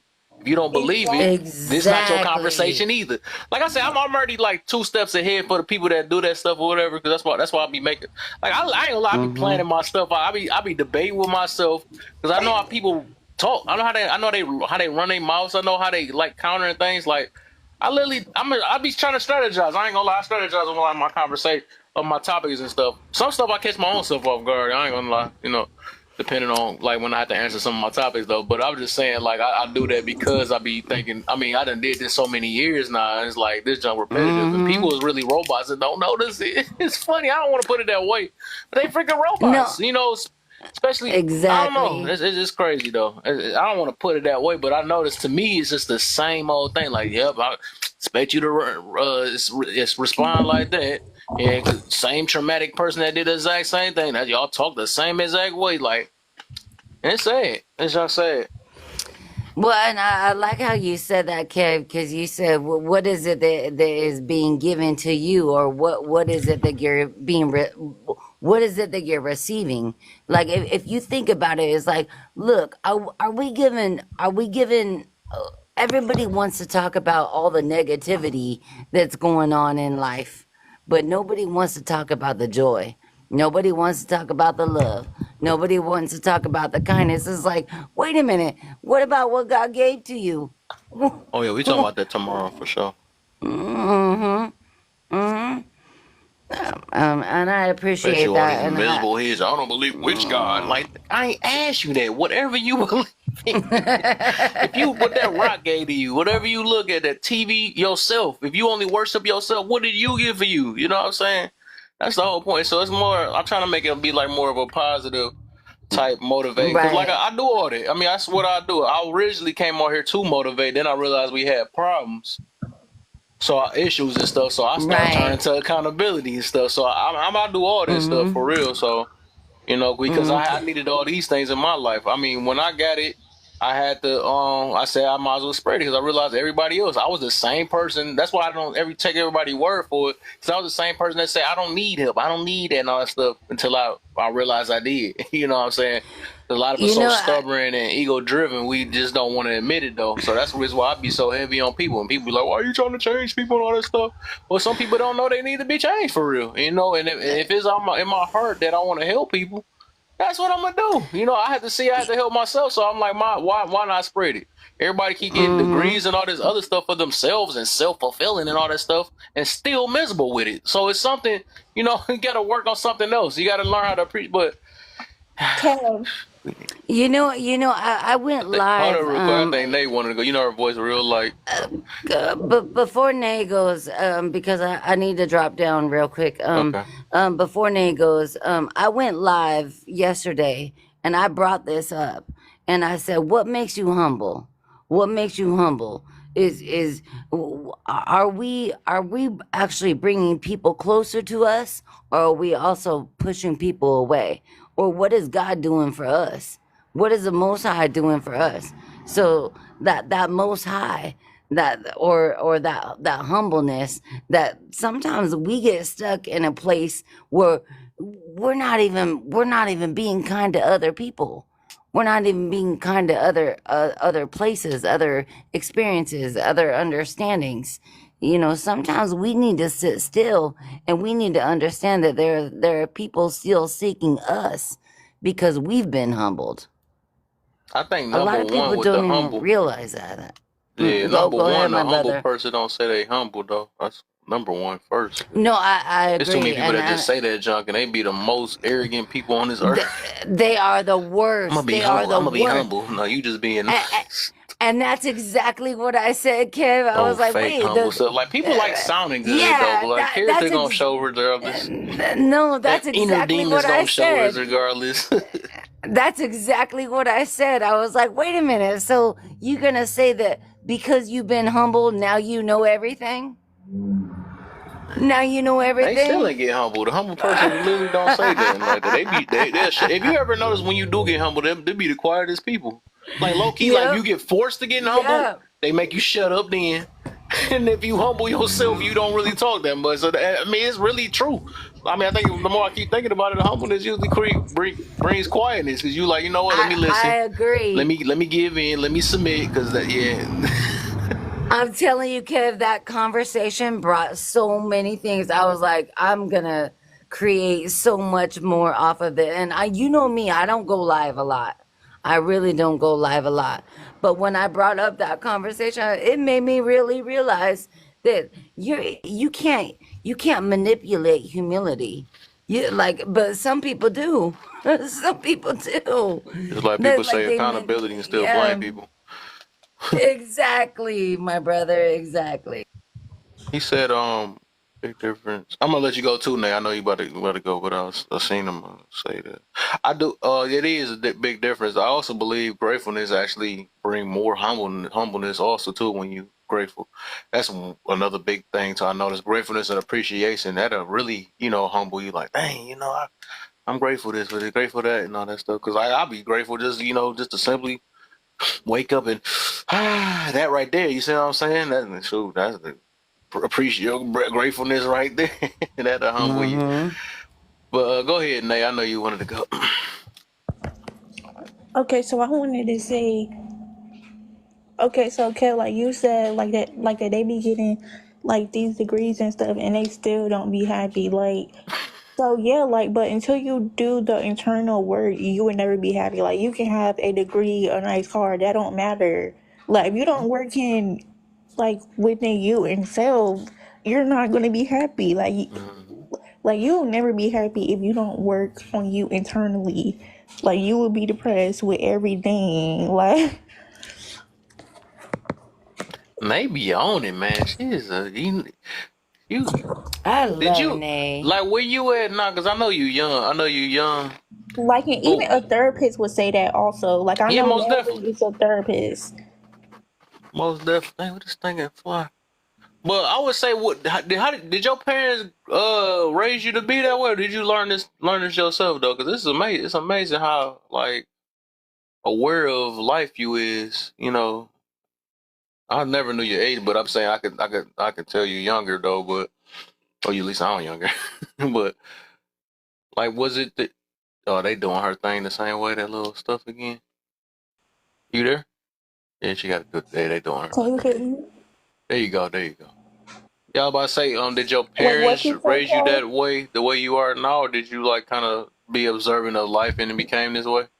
Cause you super smart and aware. I noticed.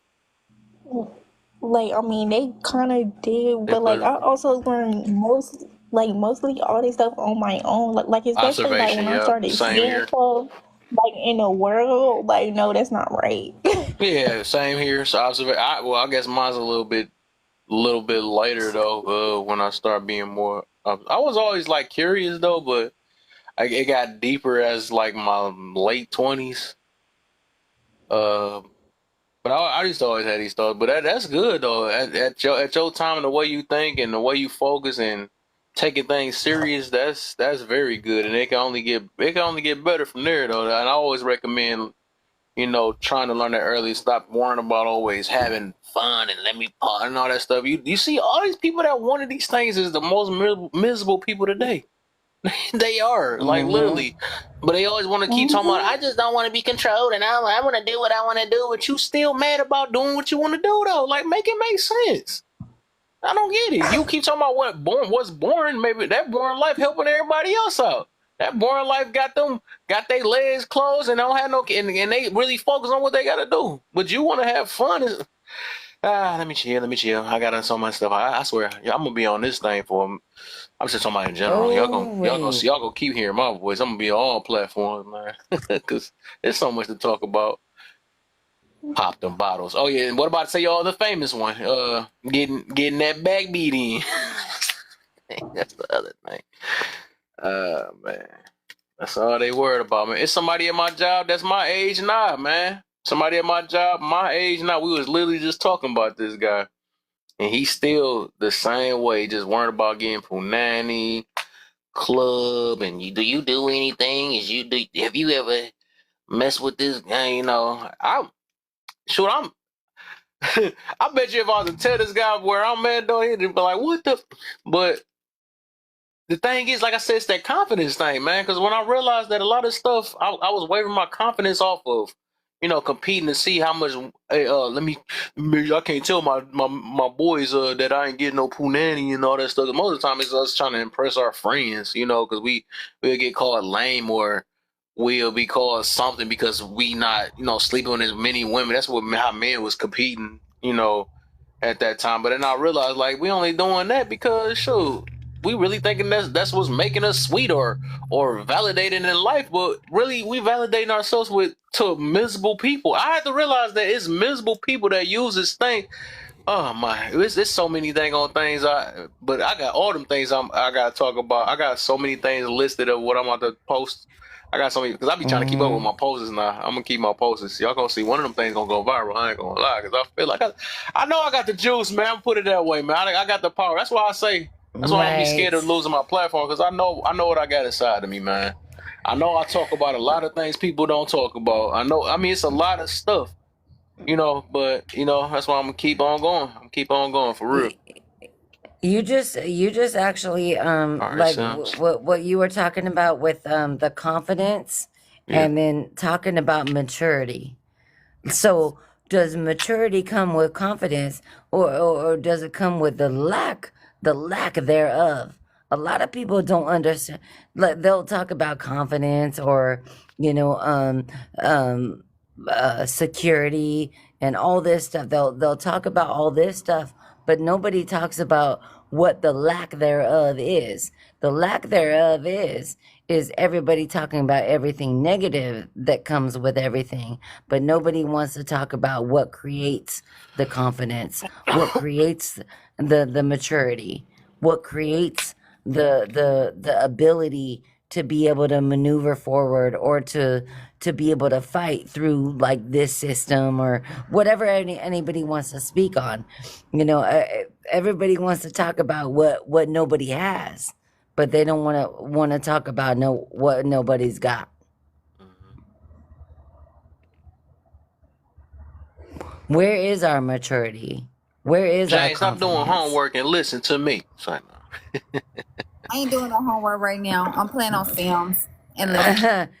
I'm keeping notes, Jane. And I know Kev is, and it's like this is what we do. This is how we build what was the live that I I need was in that energy she earlier. be having on her own live. She be over there going, well, that's when she been, I guess, but that's a whole different type of Yeah, energy. yeah. She be like, elevation. I be watching in the shadows sometimes. I be like, oh, Jane. She's amazing. And this is what we do. This is what we People be do. stepping on This her is what we feet, do. man. I don't know why. Ain't nobody gonna You step gonna on realize, hey, Jane's look, feet, you and we're gonna gonna realize protect as a, her. I gotta say little brother, I can't say big brother. You gonna realize a lot of that stuff just really ain't worth it. Man. It's a waste of freaking energy, low key, man. That stuff is a waste of energy. These people, everybody gonna literally do what they want to do. People gonna say what they gonna say. I mean, I it's just a agree. waste of I energy, agree. though.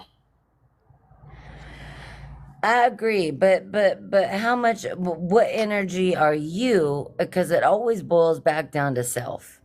What energy are you giving, and what are you trying to? What is your purpose? Is that a This kind of question? goes back to that. Yeah, no, it is a question. Because at the end of the day, we have this identity crisis. Everybody has always told us, you're not going to be this, or you should be this, or you should do this, or all that. But at the end of the day, what are you going to do? What is your purpose? Yeah. What is your purpose to give that to? Are you giving it to other people? Are you giving it to yourself? Are you That's a giving it good to one, too, because I everybody was about to else? say. That's all I was about to say. The energy. That made me think about that. Some energy, because everybody gonna waste energy. I wouldn't say waste. I want to say the.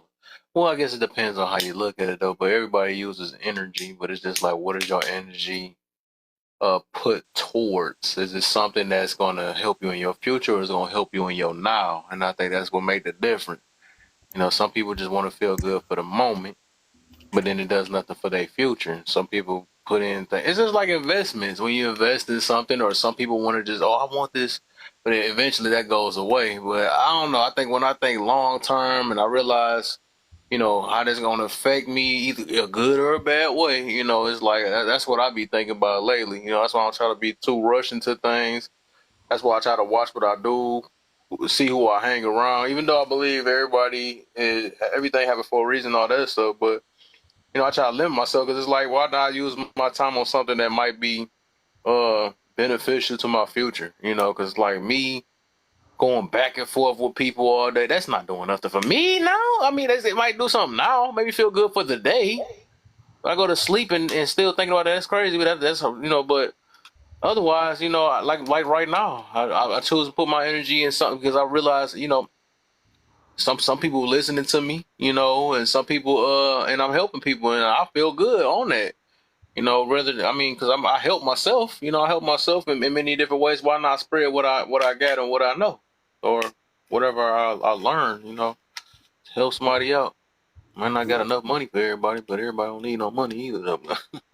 I'm just gonna say my purpose has been realizing that I can't really help that I'm right. I can just help those that are wrong. Right. I remember that. That's a heck of a purpose. And how's that beneficial to everybody else? I just help people with, figuring out the right thing instead of the wrong thing. Okay, I got you. That makes sense. Makes sense.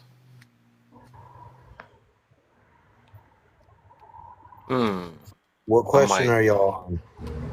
Well, I think that I just want to say that on what Mr. Prince said is, you know, is what is right or what is wrong, you know, is very subjective, and I think that's what everybody is contemplating on, is that subjectiveness. Is it?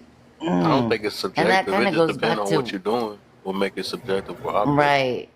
If you trying to It goes back live, to or your if you trying to, doings. yeah. because it's a right way to play basketball and a wrong way to play. So it depends on what you're doing. It gotta be a right way to parenting and a wrong way. Just like that. I mean, a lot of that stuff is really worldwide. Well, you know what? Hey, Kev, you just proved a good point because you said a right way to parenting or a wrong way to parenting. It's a job. It goes job. back. It's not different. It goes back to saying. It goes back to your red question that says, why do people have so much pushback against what they claim they never seen? If you've never been a parent, does that mean you can't be a parent?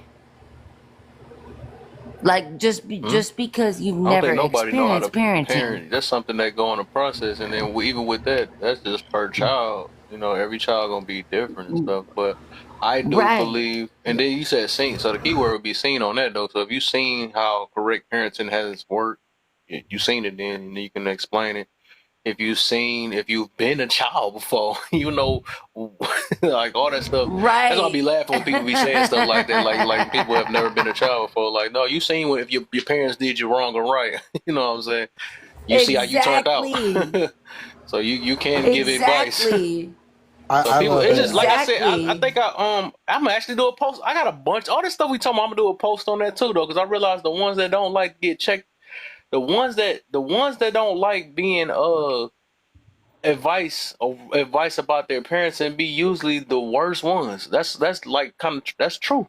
That's most definitely true. The ones that just don't like it, because like any parent that's confident in what they do, they don't have to argue what they do. They know it works. But if they feel shaky, or if they feel like they need to, or if they may have some type of flaw in the process, because any parent, I think anybody that know they tried their best. At the end of the day, they don't have to doubt themselves. They just don't. But some of them know they didn't really try their best. That's what a doubt come in at though. But if you went out doing your heaviest and stuff, you could still be like, you know what, I tried. That's all you can say. I love it when I get advice from a motherfucking person who's like, well, I read 8 3/4 books on childhood psychology, and they told me blah, blah, blah, blah, blah. And then I'm like, okay, well, how'd that work with you and your actual children? Well, I don't have no kids.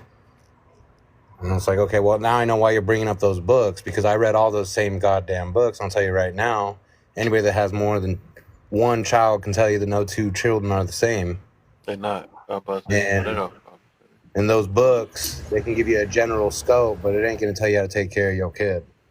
Exactly, mister. Like it also. Yep, mister. The Bible will tell you how to raise your kids. That'll do a better job than those psychology books.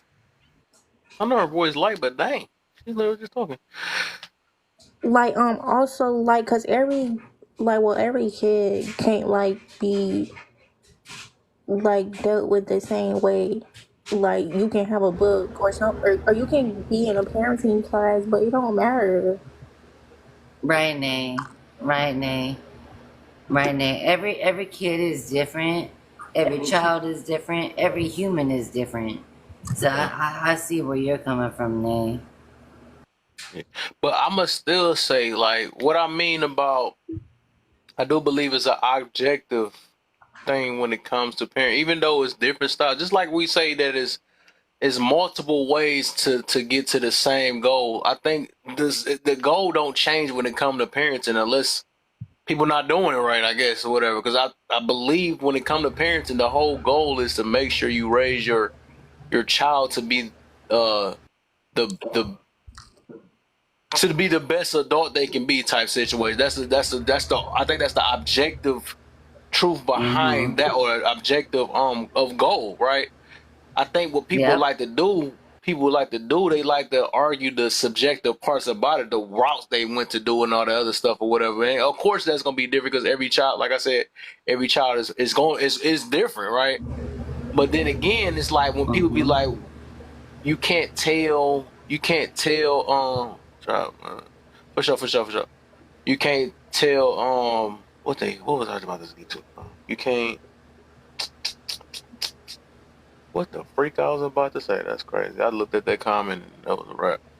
Threw myself off. Well, think about it, Kev. You know, because I've worked in foster care, and I've worked in the educational system, and I had to deal with a lot of parents that it like at the end of the day, it's like some of the parents that maybe they were not doing it the same way, but the government was telling them that they had to do it a certain way.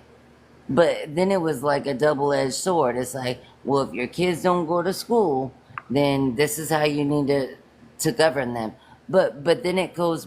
Who was it that brought up in your earlier life discipline?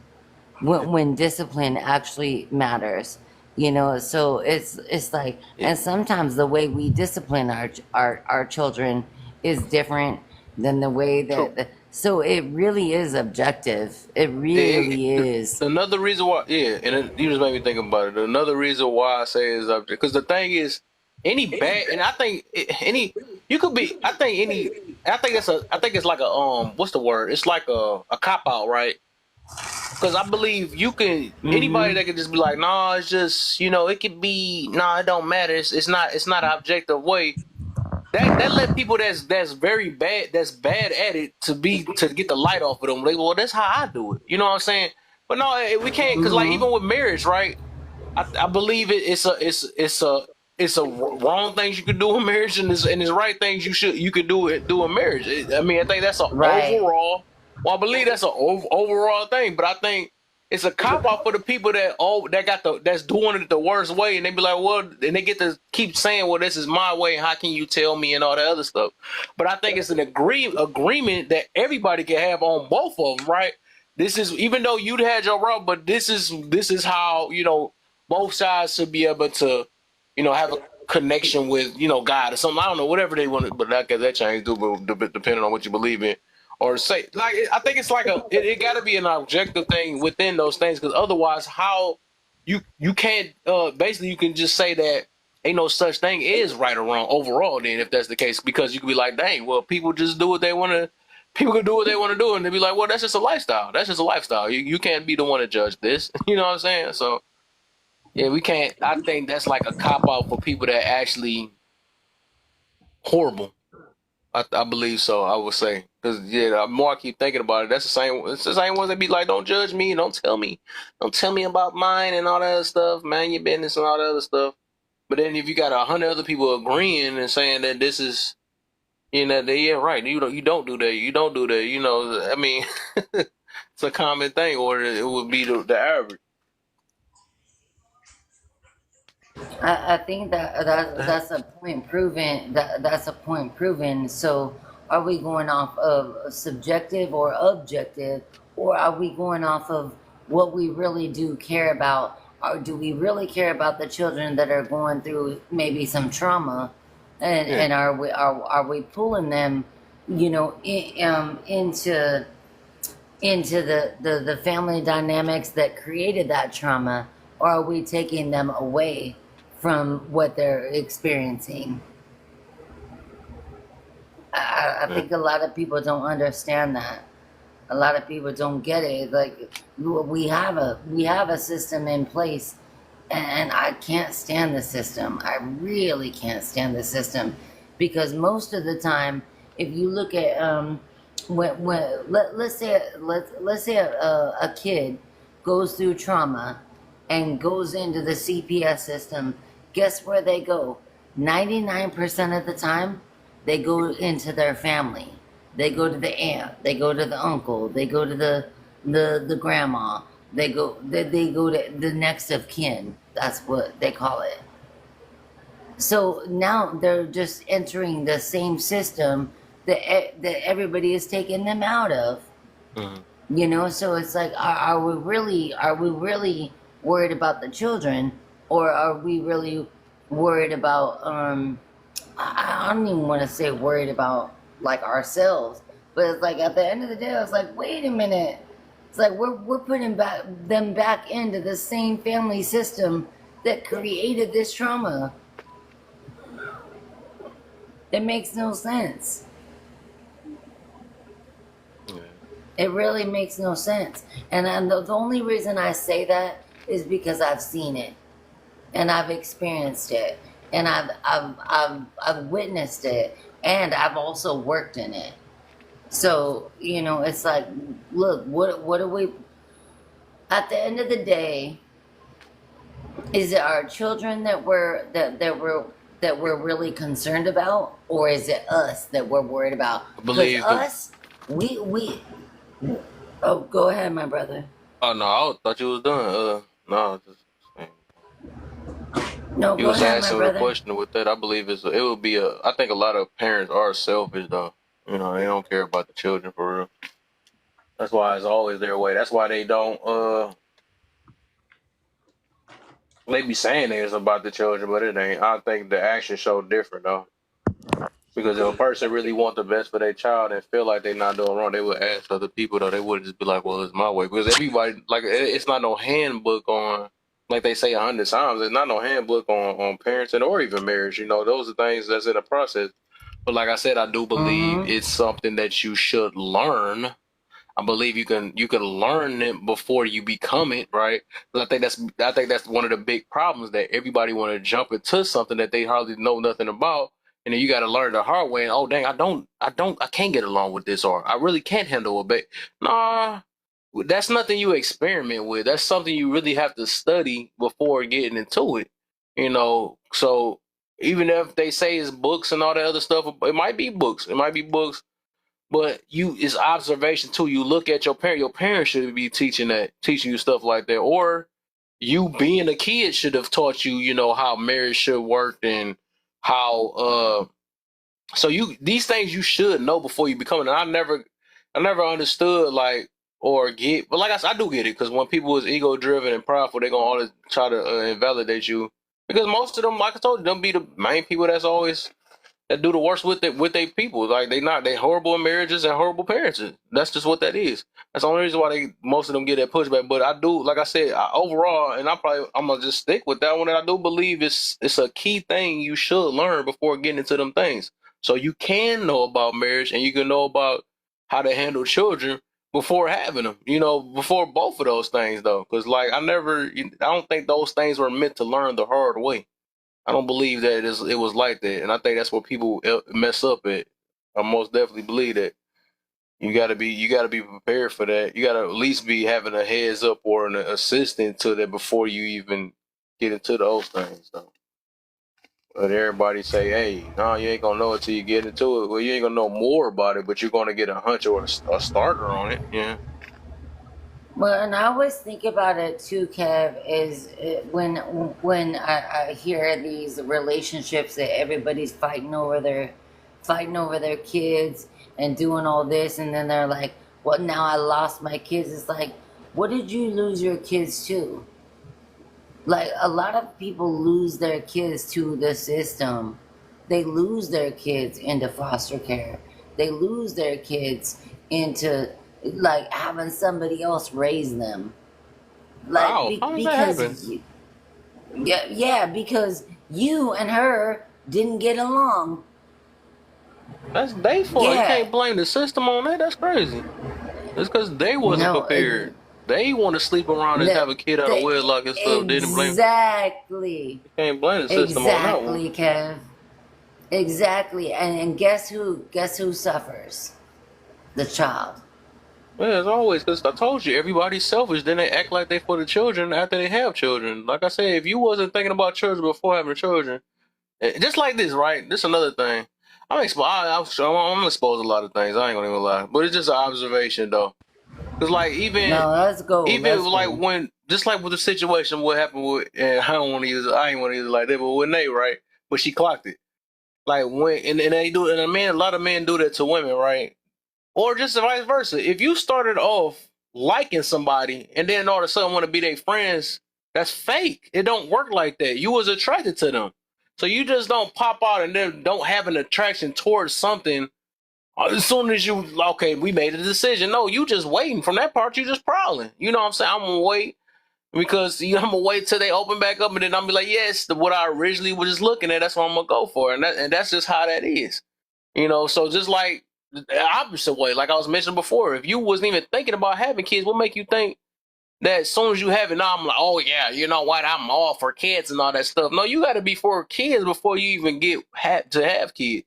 Some people in the midst of it learn to grow in it, but that's less likely. Some people still put themselves, and and that's with them having this bond with something they created, and that's the reason why they really like kids, because they bonded with something they created. That's the only reason why. But otherwise, if you wasn't thinking about kids before that, you never did want kids. You just want it now because they're here already. Like I said, that's just some stuff I just, it just only just makes sense to me though on that situation. Because like right now, I want kids, you know what I'm saying? But I just ain't got I don't have the right person. I want to do it the right way. But just like that's why I don't never argue with a person that say they don't want kids, because I'm gonna take what them be the main people that say they don't want more. You know what I'm saying? Because they never did want a kids from the beginning. Right. Because like you knew what it took, what it takes, and all the stuff you're gonna go through before that. That's why you should read up and look up on it and see what's the chances of this can happen, all that stuff before it happening. That way you can prepare yourself for it.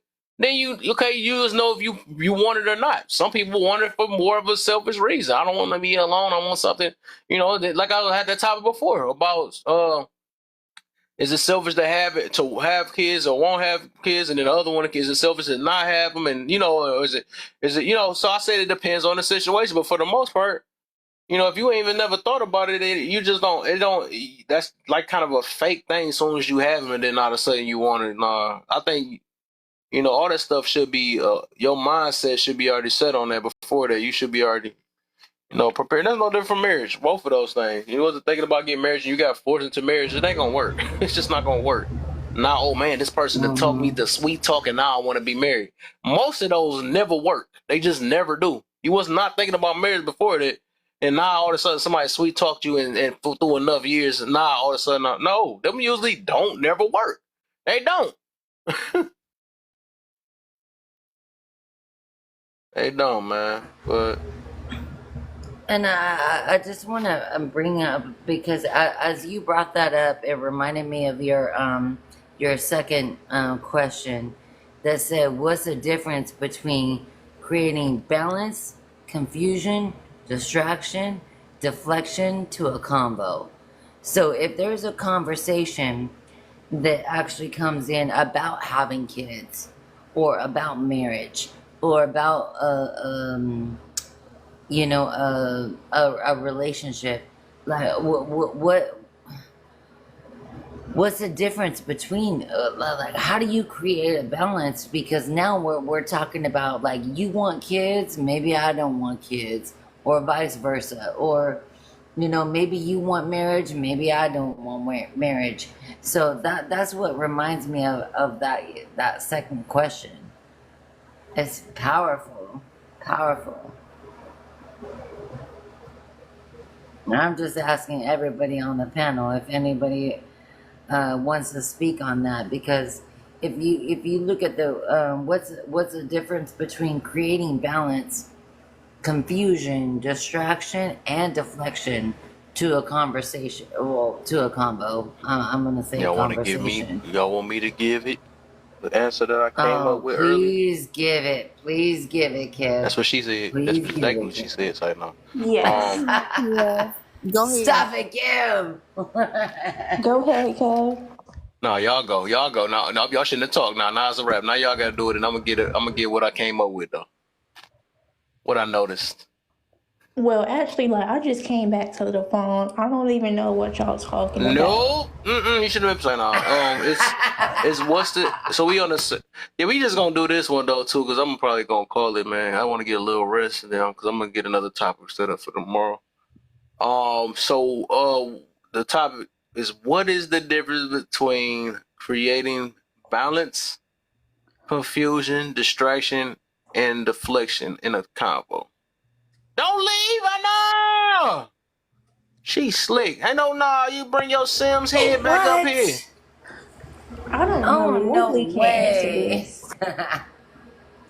this.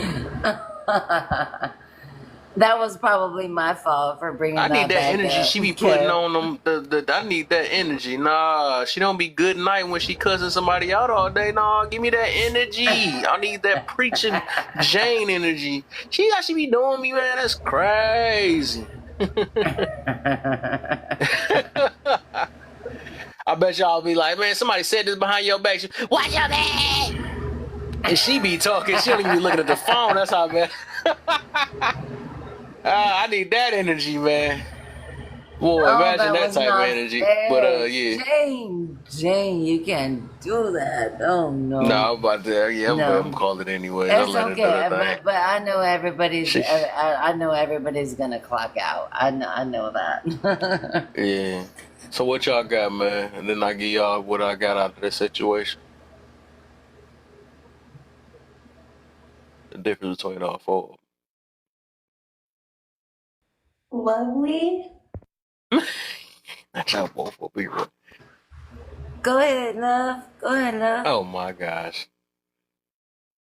Oh, y'all burning my time. All right, cool. I say the difference then. So what I noticed is that because I was giving different examples, right? So I said creating balance would be something, and I'm gonna just say from my perspective of how I view creating balance. So balance, only time I really bring balance is if it's somebody like anger at something, and I'll try to let them look at things from two different perspectives, just so they can lighten their mind up a little bit. Confusion would be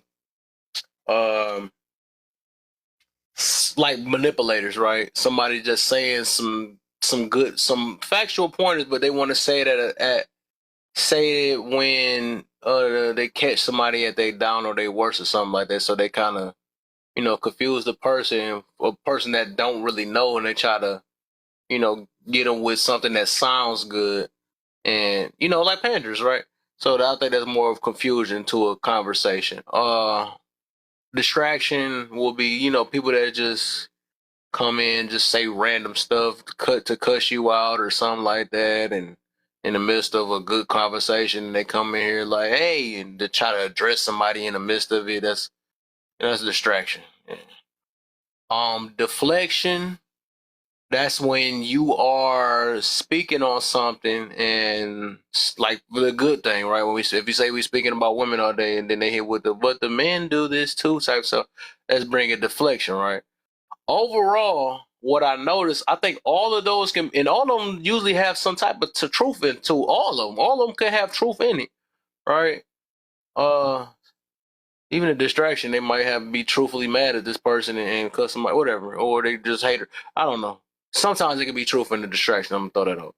But what I noticed the different was what's the same about them, right? That was the difference between them, but the same or what make it okay? Let me see how I'm wording it. But basically, what make it different is based off the timing when you use these things. It's really just timing, right? Because if I try to create balance like I was talking about the first one, in a serious topic, right? Which you shouldn't be trying to make balance in a serious topic. If I'm talking about this, that's when it can turn a deflection. If I'm making balance in it, you know what I'm saying? Or sometimes it can be a distraction, right? Or it can cause confusion. But if I'm trying to make balance, like I want you to see the other end too. It's not time to see the other end. That's not the timing for that.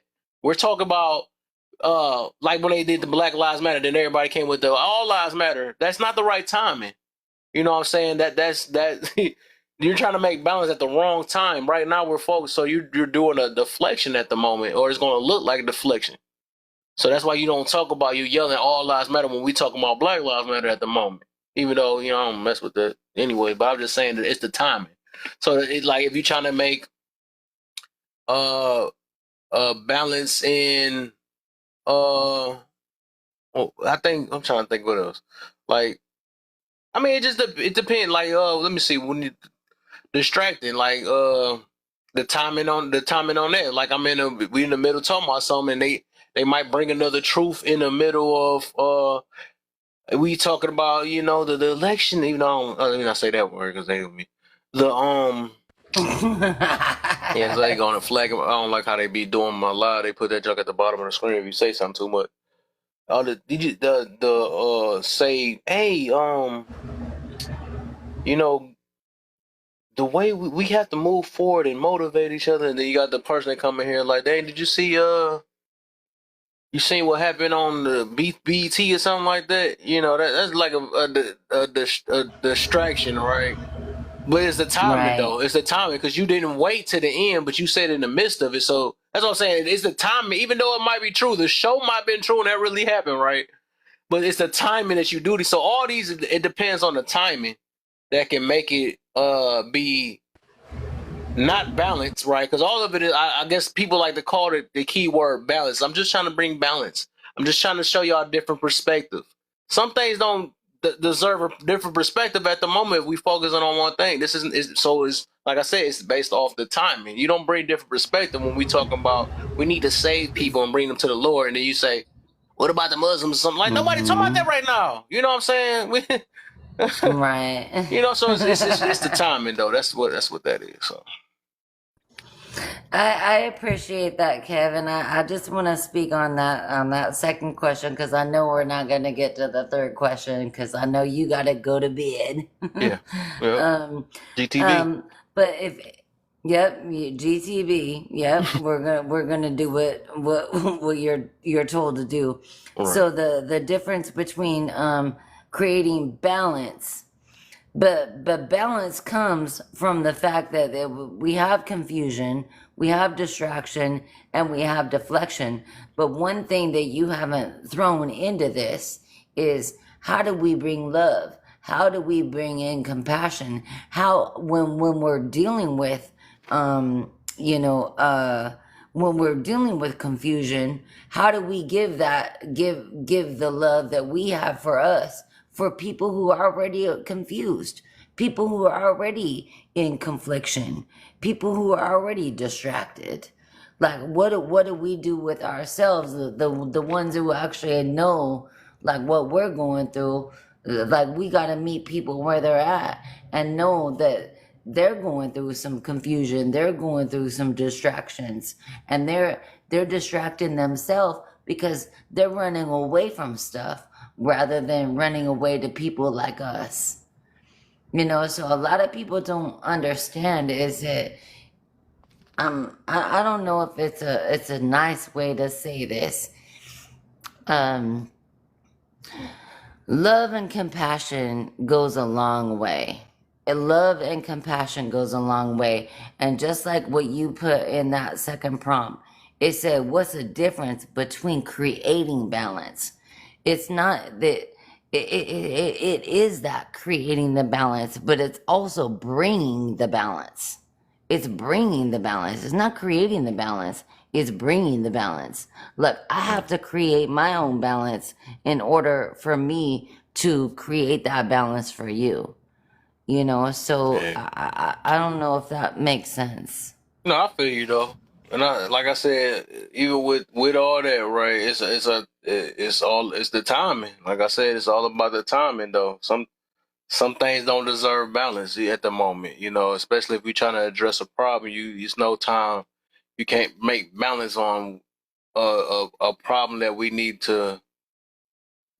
that's seriously addressing, right? You just can't do that. Like, and that's that. Like I said, it end up, even when you make balance out of it, sound like deflection, right? Because if we talking about the birds and you come here talking about the bees, like, what the heck? You know, that's deflection. Now we're Right, not talking about that.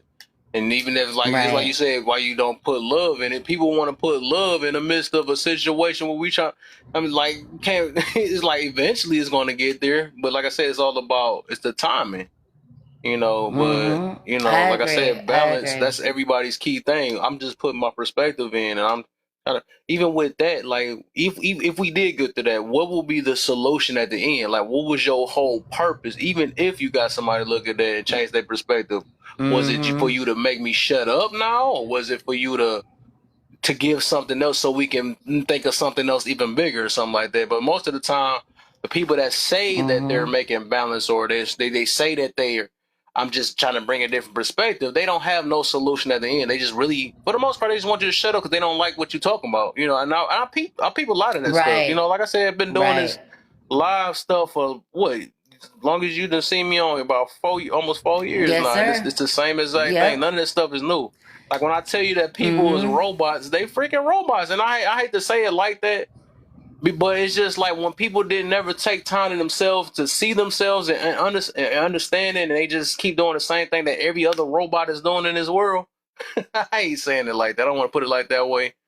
But when they keep doing the same thing, that's why they feel a certain way. If you challenge them or something like that, because they never challenge themselves like that. You don't know what you're talking about. You don't know. No, like if I literally dealt with hundreds of you, you know what I'm saying? Y'all not humans not really that different, man. They not. They really not. We all kind of do the exact same thing in different ways and stuff. And sometimes if you don't keep up with certain things, sometimes you get left behind. You get left behind with everything, and then like most of the people that get left behind, they get mad. For the most part, you don't know what you done, man. I know. If you wasn't focusing on doing this all your life and being on your knees all your life, you would have knew something else different. You know what I'm saying? But that's the pros, and I would say the pros to being focusing on what life is really doing instead of focusing on your own life. I think a lot of us just focus on ourselves so dang on much we don't really see what's going on outside of us. That's why I said I'm at this stage now that I'm looking to understand and being understood for the most part, because I used to be trying to be understood. But now that I'm learning so much more from other people, and a lot of times I learn a lot just from simply shutting up. You let somebody talk long enough, you be like, oh, dang, okay, I see where you stand at. You sound just familiar. Sound like the rest. I'm not going to say nothing. And then sometimes that's why I say I don't really say too much because I know how people work also. You say more stuff, then you trigger them. You trigger them, they're not going to listen anymore. So, I mean, it's like this stuff is, you really focus on it. And like this stuff, I ain't need no degree for these things. You know what I'm saying? It's just simply just paying attention. Everybody had that capability, but they don't want to. They don't want to take that sacrifice. Because people are so worried about me, and I need to be pleased right now. But they pleasures ain't making them learn anything, but how to get pleased more. That's what's happening. But like I said, only with situations like that, I can just only really kind of pray for certain situations on that. But De Niro, I didn't even know y'all were cousins. Oh yeah. So that's my main Hey, cousin, man. Me and Janelle. him been know each other for too long. Hey, Janero, how are you, my brother? We were so much favorite cousins, we was about to fight sometimes. That's how bad it was. Oh boy, he got me a couple times. Well, I'm like, nah. But that's what happened when we hang around each other so dang on much. I love You know him what's with all my crazy? heart, man. I love what the man he grew up to be and all that stuff. Like I'm most definitely proud of him for real, or where he at in life for real. I love hearing that because I was talking to I was talking to somebody earlier and we were talking about when cousins become why do cousins get so close, and then why do siblings get so close? Why do you become so close? Because you see everything that your parents are doing. You see everything your aunts, your uncles, your grandmas, your mothers, your fathers, and everybody is doing. But you are a cousin and you are a sibling, and now that's all you got. Maybe Yeah. that's all you got. But yeah, Nate, that's one. My other cousin is Juan. If you ever see him pop in here, he came here a couple times, one or two times. Them only two Yeah, main I've cousins I seen got on him. here. Mm-hmm. And I think like Kev, like if you think about it too, especially with all of the conversations that you have about everything in life going on, at the end of the day, who are the people around you that you love, that support you? Are they your cousins? Are they your siblings? Are they your family? Like who supports you? Most Everybody of the wants to time it talk. be the ones that support usually don't be family for the most part because your family know you, right? Family can support you, they do, but it usually be the strangers. That's just reality in real life. It always be like that. Like if you ever notice, like you could post things on Facebook and you hardly get nothing but strangers. They be like, dang, they all into it and stuff. But it's different because like family gonna have a bias because they knew you. You know, they knew you since they. And some people don't believe you change. You know what I'm saying? Some people be like, what the heck? You know, some people can see the change, but some people have to change themselves to even see that you change. But I mean, that's just what that is, though. But in reality, we know that. I think that's what everybody usually be. It be the friends or people that strangers that support more than actual family. That's just reality. But then when you get when you become known and stuff, that's when you see family come out of nowhere. Oh, hey, I know him. I mean, it's sad it's like that, but that's just how it is, though, because they really don't see what's in you. Because like I said, they know you. They gonna have a bias. That's just what that is, though. You know. That's like what that reminds me of when people win the lottery. Now all the cousins come out, the aunts and the uncles. It's like, wait, you won the lottery now? It's like now I'm your family member. Like what? No, it doesn't work like that. Now you sharing my posts. Now you. That's funny though. That is funny. Oh, now okay. Yeah. I still love everybody though, no matter what the situation. Even if I do get my face up out I here, don't man. care. I just know how things operate. I can't hold nothing against nobody though. But I ain't about to be no sucker either. Oh, now you want me to post stuff of yours That now? part. I got millions of followers. Now you like, hey, I need you to post my husband. Nah, it don't work like that. I know when people. Now that's when I be like, nope. I got to make sure I seen you from the ground up. Like, was you there one day when I had one person in my room? Yeah, I ain't gonna get you. I don't get used. I don't like fakeness. That's one difference, though. That is me. I do not know. I know fakeness. No, I look better than I know him, fake.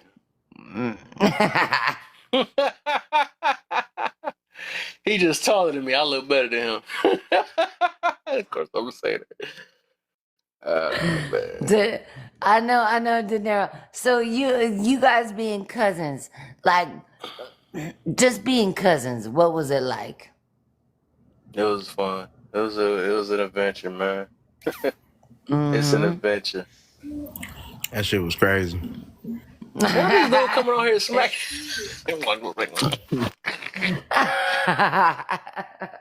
Now we got so many stories. I swear it's so funny, man. I wish my cousin was here the time when he because just shot past me. This dude always wanted to be taller than me. He was like, watch. This dude just kept being on the side of me, just measuring it. Next minute, it was a wrap. I started looking at his chest after that. I'm like, ain't that a bit? But I knew he was gonna be tall. Hey, I want to ask you guys this. So, do you guys live in different states? Nah, he did at one point. I think he be going. Oh, okay. Yeah, I just moved back from Ohio, but yeah, we both stay in Detroit. Oh, you're both in Michigan. Okay. I think everybody always makes it back home. Most of our days. Yep, everybody. Go ahead, my brother. I ain't hear. Oh no, I was just singing the songs. I was saying on the playground where we spend most of our days. Right. Oh, I swear you're singing a song right now on the playground.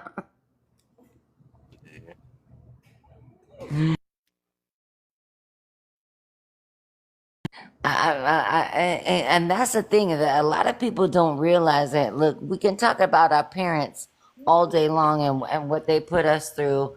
You know, like with what Kev was talking about, you know, with you know, claiming people in the opposition of people, and a lot of it comes from our parents, but a lot of us don't understand how important our cousins are, how important our siblings are. Yeah. Go ahead, my brother. No, I'm about to say you just made me think about that too. I had a topic about that too. I believe the parents is what taught us, what made us, like kind of biased, or I'm gonna put it this way, to not look at things from both ends. I believe that's what played a major part today why people are like this, because we always had to choose between father or mother, or, you know, vice versa, or mother or father, something like that, or whatever. So it was always like and we never want to look at things from more than one side because the way we was raised. But I think, that was, if a lot of us was raised to see things from both perspectives, but you could tell though. You could just tell on this app, like some people just either go far left or far right. They don't never want to make balance. They never want to, But I think, I think it started off with the parenting because they never be like, hey, you know what, this is that, and this how we handle that, but that'd be too much like right, wouldn't it? Most of the time, our parents are fighting, so they making us choose. I'm the right one, and he was a piece of ish, and I'm the right one. She was a no good, so it's just that's where that comes from. That's why everybody picks sides. Well, and a lot of parents made the way that they treated their children was why their children decided to be against their own siblings. But some of our cousins, like you guys, it's like our cousins were important to us too. Like we had aunts and uncles that were on the other side too, that they were living a different life. So we actually had to grow into that. We grew into understanding that, look, they lived a different life just like we lived a different life, but it didn't mean that we didn't love you. So I see the cousin side. I don't know. I'm big on my cousins, so because Different. I Depends don't on the have type of many. cousin you got. Sure. I mean, I wouldn't Yeah, say that's yeah. necessary because any type of family, it Not could be all of them. beneficial Not though. all of But them. because everybody ain't Exactly. for everybody. Not all of them. Exactly. Not all of them. You lose a lot of people in this process. Yeah, it's just Go ahead, my brother. Yeah, like I was gonna say, like I do believe like cousins, sisters, brothers, those type of family members are good for creating your social foundation. Just like your parents, they gonna give you that discipline that you need. They gonna make sure that you have morals, codes, and ethics and stuff like that. But when it comes down to it, you need both. You need both. yeah. And I learned. Yeah. Yep. Mm-hmm. What you got for me, And Paul? We about to drop this because I end up. I went way past my time. I'm trying to give some rest. What you got, Paul? You about ready to GTB? GTB. What's up, man? You all right? Hello? Yeah. Oh, you can hear me? Yeah, I can hear you. Oh, okay. This is about parents, right? Whatever you heard, you could talk about it. Okay. I think that parents got like control issues. I think the world got control issues, and that it's all because of money. I think money is the reason people want to like live a comfortable life. Give me an example of a control issue.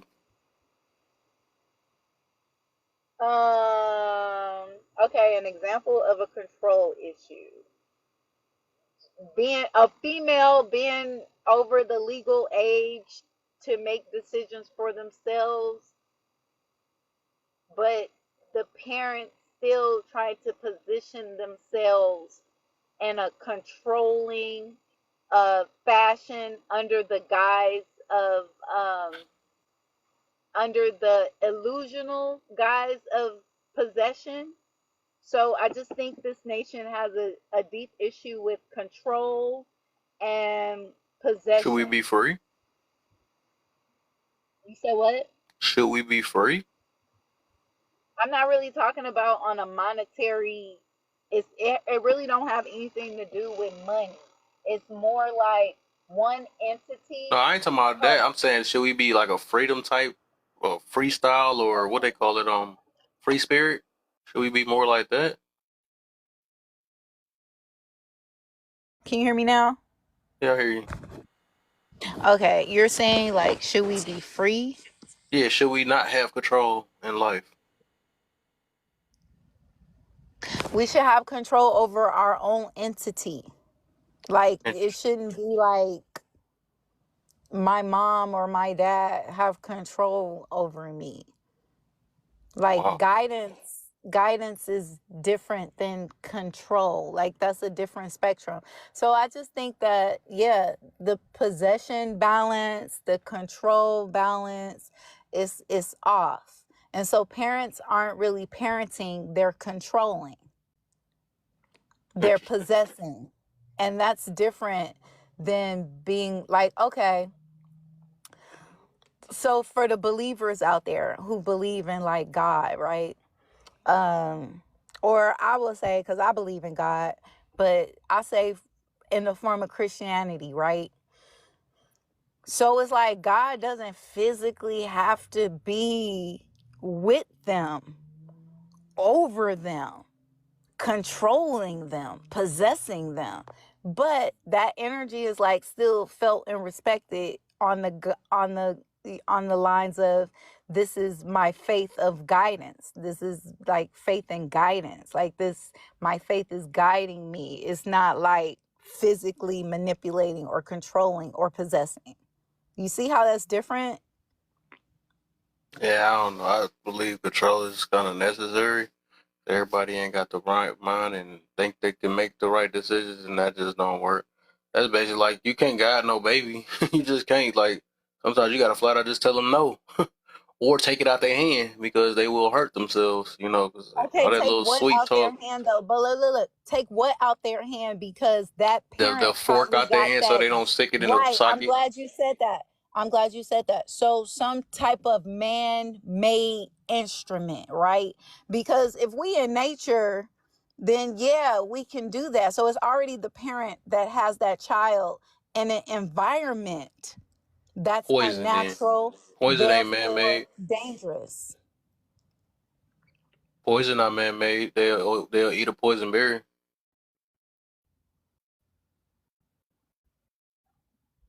Hello, Uh-huh. hello. It got quiet. I'm here. Hello? Yeah, I just didn't find like what you said worth responding to. yeah, So right. that's all. I know. Checkmate. But all I'm saying is that it's necessary because a lot How of is it people. checkmate, but you're actually responding to what I said? And Yeah, then but with I'm just that saying midnight, you was using you was saying that what the heck happened? What? Dang, I ain't checkmate her that bad. Dang, that's crazy.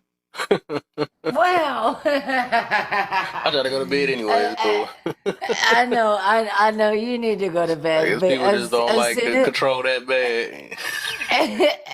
as soon as you said checkmate, This stuff is amazing on here. I ain't gonna lie, bro. I ain't gonna lie. I love it, my brother. I love it, my brother. You enjoy the rest of your night. I'm gonna shut down. But I love being on your panel as always. All And I right. appreciate the fact that you always allow me on that. But as soon as you said checkmate, I was like, But that sounds like I might have to clip that one. That was funny. I literally, you said checkmate, and then they dropped down. And it's like, is that really a checkmate? Like when you just like drop out? Like that's a checkmate at its finest. Checkmate the check. You've lost your king. I know. Man, this is how we work, Kev, and I always, this is why I love being on your live, and I love being in your conversations, because I'm like, I got to experience this. Oh man.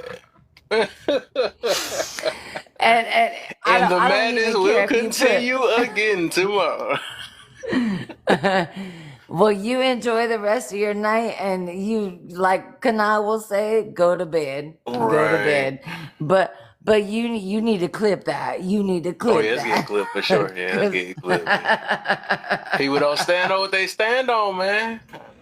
They just don't stand on what they stand on. That's funny. Well, all right, No, cuz. I love you, I love you, my brother, and I love you, De Niro. I know you dropped down. and everybody who was on this panel. So, I love you all. So I just want to say that. All right, for sure. Love you too. All right, my brother. All right, Love you, my cuz. See you brother. later, brother. I'm gonna be on tomorrow.